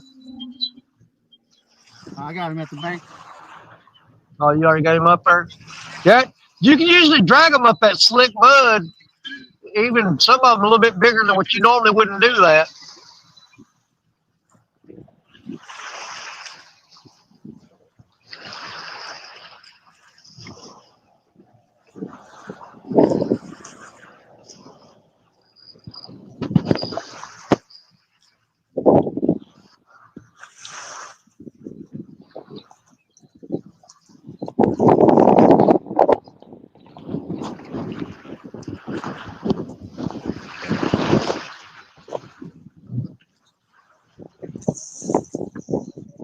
This was a little bit bigger. Oh, yeah. I might get a weight on him real quick. Yeah, go ahead. You got time. Get a good screenshot of Yeah. that. I'll just sit still. Okay, when I get home, I'll get you one. See him, Yep. see him pretty good though. Yeah. There's some big ugly lump sticking up behind him. No, never mind. That's your head.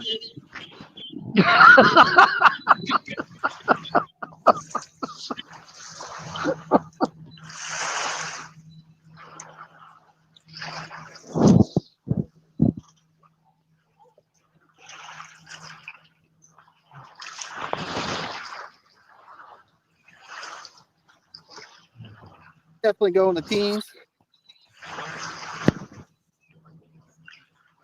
I'm gonna say about 15, 16. yeah, I was thinking 16 or 17. We'll go with that.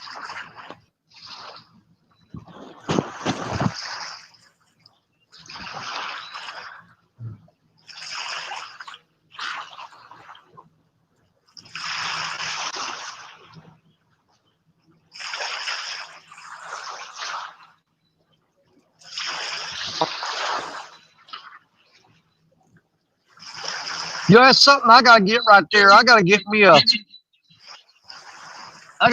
new net. If I'd have had a net while ago, I'd have probably got that flathead. It's bouncing 18 and a half, 18.8. So it's about 16. I was thinking about 16, 17. Yeah, he'd be about 16 after the net. I'll take it. Oh, it's a muddy mess down here today. I know it. Yeah, buddy. Dude, that day me and Ronnie's up there and it was pouring rain. I was slipping and sliding all over the place.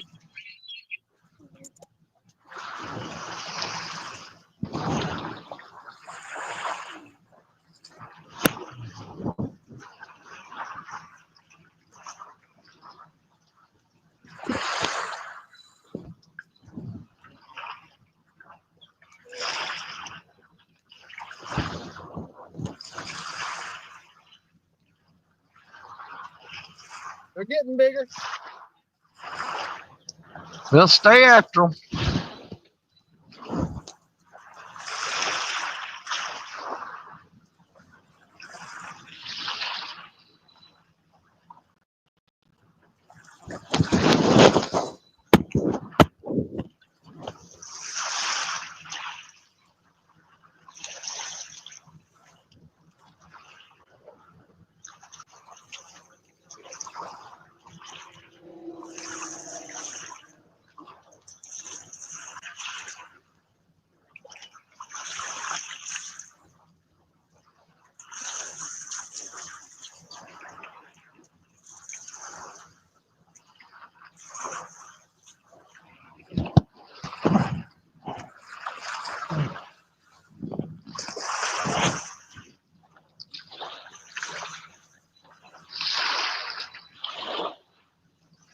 I'm gonna have to get up and stretch my legs a little bit.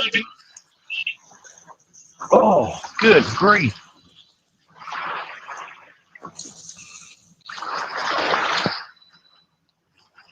Oh.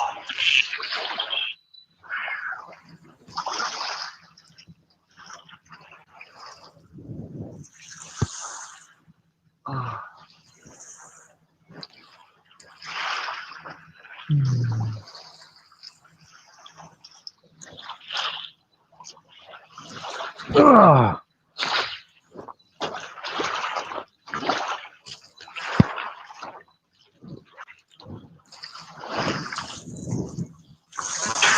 Yeah, he did a number on my finger.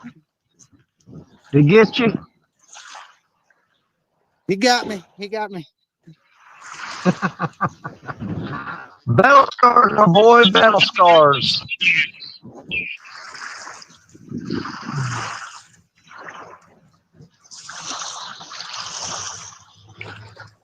Well, went with a little bit bigger bait, got a little bit bigger fish. I went with the biggest shad head just now that I got in my bucket over there. Yeah. Throw a big old chunk on him this time, see what happens. Because the other ones are about 5 to 8 inches, and I just been nipping the tail and throwing them off like that. And Yeah. You run a single hook rig on them? yep.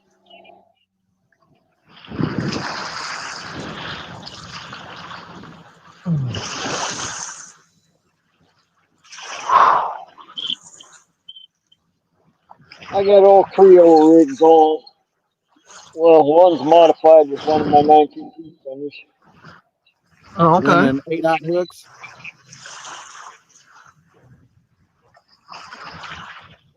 Yep, I've got 8-aught crimson red on the modified rig and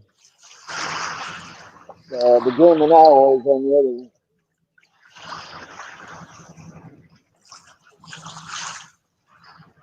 Yeah, I Yeah, need to once try out this them river crimson straightens red. out. You ain't tried those yet? Parker was What supposed to the bring me a hell's pack wrong and with never you? did. Oh my God.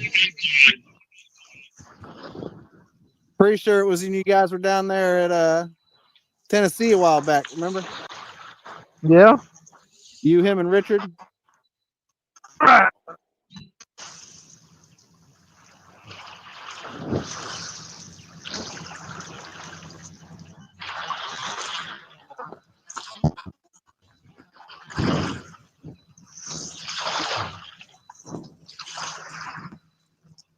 Next time I'm up there, I'll try to remember to throw a couple extra packs in the tackle bag.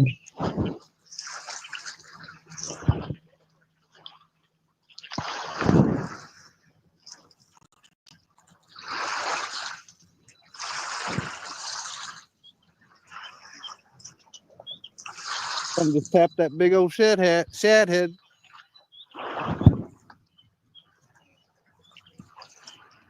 Yeah, once this river levels off and straightens up, it's getting better. It's getting better. But once it gets right where I want it to be, I'm gonna start throwing a bunch of those 12-aught hooks. Yeah, it needs to come down some because I'm usually fishing about 50 yards out to the river and a couple 100 yards down or so. Yeah. Needs to come down just a tad.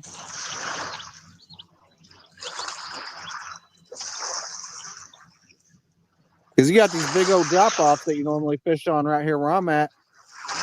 Yeah, I know exactly what you're talking about.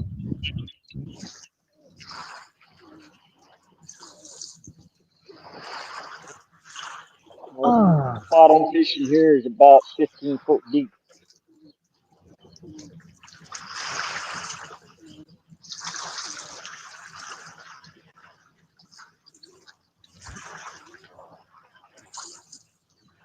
Well, that night that I came up there and fished the Top Cat challenge deal, I was downstream of the boat ramp.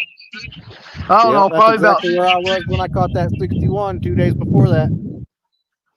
Yeah, but when 2 days before that, you got 61. The night I got there, I threw out there in the middle. Man, that water wasn't 2 foot deep where I hit at. Yep. It had dropped. I mean, fast too. And all the big ones had moved out of there, but I managed to get 2 fish that night. So it put me on the scoreboard for Top Cat. And then I was in second place behind Parker. And then James fished it. And in the last 10 minutes, he wound up catching a 34-pounder. So he dropped me down to third place.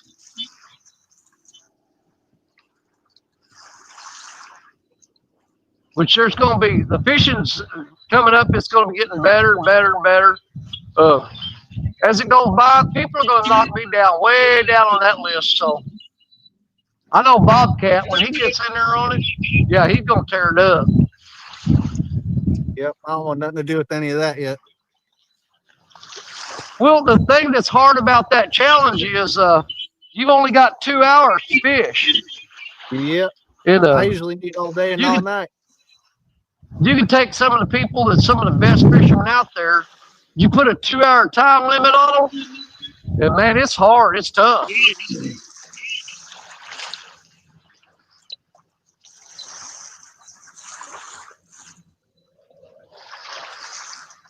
I was just happy to catch 2 fish because they got a 2-fish limit, and I wound up limiting out.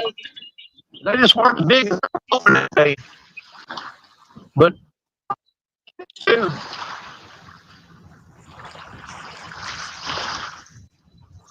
Yeah, I caught 5 so far today. Missed one really good one.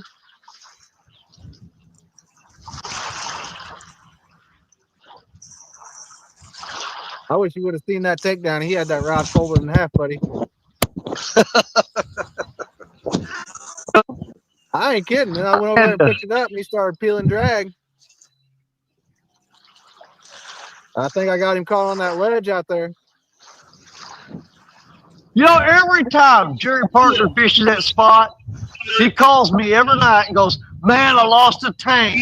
I lost a tank." Every time he fishes that spot, he calls me and says, "I lost a tank." Oh, yeah. I was fishing down here at the boat ramp, and he was down there at the end of the point, and he had a big one break him off on top of the water.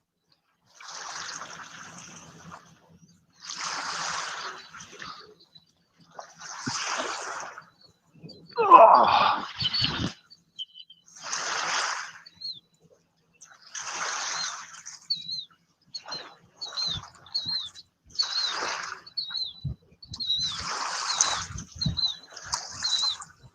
Come on now. I usually do pretty good in this spot, using just night crawlers, catching smaller channel cats and blues. We're throwing bigger baits today, though.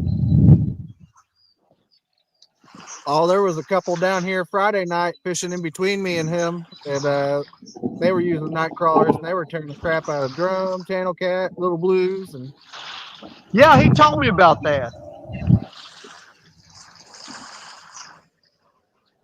I ended up catching about a 13-pounder about 2 o'clock that morning.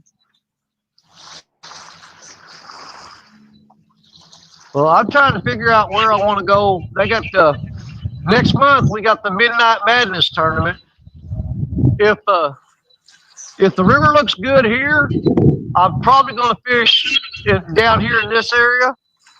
If it don't, I'm either going to go to Trail of Tears, or I may come up there and get downstream of Parker somewhere.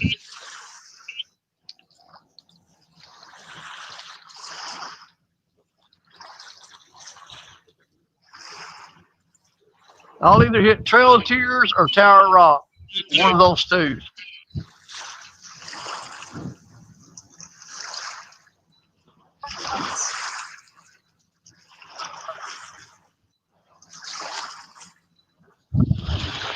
All right, I got my back stretched out a little bit. Let me go over and see if I'm missing anything on chat. Oh, I might clean my truck out. There's so much freaking mud in the back seat right now. It's ridiculous. There's about to be a bunch in the back of my Jeep here in a few. Yeah. Hang on, Jerry showed up. He's in the chat.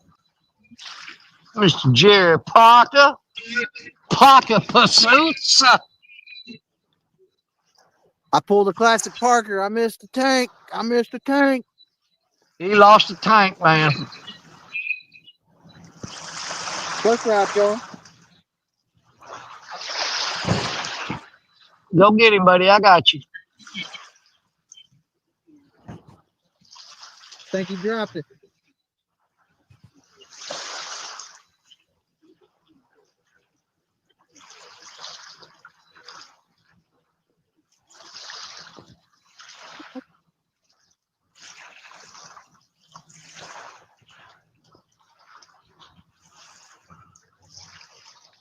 I'm trying to see what Jerry's next comment is. I have to wait for it to come up behind that box.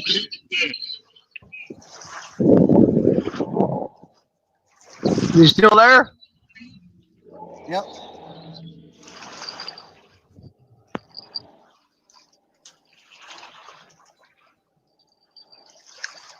I think he dropped it.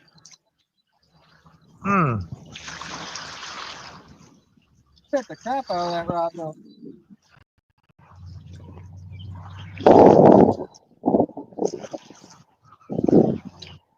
Let me go back first and see what Jerry said.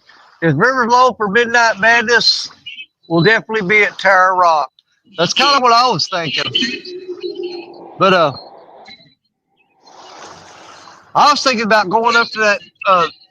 The last time that me and Richard and Jerry fished Tower Rock, we did a Mississippi River Rat show. I went way upstream from Jerry. Now, I may go back to that spot.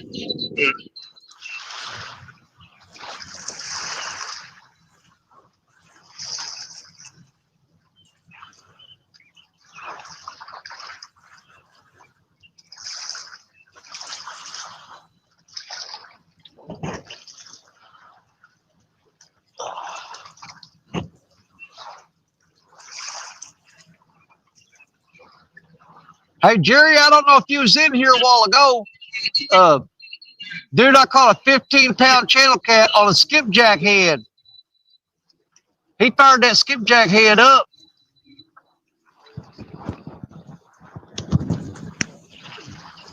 I caught a 16-pound blue. 4 other ones.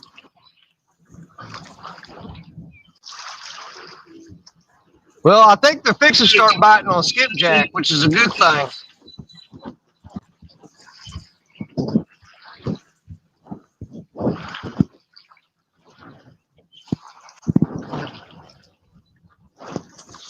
Man, he bent the crap out of that rod.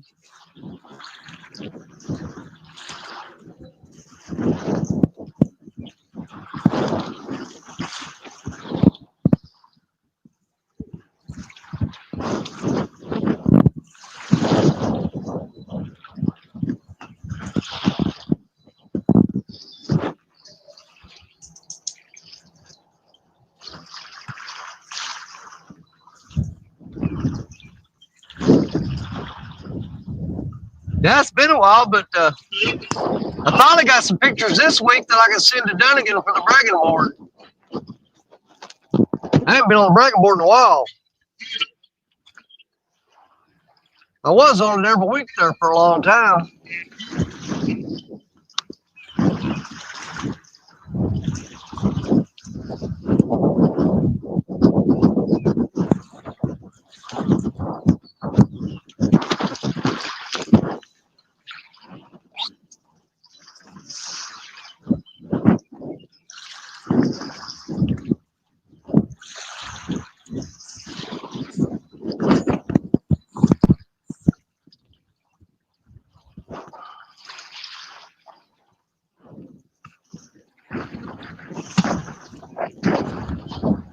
The same rod still getting thumped on. Let him eat it. Have you got a bigger bait on that one? That's that great big old shad head. Yeah. He just bent that That rod. may be a little one trying. It may be one trying to eat on it, ain't big enough to eat it. Oh, he was on there. He was pulling drag and running, and then it felt like he popped off. Well, that's what I'm saying. He can grab a hold of that head and not have a hold of the hook when you got that big of a bait.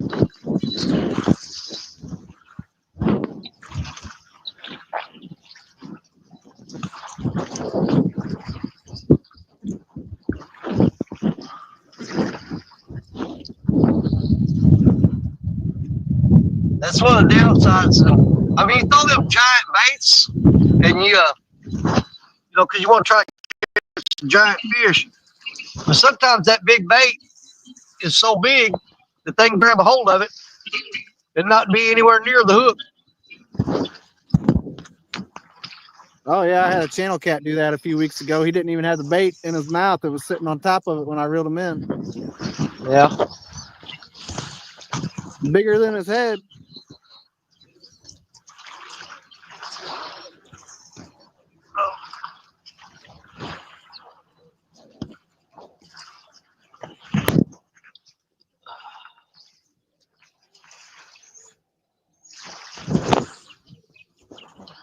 Yeah, I definitely got to get hold of old Steve Douglas, and I got to get me a new net, man. I've been having to grab these fish by hand because the net I got sucks. It's too small, and it's about to fall apart. He just whacked it again really good.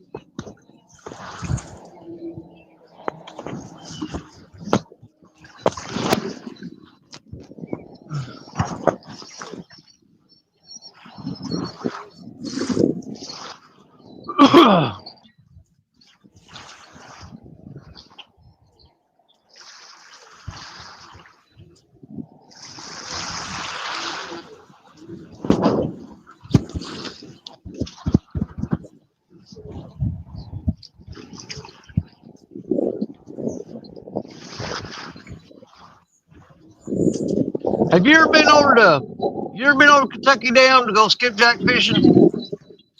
Nope. You need to come over there with us next weekend. Yeah, I've usually been working Saturdays here lately.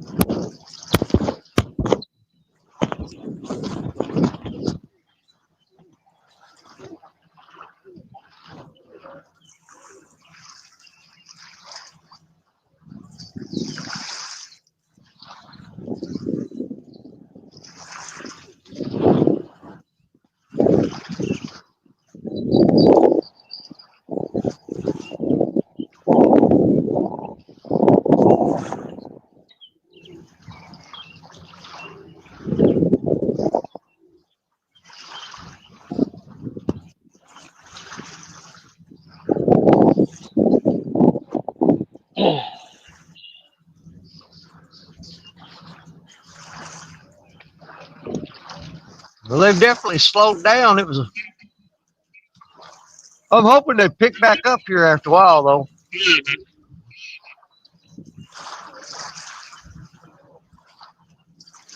Another good thump. He's staying on it, whatever he is.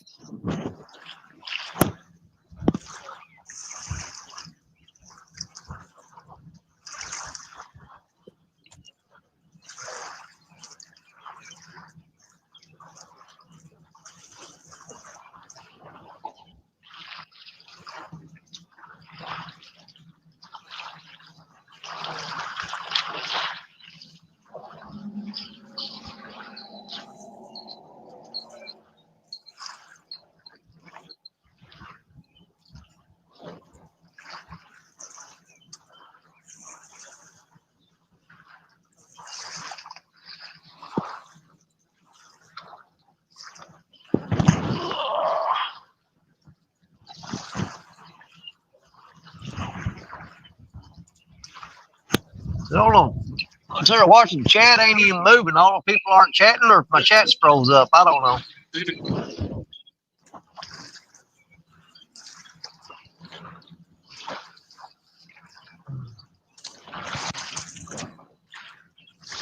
I put these empty soda cans over here by my bait cooler so I don't forget them when I leave here.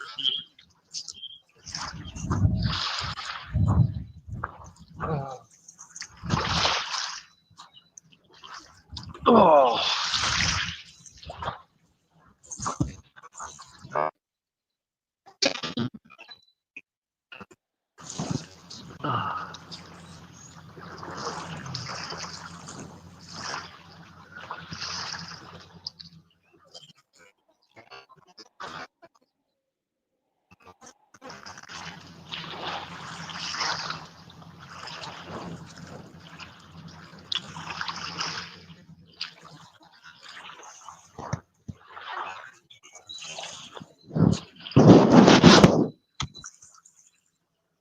It ain't been that long since I freshened them baits up, but I'm kind of getting the urge to change them out to something else. I may have to go back to them green sunfish. I ain't had nothing hit that shad yet. It's been green sunfish and skipjack so far. I figured they'd fire that shad up.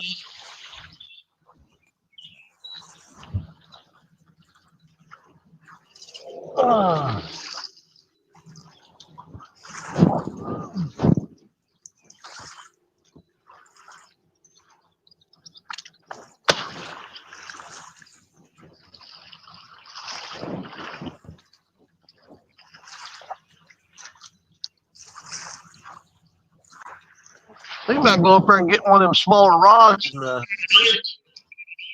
put the worms on it and put it out here real close to the shore.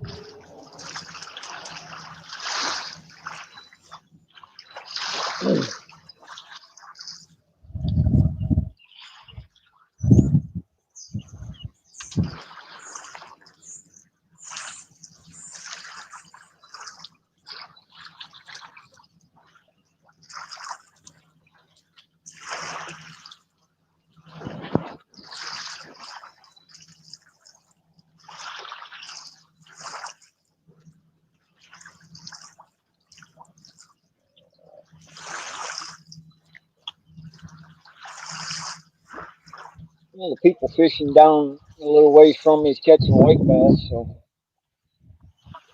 They're getting white bass out of there?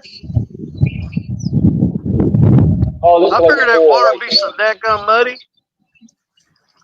Oh, that was me, 922. Oh, okay. This lake's full of white I bass. was thinking, I thought it was Ethan. I said, man, there ain't no way they're catching white bass where you're at.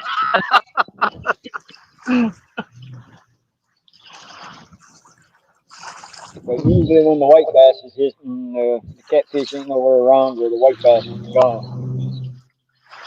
That's true.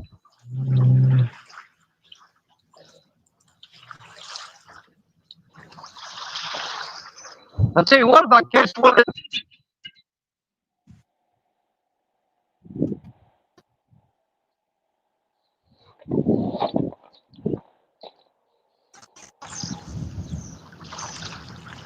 don't think I won't throw a pigeon on it. They'll do it in a heartbeat.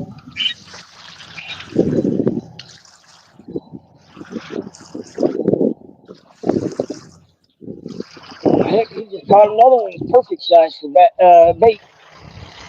Yeah. If you want a pigeon and cut a fresh off, I guarantee it'd be better than chicken. Oh yeah, basically They got Especially in like And they those got bridges red. and stuff where they use the baby birds Yeah. falling out. Oh God, yeah, dude. I have fished. I fished some of the smaller ditches around here and stuff. Those swallows that get up in there and build those mud nests. Yep. And dude, you throw a worm ball out there underneath where the birds are, and them catfish are piled in there because they're waiting on the baby birds to fall out and eat them.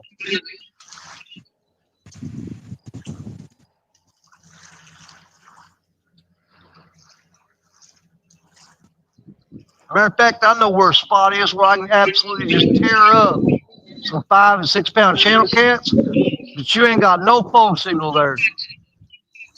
Yeah, I'm that's gonna my have to take problem. I'm gonna have to take one of my cameras down there and just set up a video on it. Yeah, there's a lot of places I'd Live love to fish in the tournaments, but just don't have no signal out there. Leesville Lake, I'd love exactly, to get out dude. there There's fishing. we've got 2 or 3 spots not far from here that's got wing dams on them. That me and Richard Cluckin tried to go live there. It's just not happening. Like that bridge I was at the beginning of the show. I don't know how, but somehow I had signal there. From there up lake, you might as well forget about signal. And that's where all the Yeah. flathead and so there's a big oh well they ain't out yet. But the lily pads and stuff that's usually full of lily pads. Yeah. Usually I can tear channel anywhere from half pounders to 12 pounders up in there. I'll tell you what, there's a spot up at Cram Orchard Lake that Jerry Parker found last year. It's a big old cove that all the birds go in there and roost. I'm kind of waiting to go back to that spot. That's man, that is an awesome channel cat spot. That's the place where all the corants or whatever they call those was at. Yeah, they were all piled up in the trees, and all the trees were white from the bird poop on them.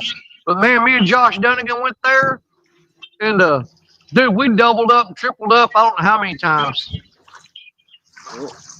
Well, they always said follow the birds. Yeah, well, them birds were sleeping in them trees and pooping in that water, and them fish were all up in there.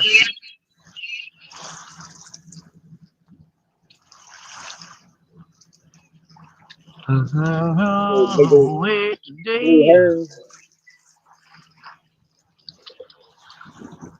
It's amazing how them things can fly as big as they are.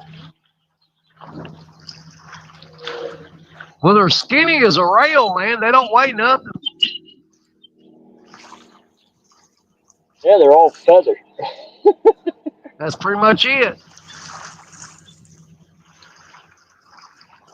And scare the living crap out of it. If you're fishing and one of them either takes off or squawks right beside you, it scares the living piss out of you. Yeah.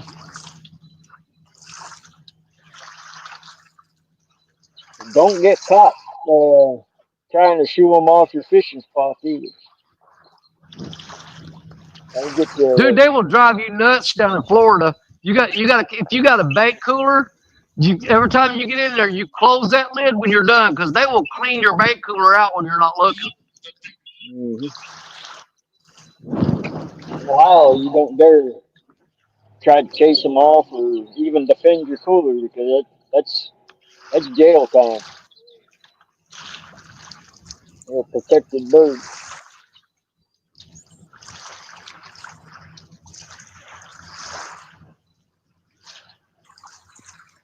Someone smacked that rod and just smacked it once and left it alone. Probably just swung by and hit the line. I guess probably.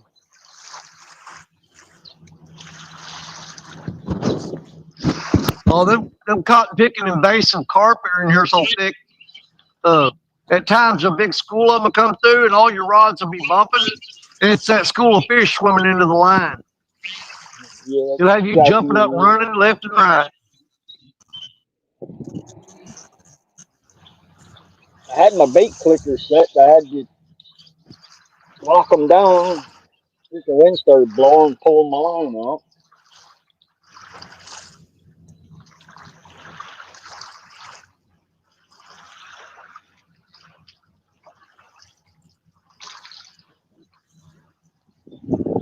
This turned out to be a pretty nice afternoon, man. The sky's cleared up. I mean, it's still overcast, but that rain gone away, the wind quit.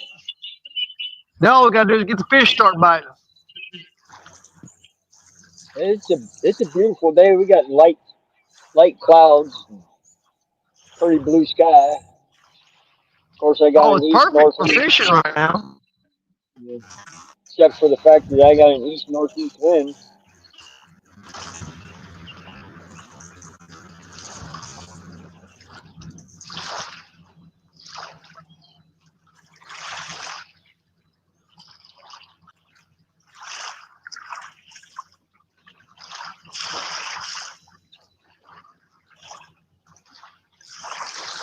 And got a buzzard flying around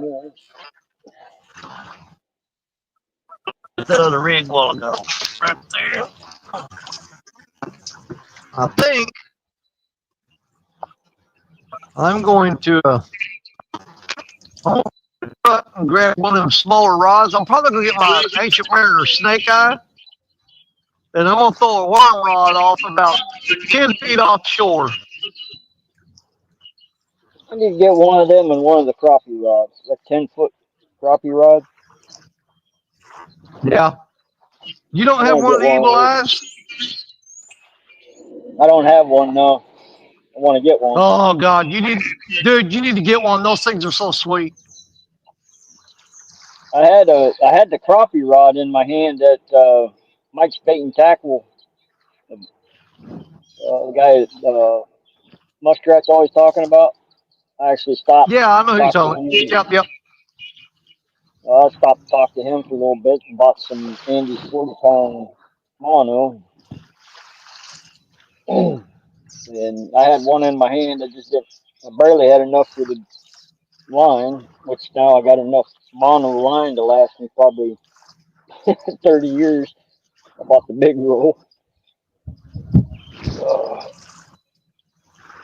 I'll probably switch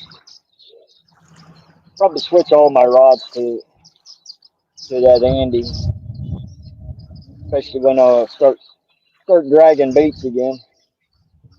Yeah.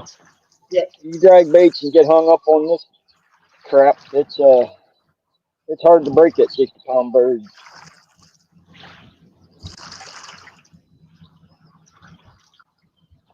I'm gonna run up the truck and grab my evil eye rod, and I'm gonna rig it up with a worm and throw it 10 feet out. I see a lot of fish that keep breaking the surface just right off the bank here. That's that shallow flat right before that drop off. It's probably drum, but we're gonna throw a rod out there and find out. I'll be right back.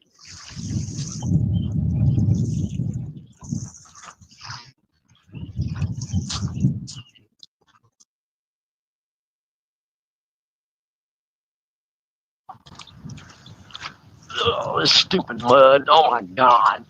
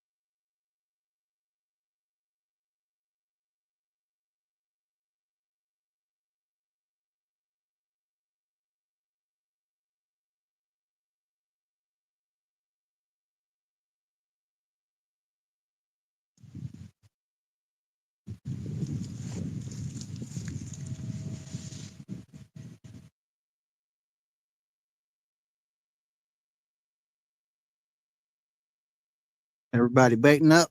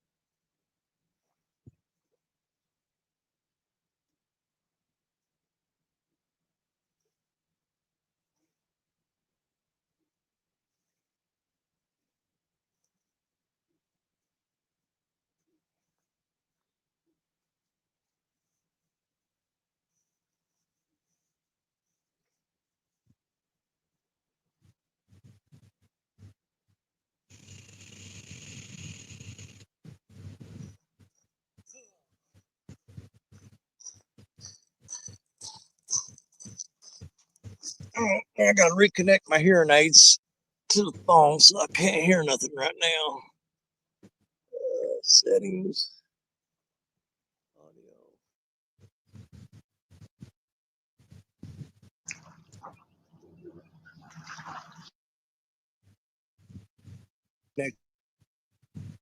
All right, we got the evil eye rod out down there.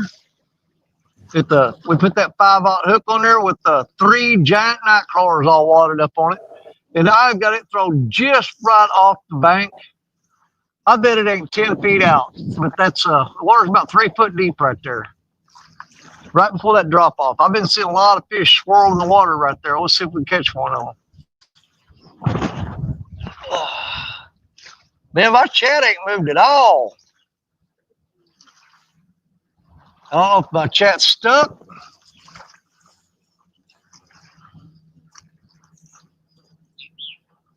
Or people just ain't chatting. Oh, there it goes. It's moving now. Michael, all right. Danny, things worked out as planned because I did work while I was crappie fishing. Nice. Good deal, Mike. Now chat's moving. Everyone fell asleep.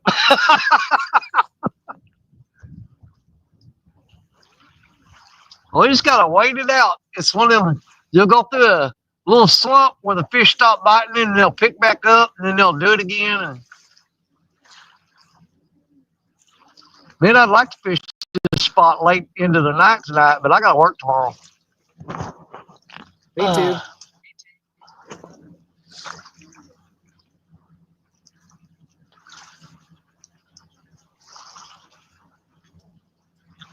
Yeah, I work. I'm gonna work Monday, Tuesday, Wednesday, and Thursday. I'm still on the clock with work, but I've got to go to Cape Girardeau and redo my water distribution license. I got my wastewater license renewed last week, but I've got to renew my water distribution license, get that thing back up to date. So I'll be in Cape Girardeau all day Thursday. I work Monday, Tuesday, and Saturday. Yeah. He said everyone's sleeping. 31 people in here sleeping.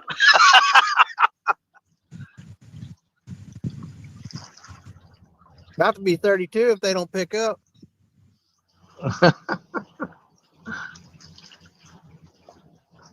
This went dead. It'll pick back up. Gotta believe, gotta believe. Yeah, just hooking into them 2 fish today has got me pumped back up. I got my confidence levels are getting back. It ain't my confidence levels in my skill that I'm worried about. It's been the confidence levels in this river. It's been just bad. Here we go. Here we go. Get him, son. Told you he was gonna pick up. I got it. You just gotta believe. I told you, you gotta believe.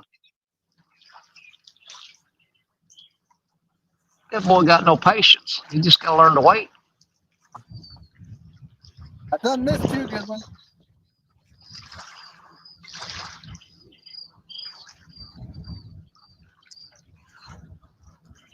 I gonna be a 10-pound channel cat. I think he's a little bigger. We'll see. Prove it. Working on Now it. you can't roll him around and put 5 pounds of mud on him.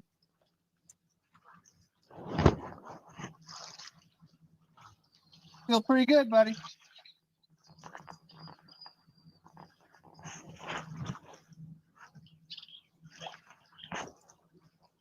Oh yeah, buddy. Oh yeah. Decent.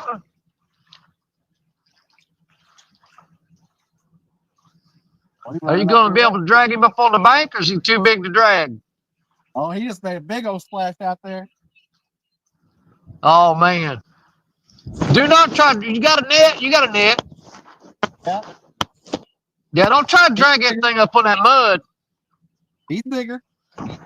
Yeah. You better use that net.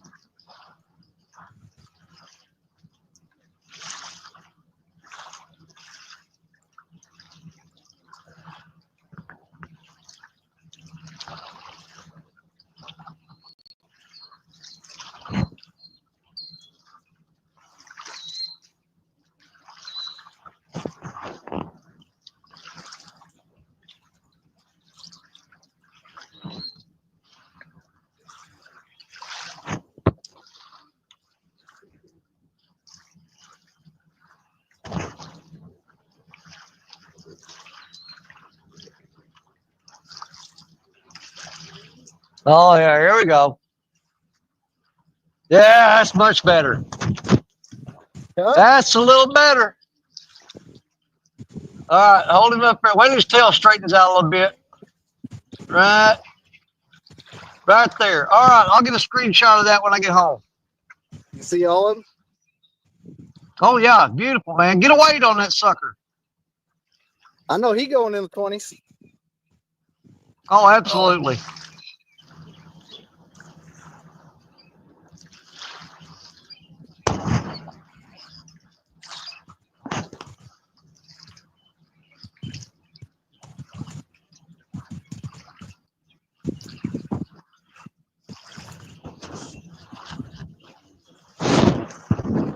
Simmer down now. Simmer down.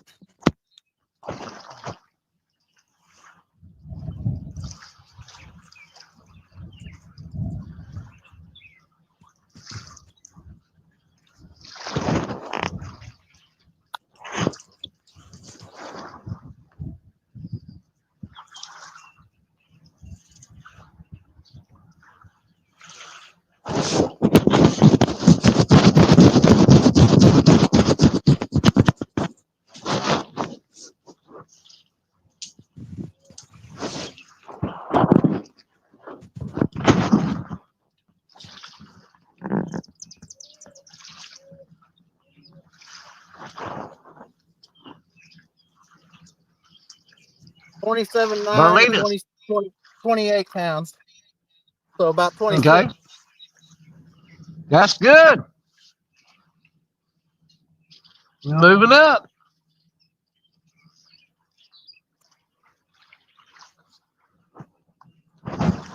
Up Oh, one more yeah. time. Yes, sir, right there. That'll work. All Come right, back. get him back in the water before he drowns the bear. Yeah.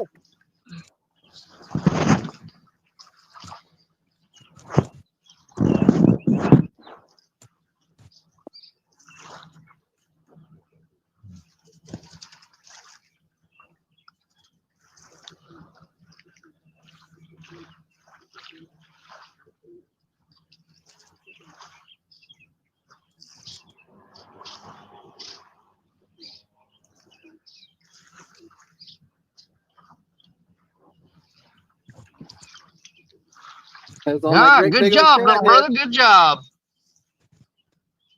That'll work.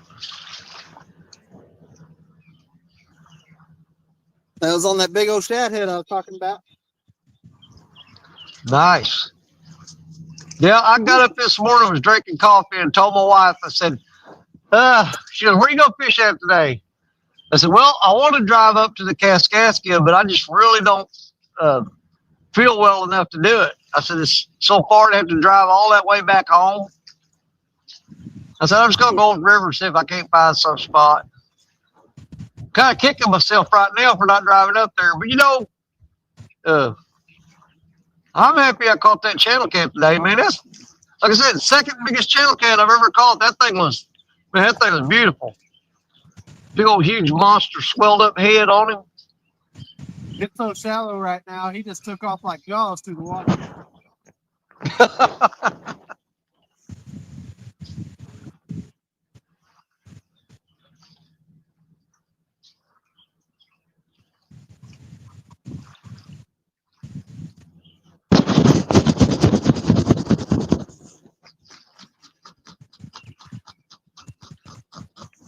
All right, we're gonna throw that body section off that headpiece now. See what happens. Go for it. Big old chunk. Better get everything you can out of there. I figure within the next month, that spot there will not be worth fishing. Oh, that's why we've been taking advantage of it. Yep. Yeah, you We give it got our another line month, locked. and you ain't gonna want to be there at all.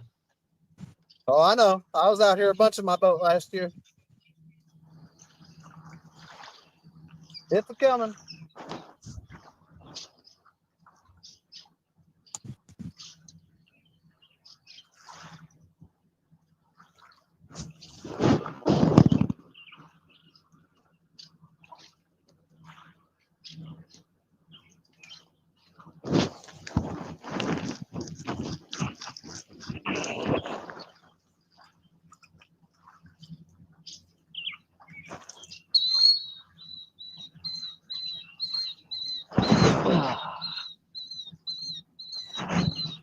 I like Let's that they've see added here. about 10 pounds to every fish I've caught so far. So hopefully we'll keep that going. Greg Wolf says, Daddy, I decided to try my hand at fly fishing. Can't wait to get a fly rod. Dude, I used to love fly fishing for trout, but also I would fly fish for bluegill and bass. If you've ever used a fly rod and throw those little popping cork bugs for bass, dude, that is a blast. They'll smack it on the top water. But y'all, I've got to schedule a trout trip coming up pretty soon. I keep thinking about it. I need to go get it done.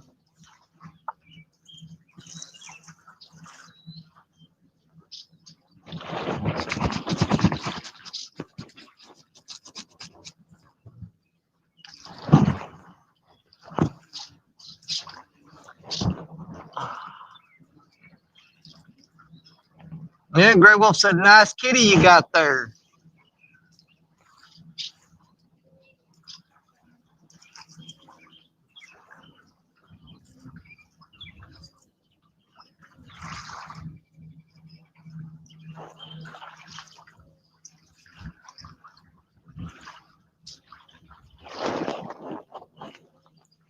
Man, that gum sun's trying to come out now.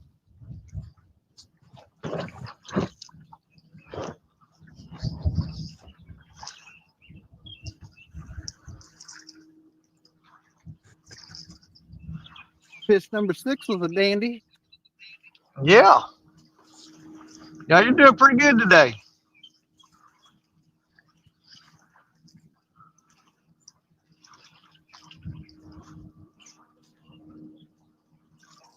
That fresh caught shad I caught below the dam this morning.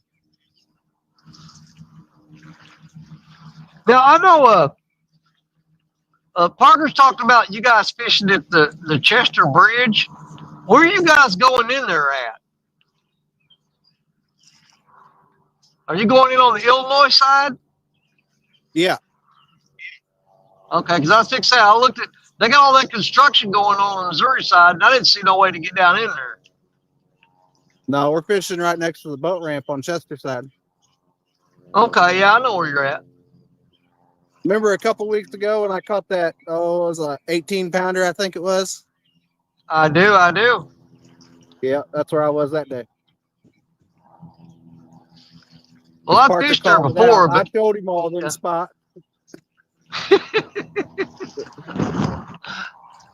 Well, we're limited on where we Yep. can do this live stream crap. You know how it is down here.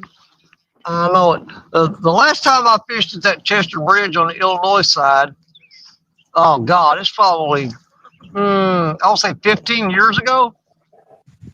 It's been a while. Yeah, that was like my 6th or 7th time fishing there, and that was the first fish I finally caught. Skunked out on the other trips. Well, I used to do pretty good there back when I go, but then it kind of died off. I mean, I kind of forgot about that spot, just stopped even going.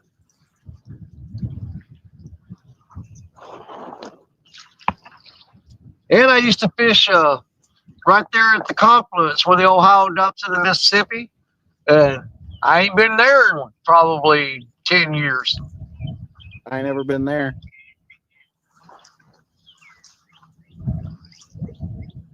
Now, I've fished where the Missouri and the Mississippi meet. I fished that a few times. Yeah. Several trucks had broken windows last time I went there. Somebody had a heyday. Oh, yeah.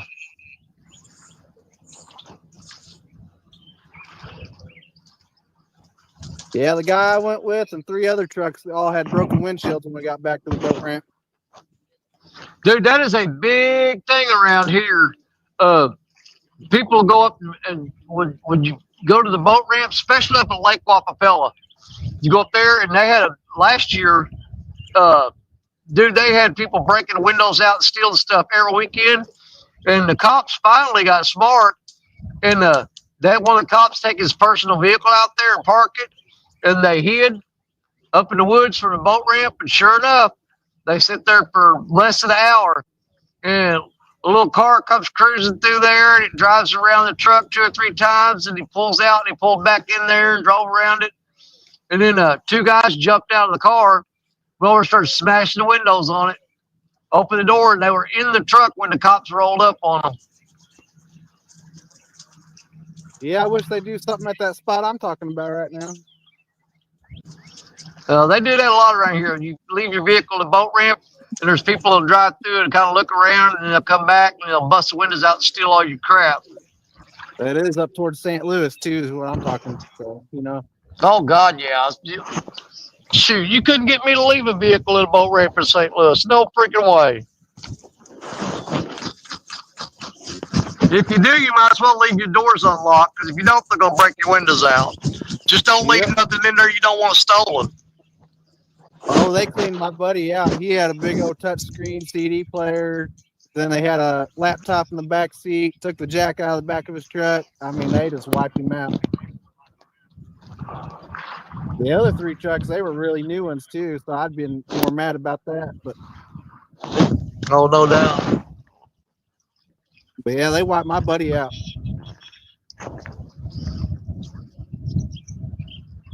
I said, I ain't never parking up here.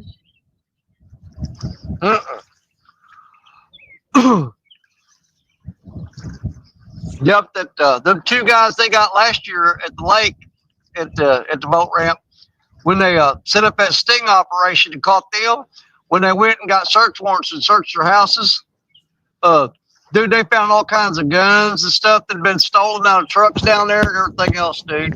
Fishing rods, all kinds of stuff. But they've been hitting that same boat ramp for close to a month before the cops even set up anything on them.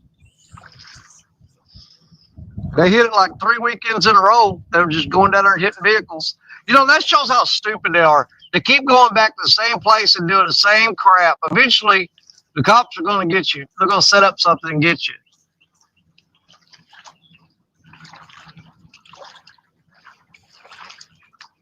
Yeah, 3 weekends in a row, they broke into vehicles. On the 4th weekend, they tried it again, and the cops were waiting on them.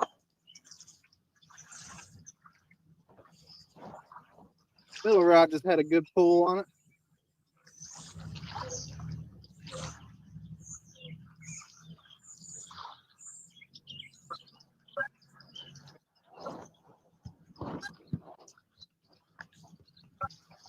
I'm going to change that bait on that big rod. It's got a limb hung on it anyway.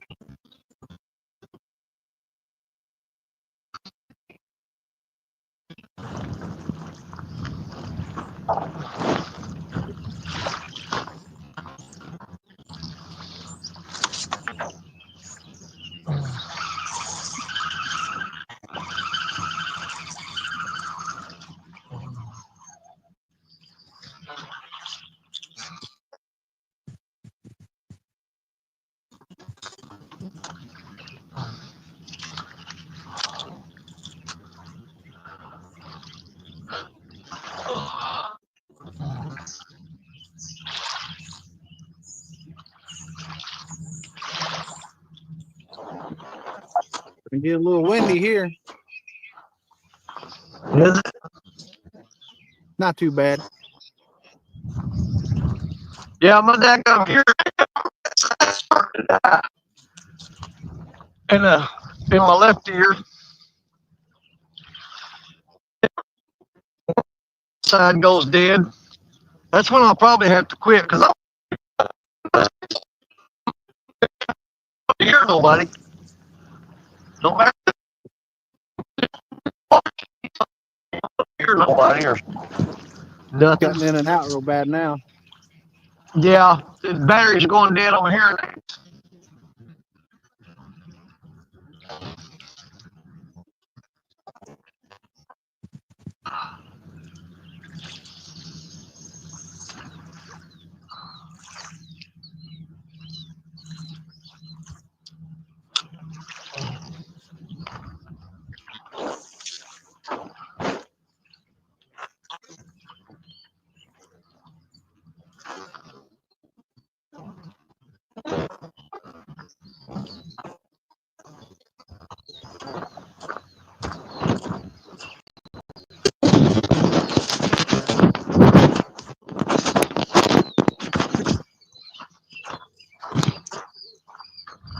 Yeah, cotton picking batteries are going dead on my hearing aids. They're not gonna last much longer.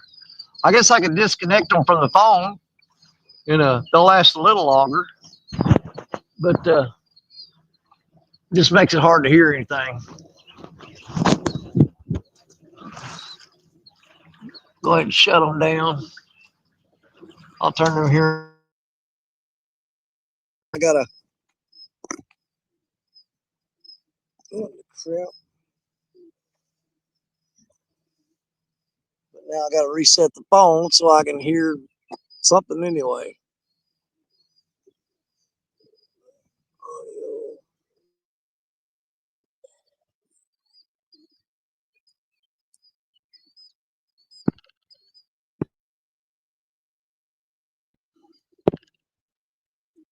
All right, say something, Ethan. I'll see if I can hear you. Hey, how we doing? There we go. Yeah, I got the phone working again. But I had to disconnect those hearing aids. They'll go dead fast whenever you got that when you got that phone connected to them. Got one that keeps Just draws pecking more on that power middle off knob. of them.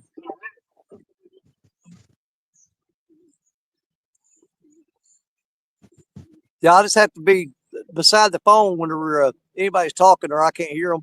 When I'm over there by the rods, I won't be able to hear.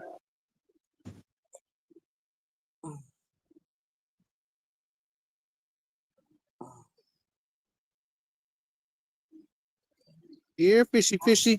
Come on now.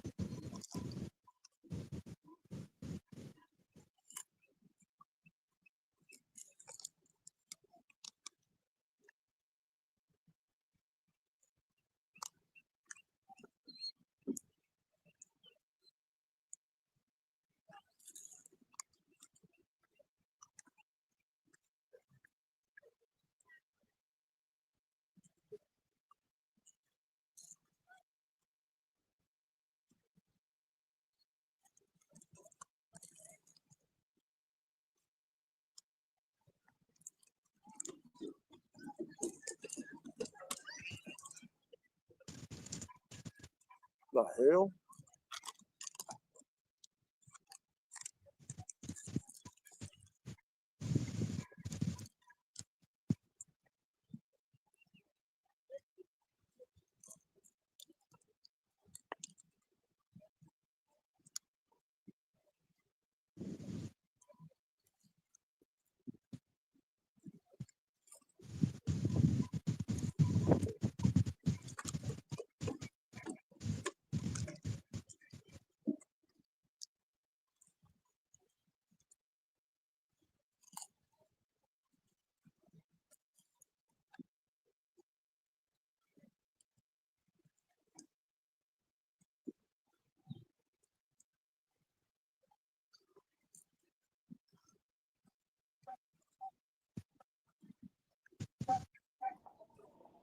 Oh yeah, Danny, that tournament's going to be interesting. You done? My nep- my nephew just stopped by and he had one of those Wayfarers, Ozark Trail Wayfarers. That's going to be an interesting tournament.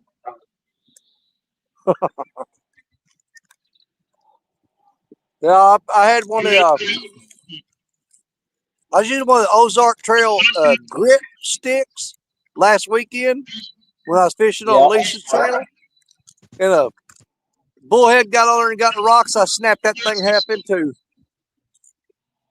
yeah, that's going to be interesting because I've got cheap crappie rods that's got more backbone than those guys. I did catch a white bass on it though.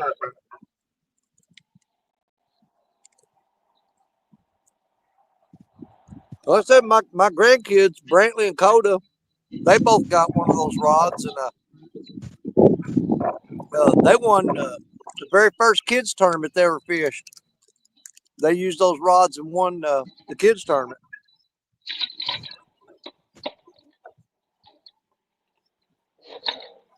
And they won brand new rods and reels. So after that, they put those rods on the wall and don't even use them anymore.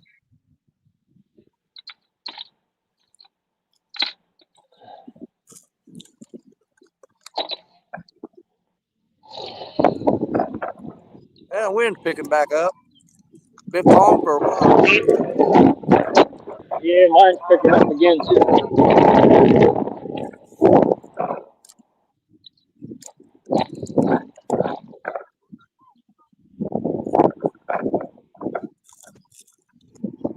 Here, fishy, fishy. Come on now. She will.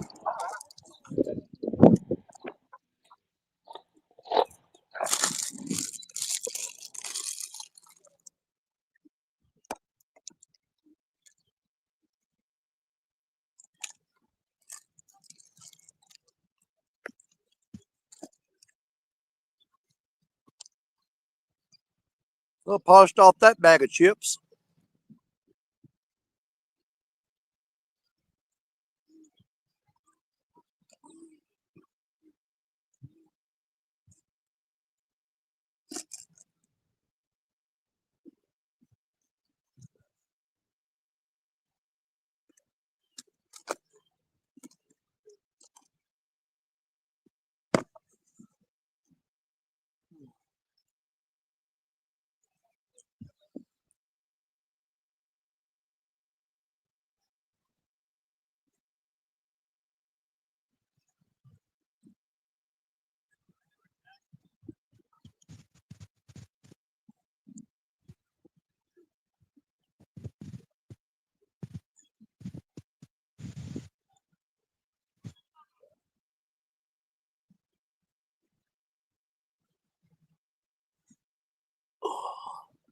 Hey, Hillbilly Moonshiners, what's going on? Uh, well, I think, let's see, Ethan, what did you call it? 6 or 7? I think I'm at 3 blue, 2 channels in that drum. So I think I'm at 6. Okay. Yeah, that And I biggest had one was 2. what? 20? How much did he weigh? He was 26 in the net, so I've been 24. Okay. And I got Barely a over. 15-pound channel cat a while ago. I lost a a flathead earlier today, but did manage to land a 15-pound channel cat. And that blue before that one was 16 pounds.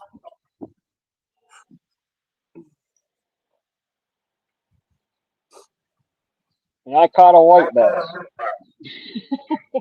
Good job, Bobby. At least it wasn't a total skunk. Oh no.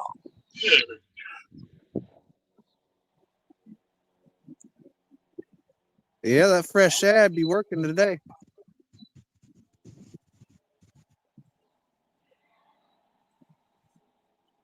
Well, I'm gonna say the shad I got. I'm gonna call it fresh. I caught it yesterday afternoon before I come home.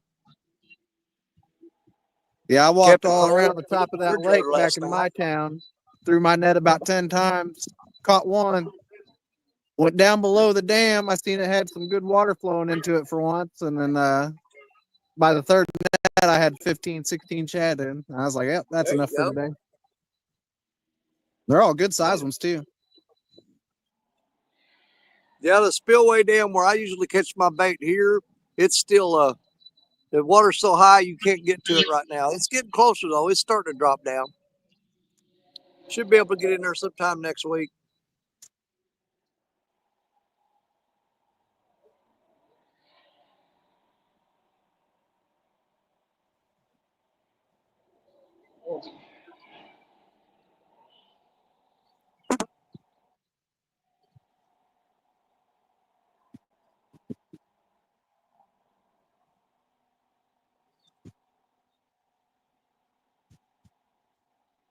Yeah, I'm gonna say this water's probably dropped 4 or 5 inches since I've been here today.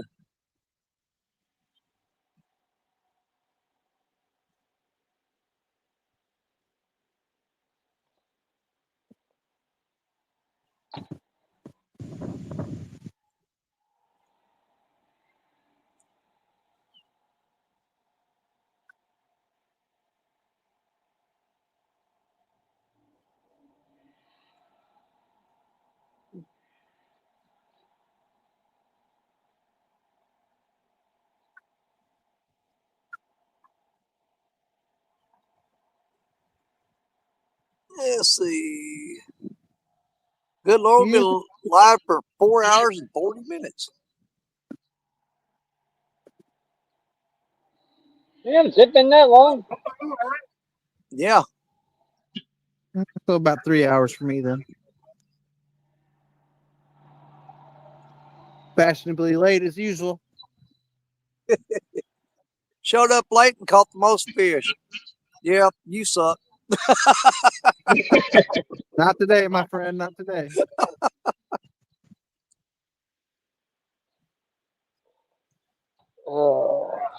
Yeah, I came so close to driving up there today.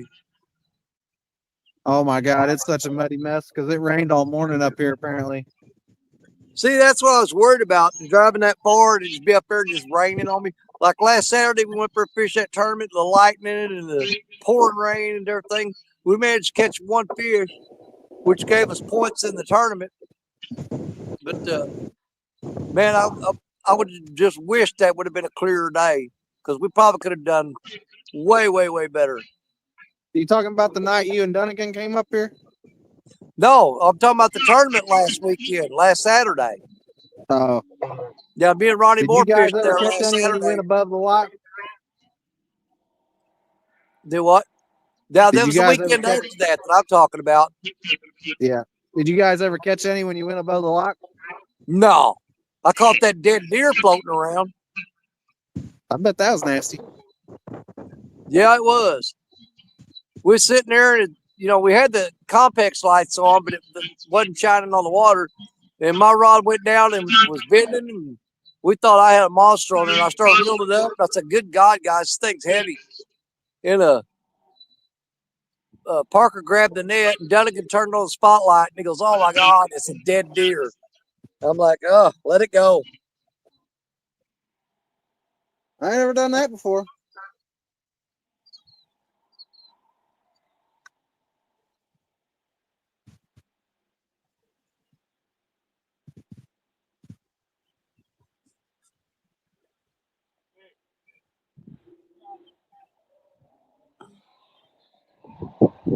guys at the boat ramp didn't stick around very long. I got another couple fishing behind me.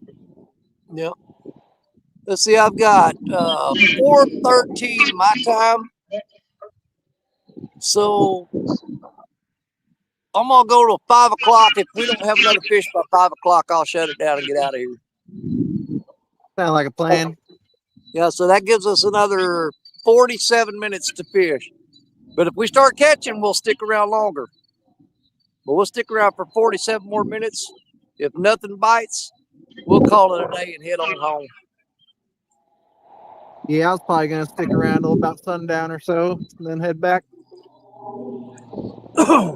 Well, I really should, because that's when the bite's going to be the best. But the problem is, by 5 o'clock, I figure my hearing aids will be completely dead.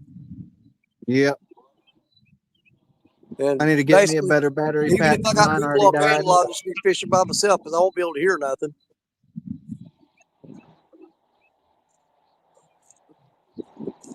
That's fine with me.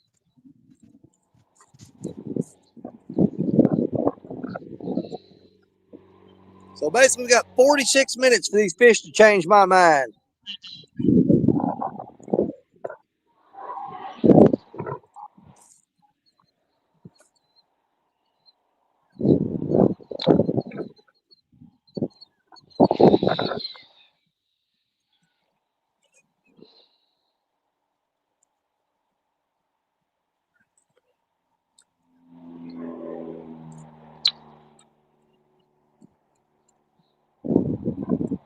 Yep, hoping and praying a 40-pounder makes an appearance for that weekly Mad Cats this week.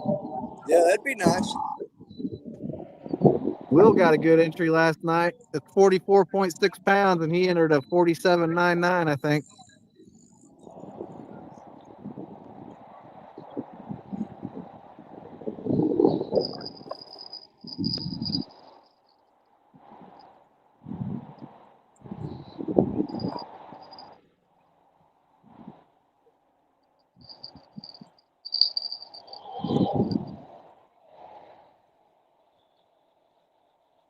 The Asian carps are starting to jump.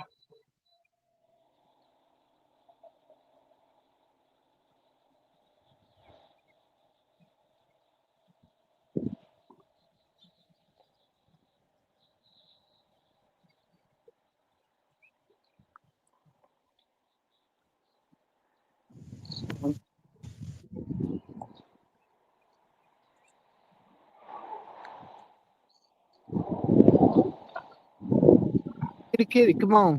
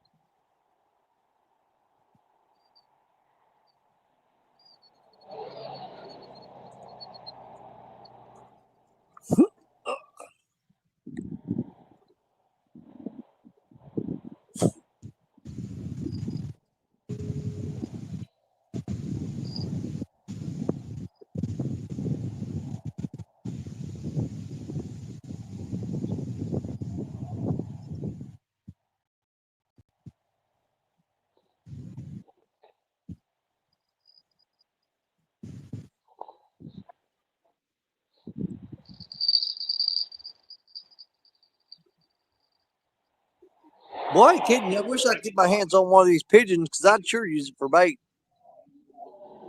Slingshot. Yeah, I wish I had my slingshot with me. I forgot it yesterday, too.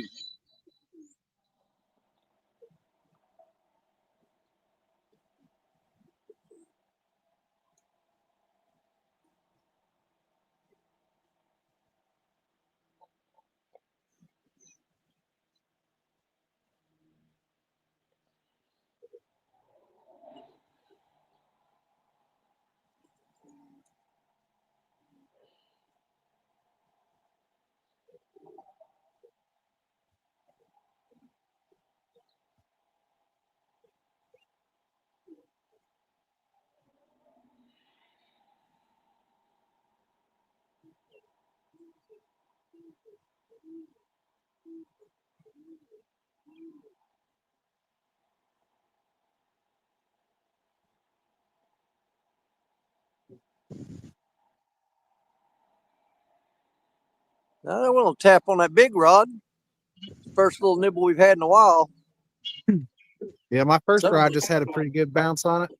Yeah, something just tapped on that big 16-footer. That middle one keeps bouncing. I might go reel down on that one here in a second. Might as well. Probably need to throw some fresh bait on them last two anyway. For this last, what, 42 minutes we got?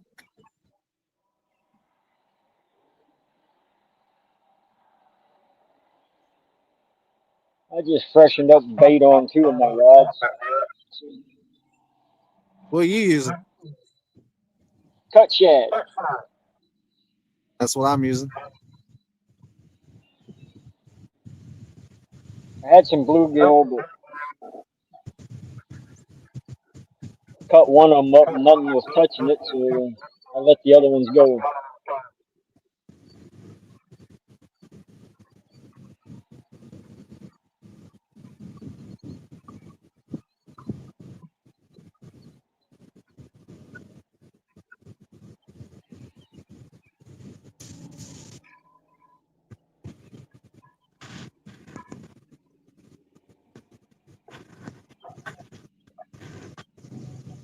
Should have cut that white bass up and launched a chunk of him out there.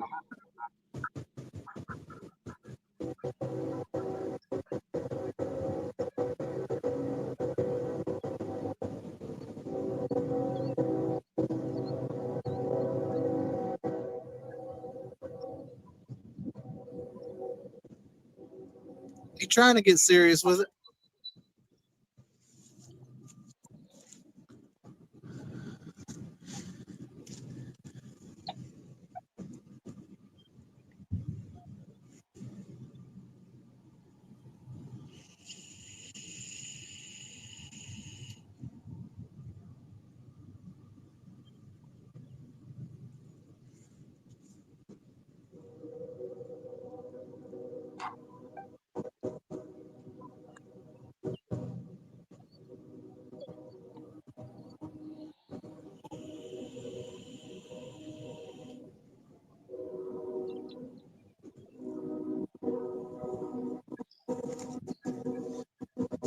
And kid down there on the boulders playing in that river mud.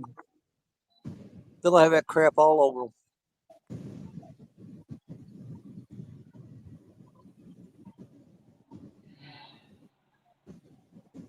Well, if somebody wanted to play in some mud, they should have just came here.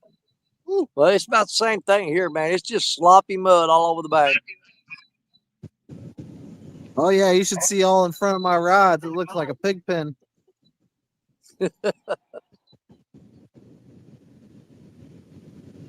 That's one thing about this river mud.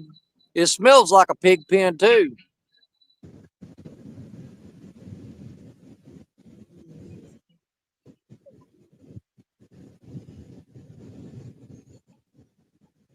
All right, I guess I'm gonna go rebait them last two, the last 40 or so. Yeah.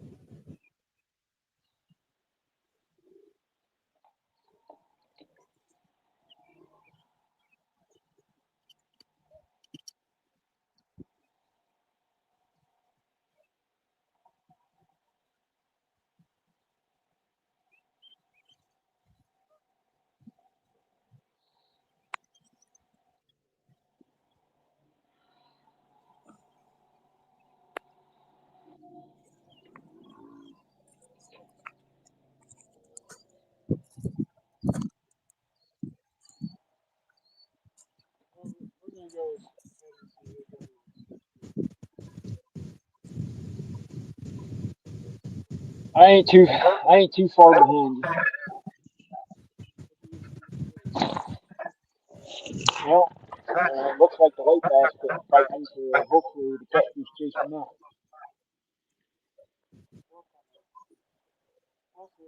See you, bud. Love you.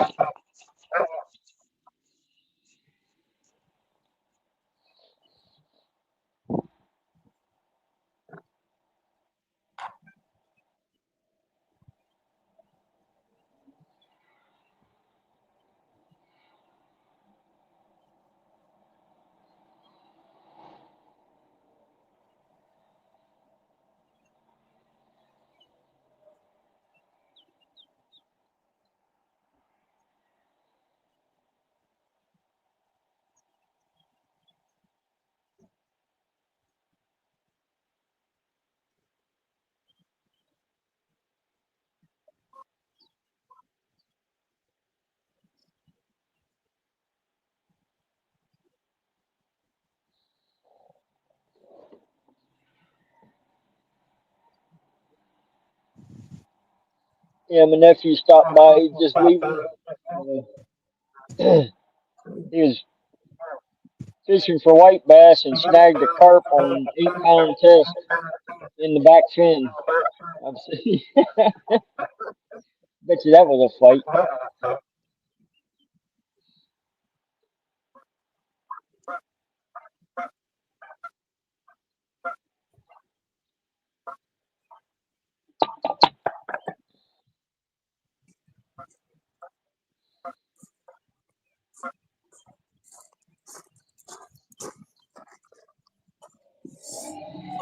Man, that river dropped more than I thought. It's dropped at least a foot since I got here this morning.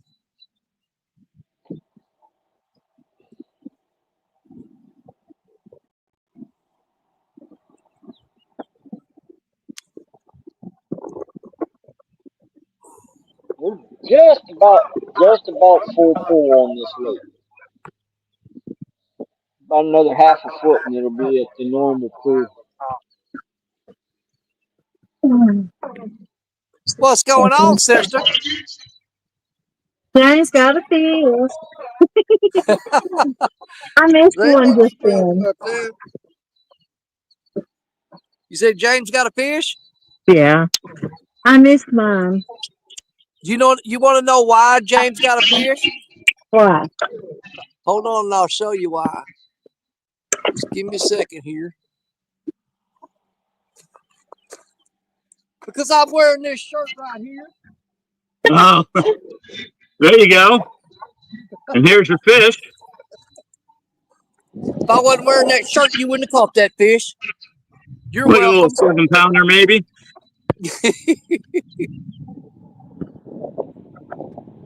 Right there, right there. Really? Let's see what he weighs. I'm guessing 7. Well, it hasn't been an absolutely glorious day of fishing for me, but I'm happy with it. I hooked a flathead and lost it, but I got me a 15-pound channel cat a while ago.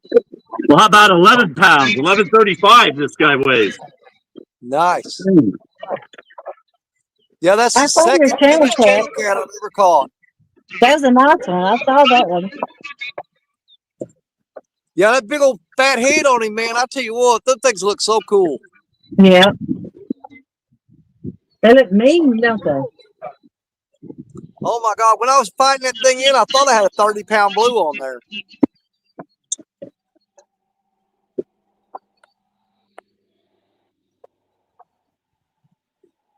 Where's my phone? It's playing the same thing over and over again. You two gonna be out fishing for a while? Yeah, we'll be out here for a little while. Okay. Well, I'm gonna shut this down at 5 o'clock, which is about 33 minutes. Oh, that's fine. When I do, why don't you guys go live and we'll send everybody over there?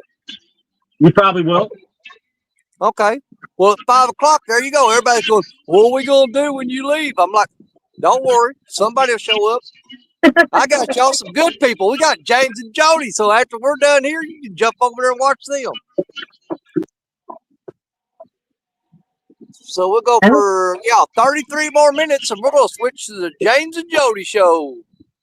We didn't bring no snacks, though. No, I didn't bring anything to I do. don't want to hear all that crap. You got a job to do, woman. You do it. You know how we get when we're hungry. No, we know how she gets when she's angry. I think that's anybody.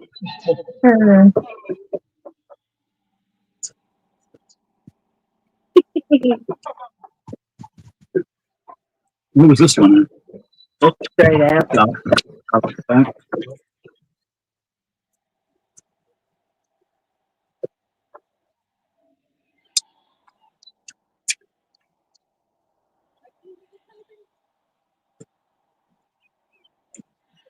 Do what? Huh? Live right now. Well, I hooked the flathead earlier that got off right at the bank. Then I got a 15-pound blue channel cat.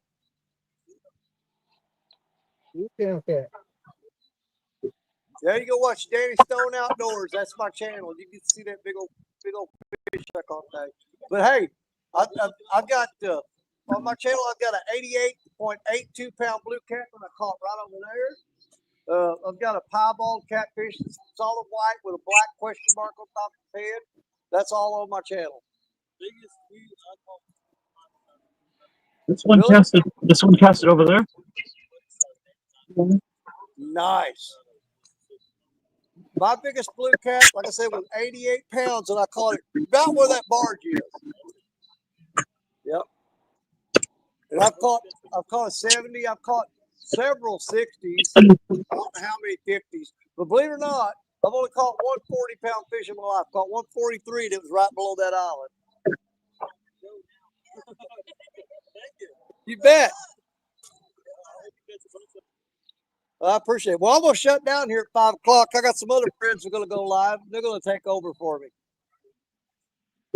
Yeah, I appreciate you. Yeah, check out my channel, man. There's some good fish on there.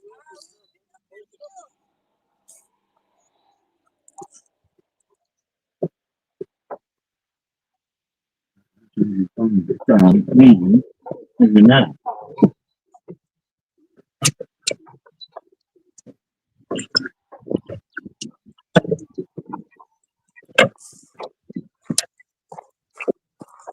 Man, this river's dropping like somebody pulled the drain out of a bathtub.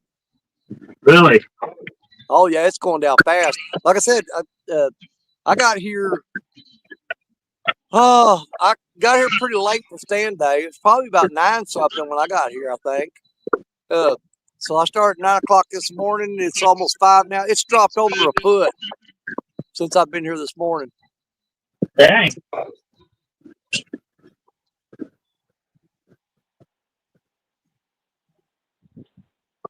Been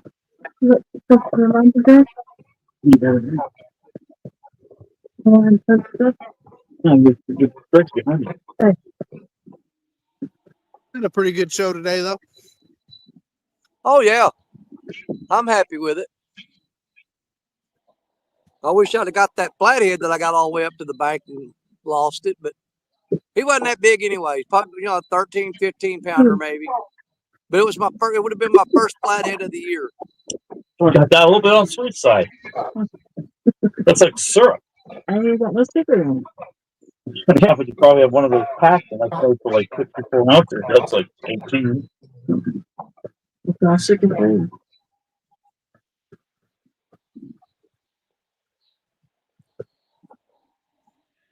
The one thing I do like today is that they're finally starting to bite skipjack again. They didn't bite skipjack at all last year.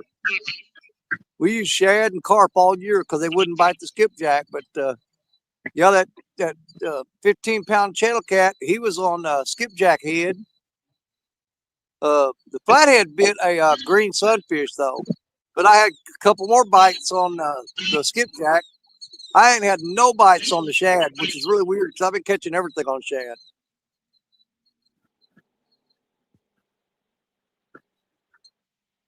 Yeah, that's all I got usually with me is skip them chat I sent you pictures of earlier. Oh, here's the one. I had some. Yeah.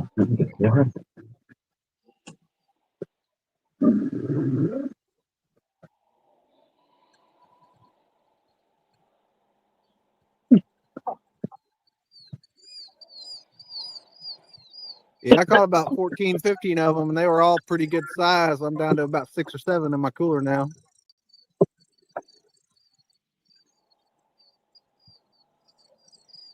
Well, you really ought to think about going with us next Saturday. We're going to head over to Kentucky Dam. If you've never been over there at them, you need to do that. Yeah, if I wasn't working, I've been working almost every Saturday the past month and a half. Call them and tell them I told them you could have the day off. Are you gonna pay me? Yeah, just tell them Danny Stone said so, huh? I'm going to pay So you you in gotta pay me? Skipjack.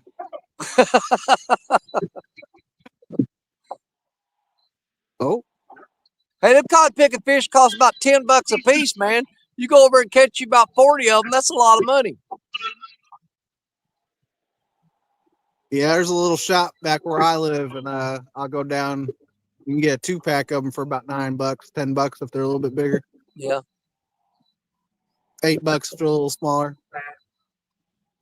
Oh, I remember one time, year before last, it got super crazy around here. They were selling them $20 a piece. I said, you can keep them. I'll dig some worms up. Yeah, you get a 2-pack at least for, $8, $9, $10 depending on the size.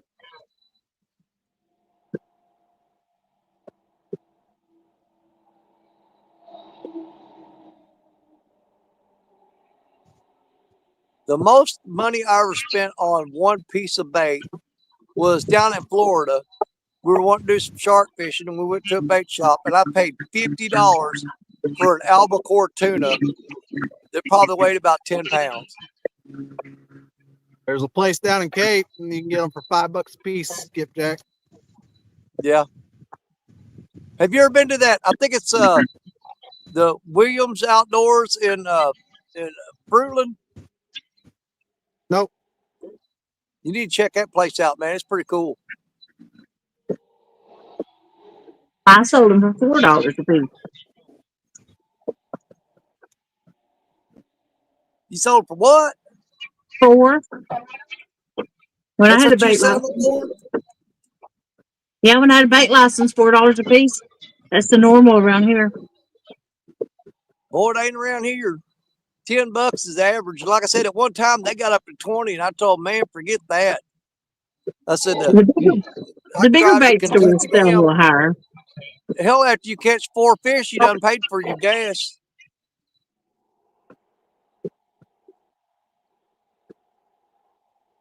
I'd be out catching them. Nobody else would catch them, and boats would come up to me wanting to buy them. They're like, okay, I'll see you some. How many you want? And they're like 2, and I'm like, I'll give you 2.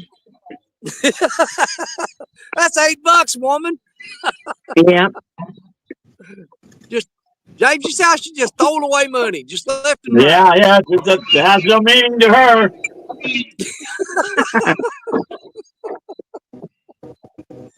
She's got a big heart, she can't help it. I want like 10 to 20 a weekend,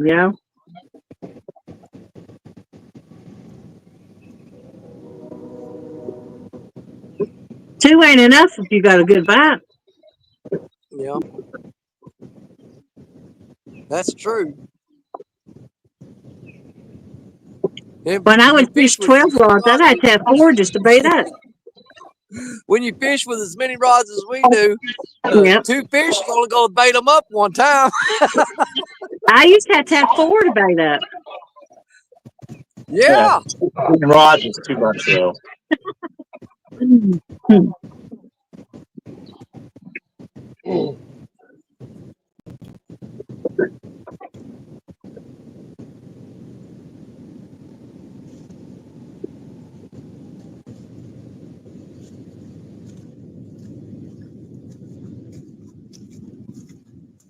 I still don't like fishing with 6 and 8 rods. I'd rather fish with a dozen. I had one on, but the hook folded back into the bait, and he spit it out about 20 feet off the bank. Hate that.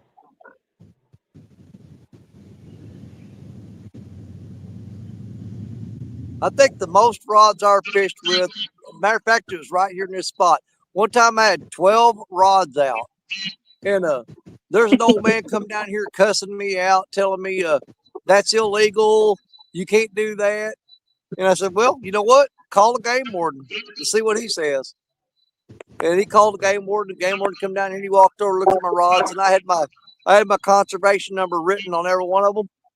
And he Yeah. walked back up to the old man and said, "What's the problem?" He said, "He's got too many rods." He said, "No, he don't. As long as he's got his number on there, he can have 50 rods out there if he wants to." I had 24 out one time just for kicks. Oh, good God, woman. I only have 24. That's Catch all the fish. $200 worth of bait right there. I could have put more out, but I didn't have reels. I only had rods left. If I tried to do that, that would be the biggest tangled up nightmare you've ever seen in your life. Yeah. I had them all around that pontoon, front and back. Most I ever took was 8. I had 6 of them, and my cousin had 2 of them. That's when we take the boat out. Usually 3 or 4 is my limit when I'm bait fishing. You can't work that many rods. You lose fish. You'll be fighting a fish, and a pole will go off on the other end of the boat, and you can't get to it. You'll end up losing it. Yeah.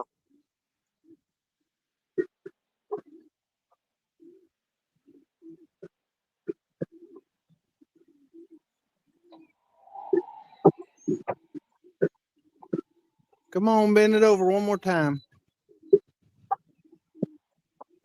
That's what she said.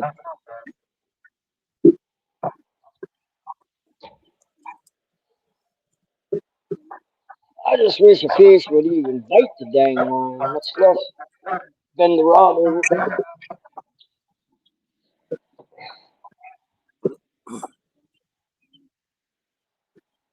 I've done all right. I've caught 6 today. Missed 2 other ones. Well, 3 now.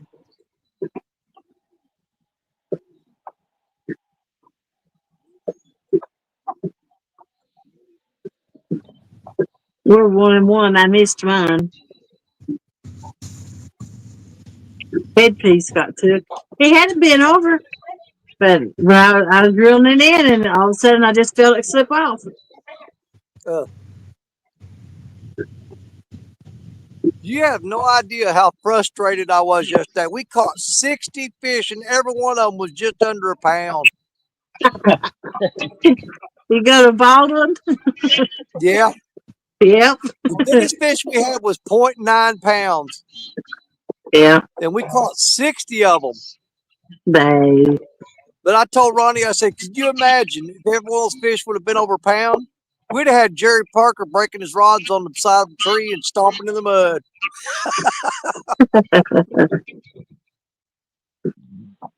Where'd you go, Baldwin, yesterday? Yeah. And that's what's funny about it. The last time I went to Baldwin, I caught 40 fish, and the smallest one was 2 pounds. And so I thought, you know what? That's where I'm going to go. And, man, we caught 60 fish, and they went from a quarter pound up to 0.9. And it's all up in there. A lot of them were 0.8, 0.9. And I'm like, you got to be kidding me.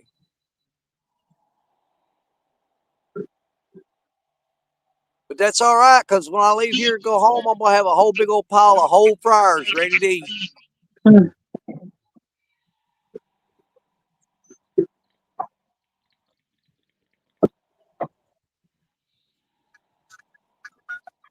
Shut up, birds.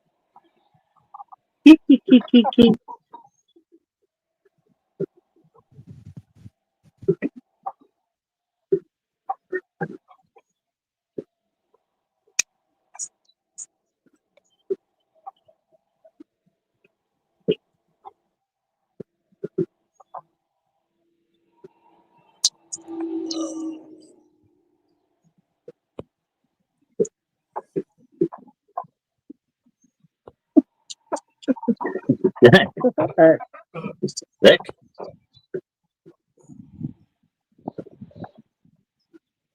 I probably cut that in half and it's super. Let's see. It's number one, ain't it?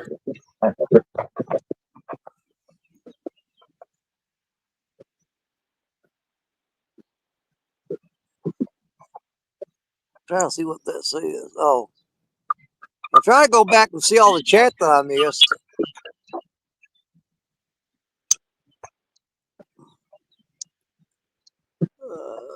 We have cell phone out here. We'll start off from where Jody said basement. How long were you guys in the basement before I saw Not too that? long. 5 minutes, maybe. Okay, well, sorry about that. That's all Got right. nothing going, right? Anyways, but after you said basement, Grey Wolf said Miss Jody, and Berlina said, okay, I'm officially done stuffing my face. Now I can concentrate or focus. And Grey Wolf said, James and Jody, I see there is no fog tonight. Yeah, Guys been no a little fog, bit of no fog fog issue. today or night. Oh, I'm like, Grey Wolf also said, here in his state, they're only allowed 3 rods in the water at one time. Gregory Lehman says lemon. I always say lemon. It's lemon. He said same here. Give you 9 on it.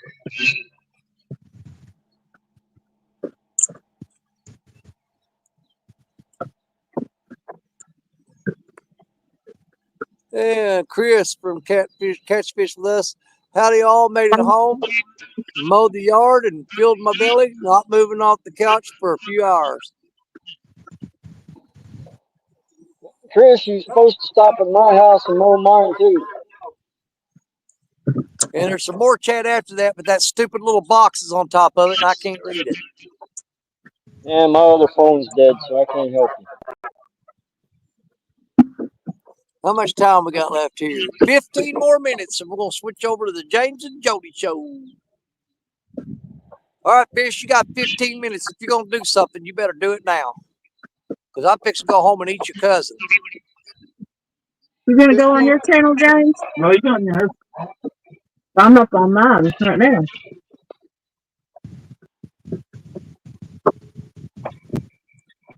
Well, y'all figure out whose channel you're going to be on, because I need something to watch on the drive home. Come, Jody.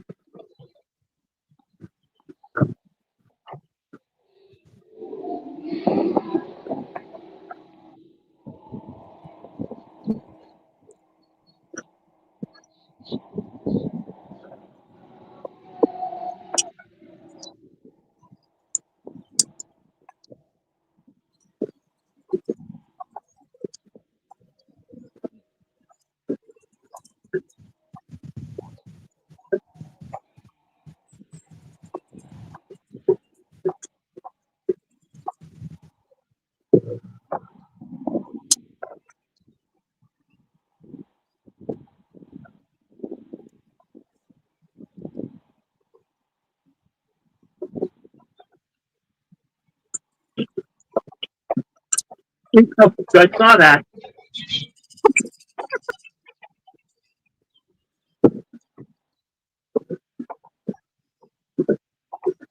So what? You like karate? That right? Karate.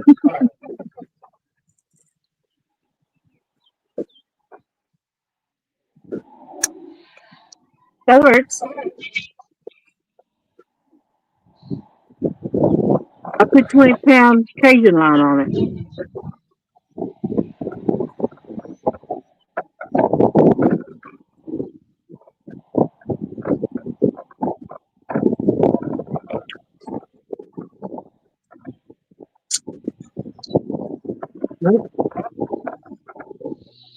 That's what's hard with those. You can't really cast them for. I forgot how to cast them. It's so long since I used them.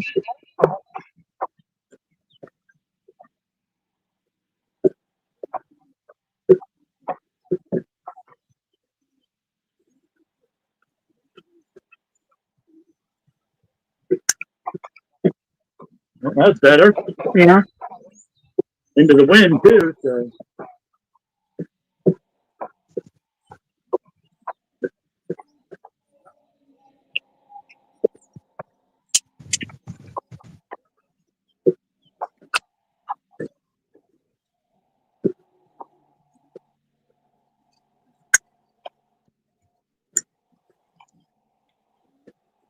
That'll do.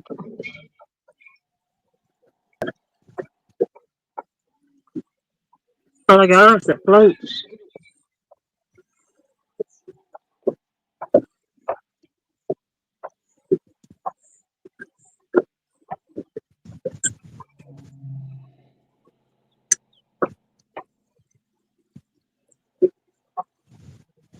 And it's overly fun around there.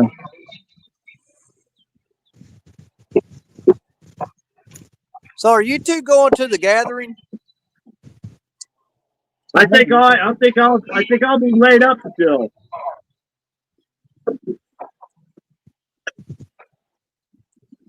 I was going to drive down for one day, but I don't know if I'm going to be able to make it or not. Yeah, I think I'll be recovering from my surgery. At least I better have the surgery done by then.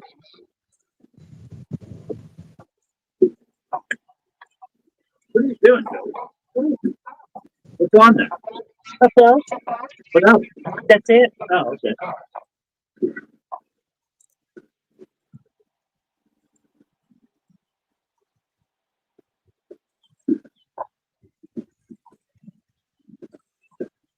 Now, you having did they already work on your neck, or are they doing your neck or your back? What are they doing?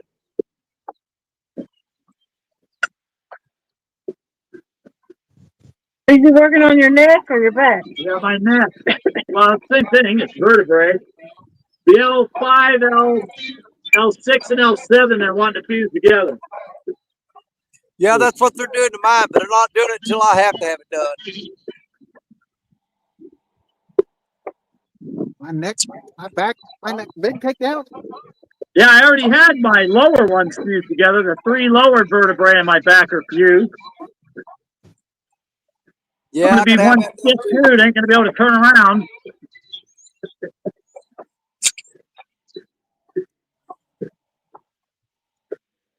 Got it.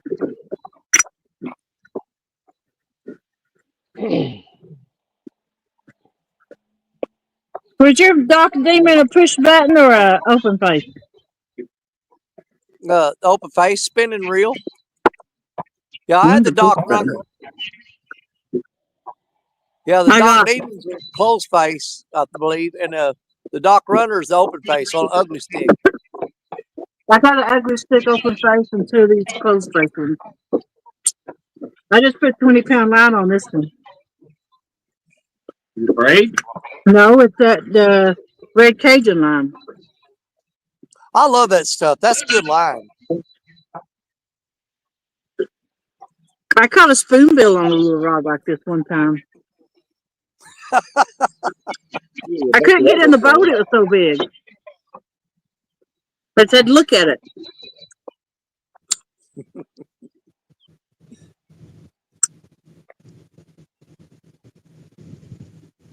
You mean a stick-nosed paddle cat? Yeah, gar, a barracuda. I'll never forget that. That's so embarrassing. Paddle cat. Yep. I don't know what it was.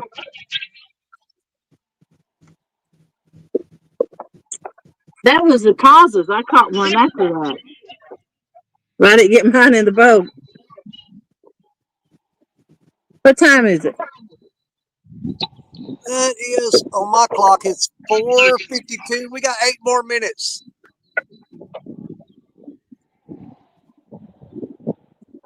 I'll go ahead and get set up. I'll go ahead and jump off. Okay, are you going on your channel or James's? He said go on mine. Do it on yours? Okay, so when I shut down here, I'll make sure I tell everybody to go there. All right. Bye. All right, sweetheart. Thank you. Okay.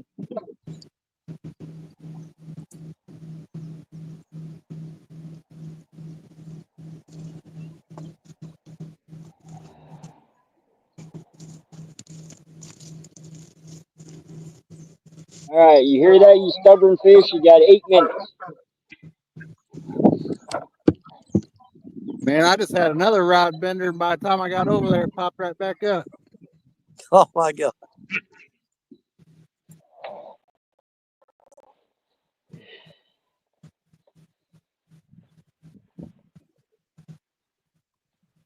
Well, I should have brought my crappie rods. You guys over here on the bank pulled in 4 crappie already.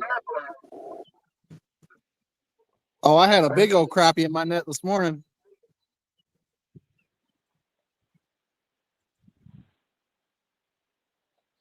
Oh, I did too when I was getting shad earlier.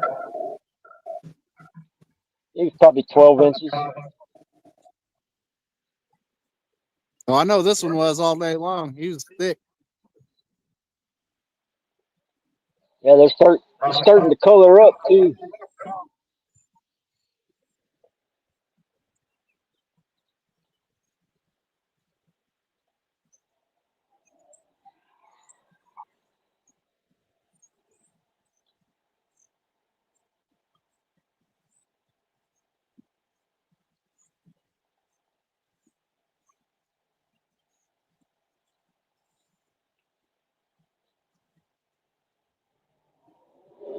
Home fish.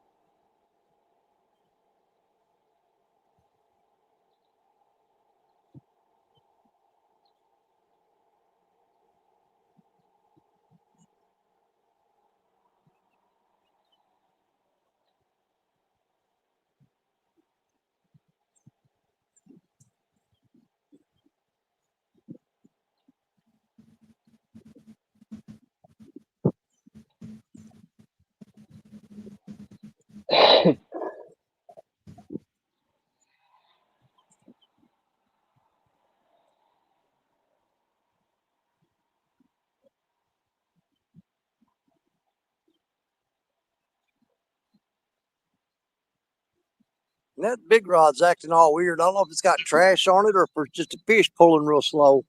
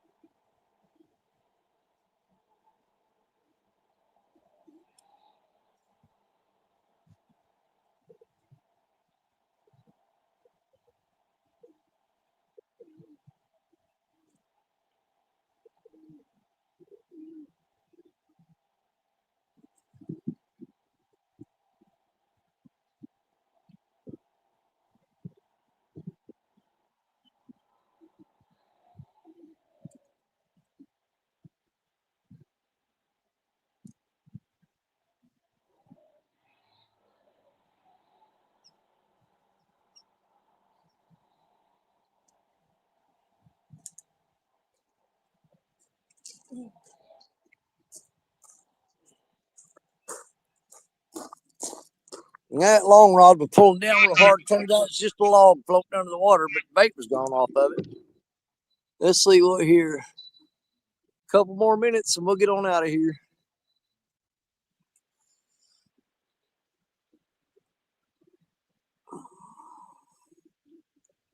You guys want to go ahead and tell everybody bye? And then we'll get ready to shut down. Who wants to step in front of the camera first? I'll make you solo.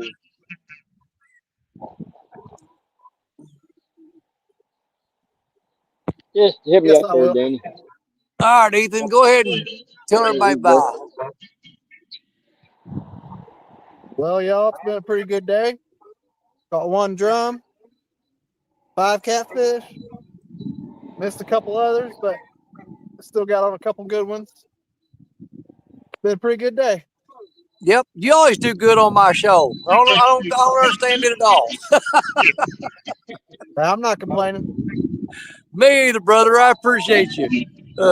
We'll get together soon, do some fishing together. I'll make my way up that way. Yep, I'll holler at you I'll holler at you when I can, and I'll let you know I'm coming up. Sound But like a plan. thanks for hanging out with me today. I appreciate you. Let's get You guys Bobby have up a good here. one. All right, Bobby. It's all you, buddy. Just another wonderful weekend of fishing, just out in nature. So works for me. No fish, but hey, it happens. They call it fishing, not catching. Just a shout out. Don't forget River Cats Tackle. Check them out. You won't be disappointed. And definitely check out the new J&S rods. They're pretty sweet. And of course, till next time, Godspeed, God bless, tight lines and fish fingers. All right, Bobby. Thanks for hanging out with me today, brother. I appreciate you. Hey, always a pleasure, bud. Try again next Sunday. Yeah. You know it. Give me just a second here. 5 o'clock on the dot. That's what I'm talking about. All right. There we go. Well, at least had a pretty good day today. I lost a flathead right up the bank. Got me a 15-pound channel cat, which is the second biggest channel cat I've ever caught in my life. My biggest was 19 3/4. But we got a 15-pounder today, and it was a beautiful, beautiful channel cat. I was happy to catch it. But most of all, I was happy to hang out with you guys. I was happy to hang out with Ethan and Bobby and Jody and James popped up for a little while. A couple other folks. Had a great time with you guys. We always do. We enjoyed doing stand day. But thank you guys for hanging out with us. Appreciate it so much. But we're going to say bye and get on out of here. And the screen just went black. All right.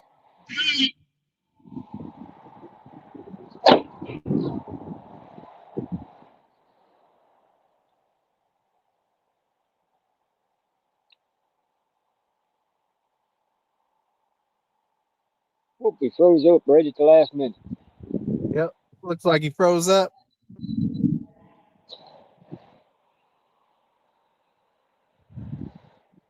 Or he hit the wrong button.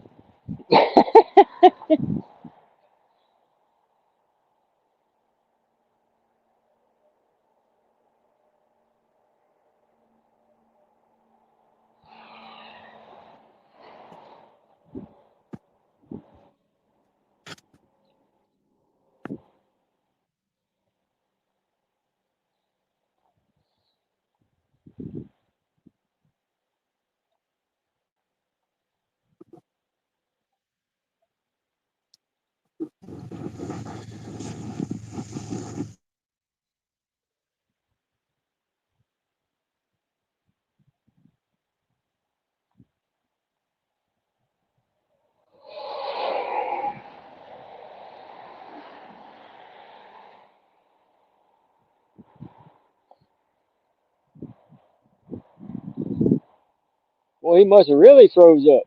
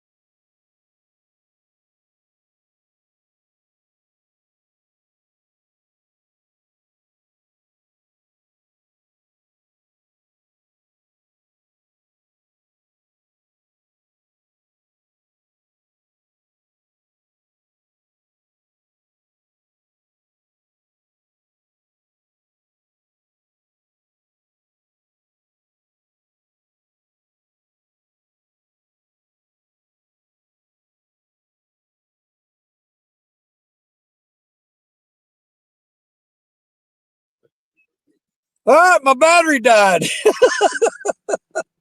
So, you guys go to Pontoon Jody Catfish and go watch Jody and James fish. I'm going to shut this down. Yeah. All right, we'll finish it up, righty? All right, you're my brothers, you're my sisters, you're my catfish family. God bless each and every one of you because you know that Daddy Stone loves you. And we'll see you again real soon. Bye, everybody. God bless.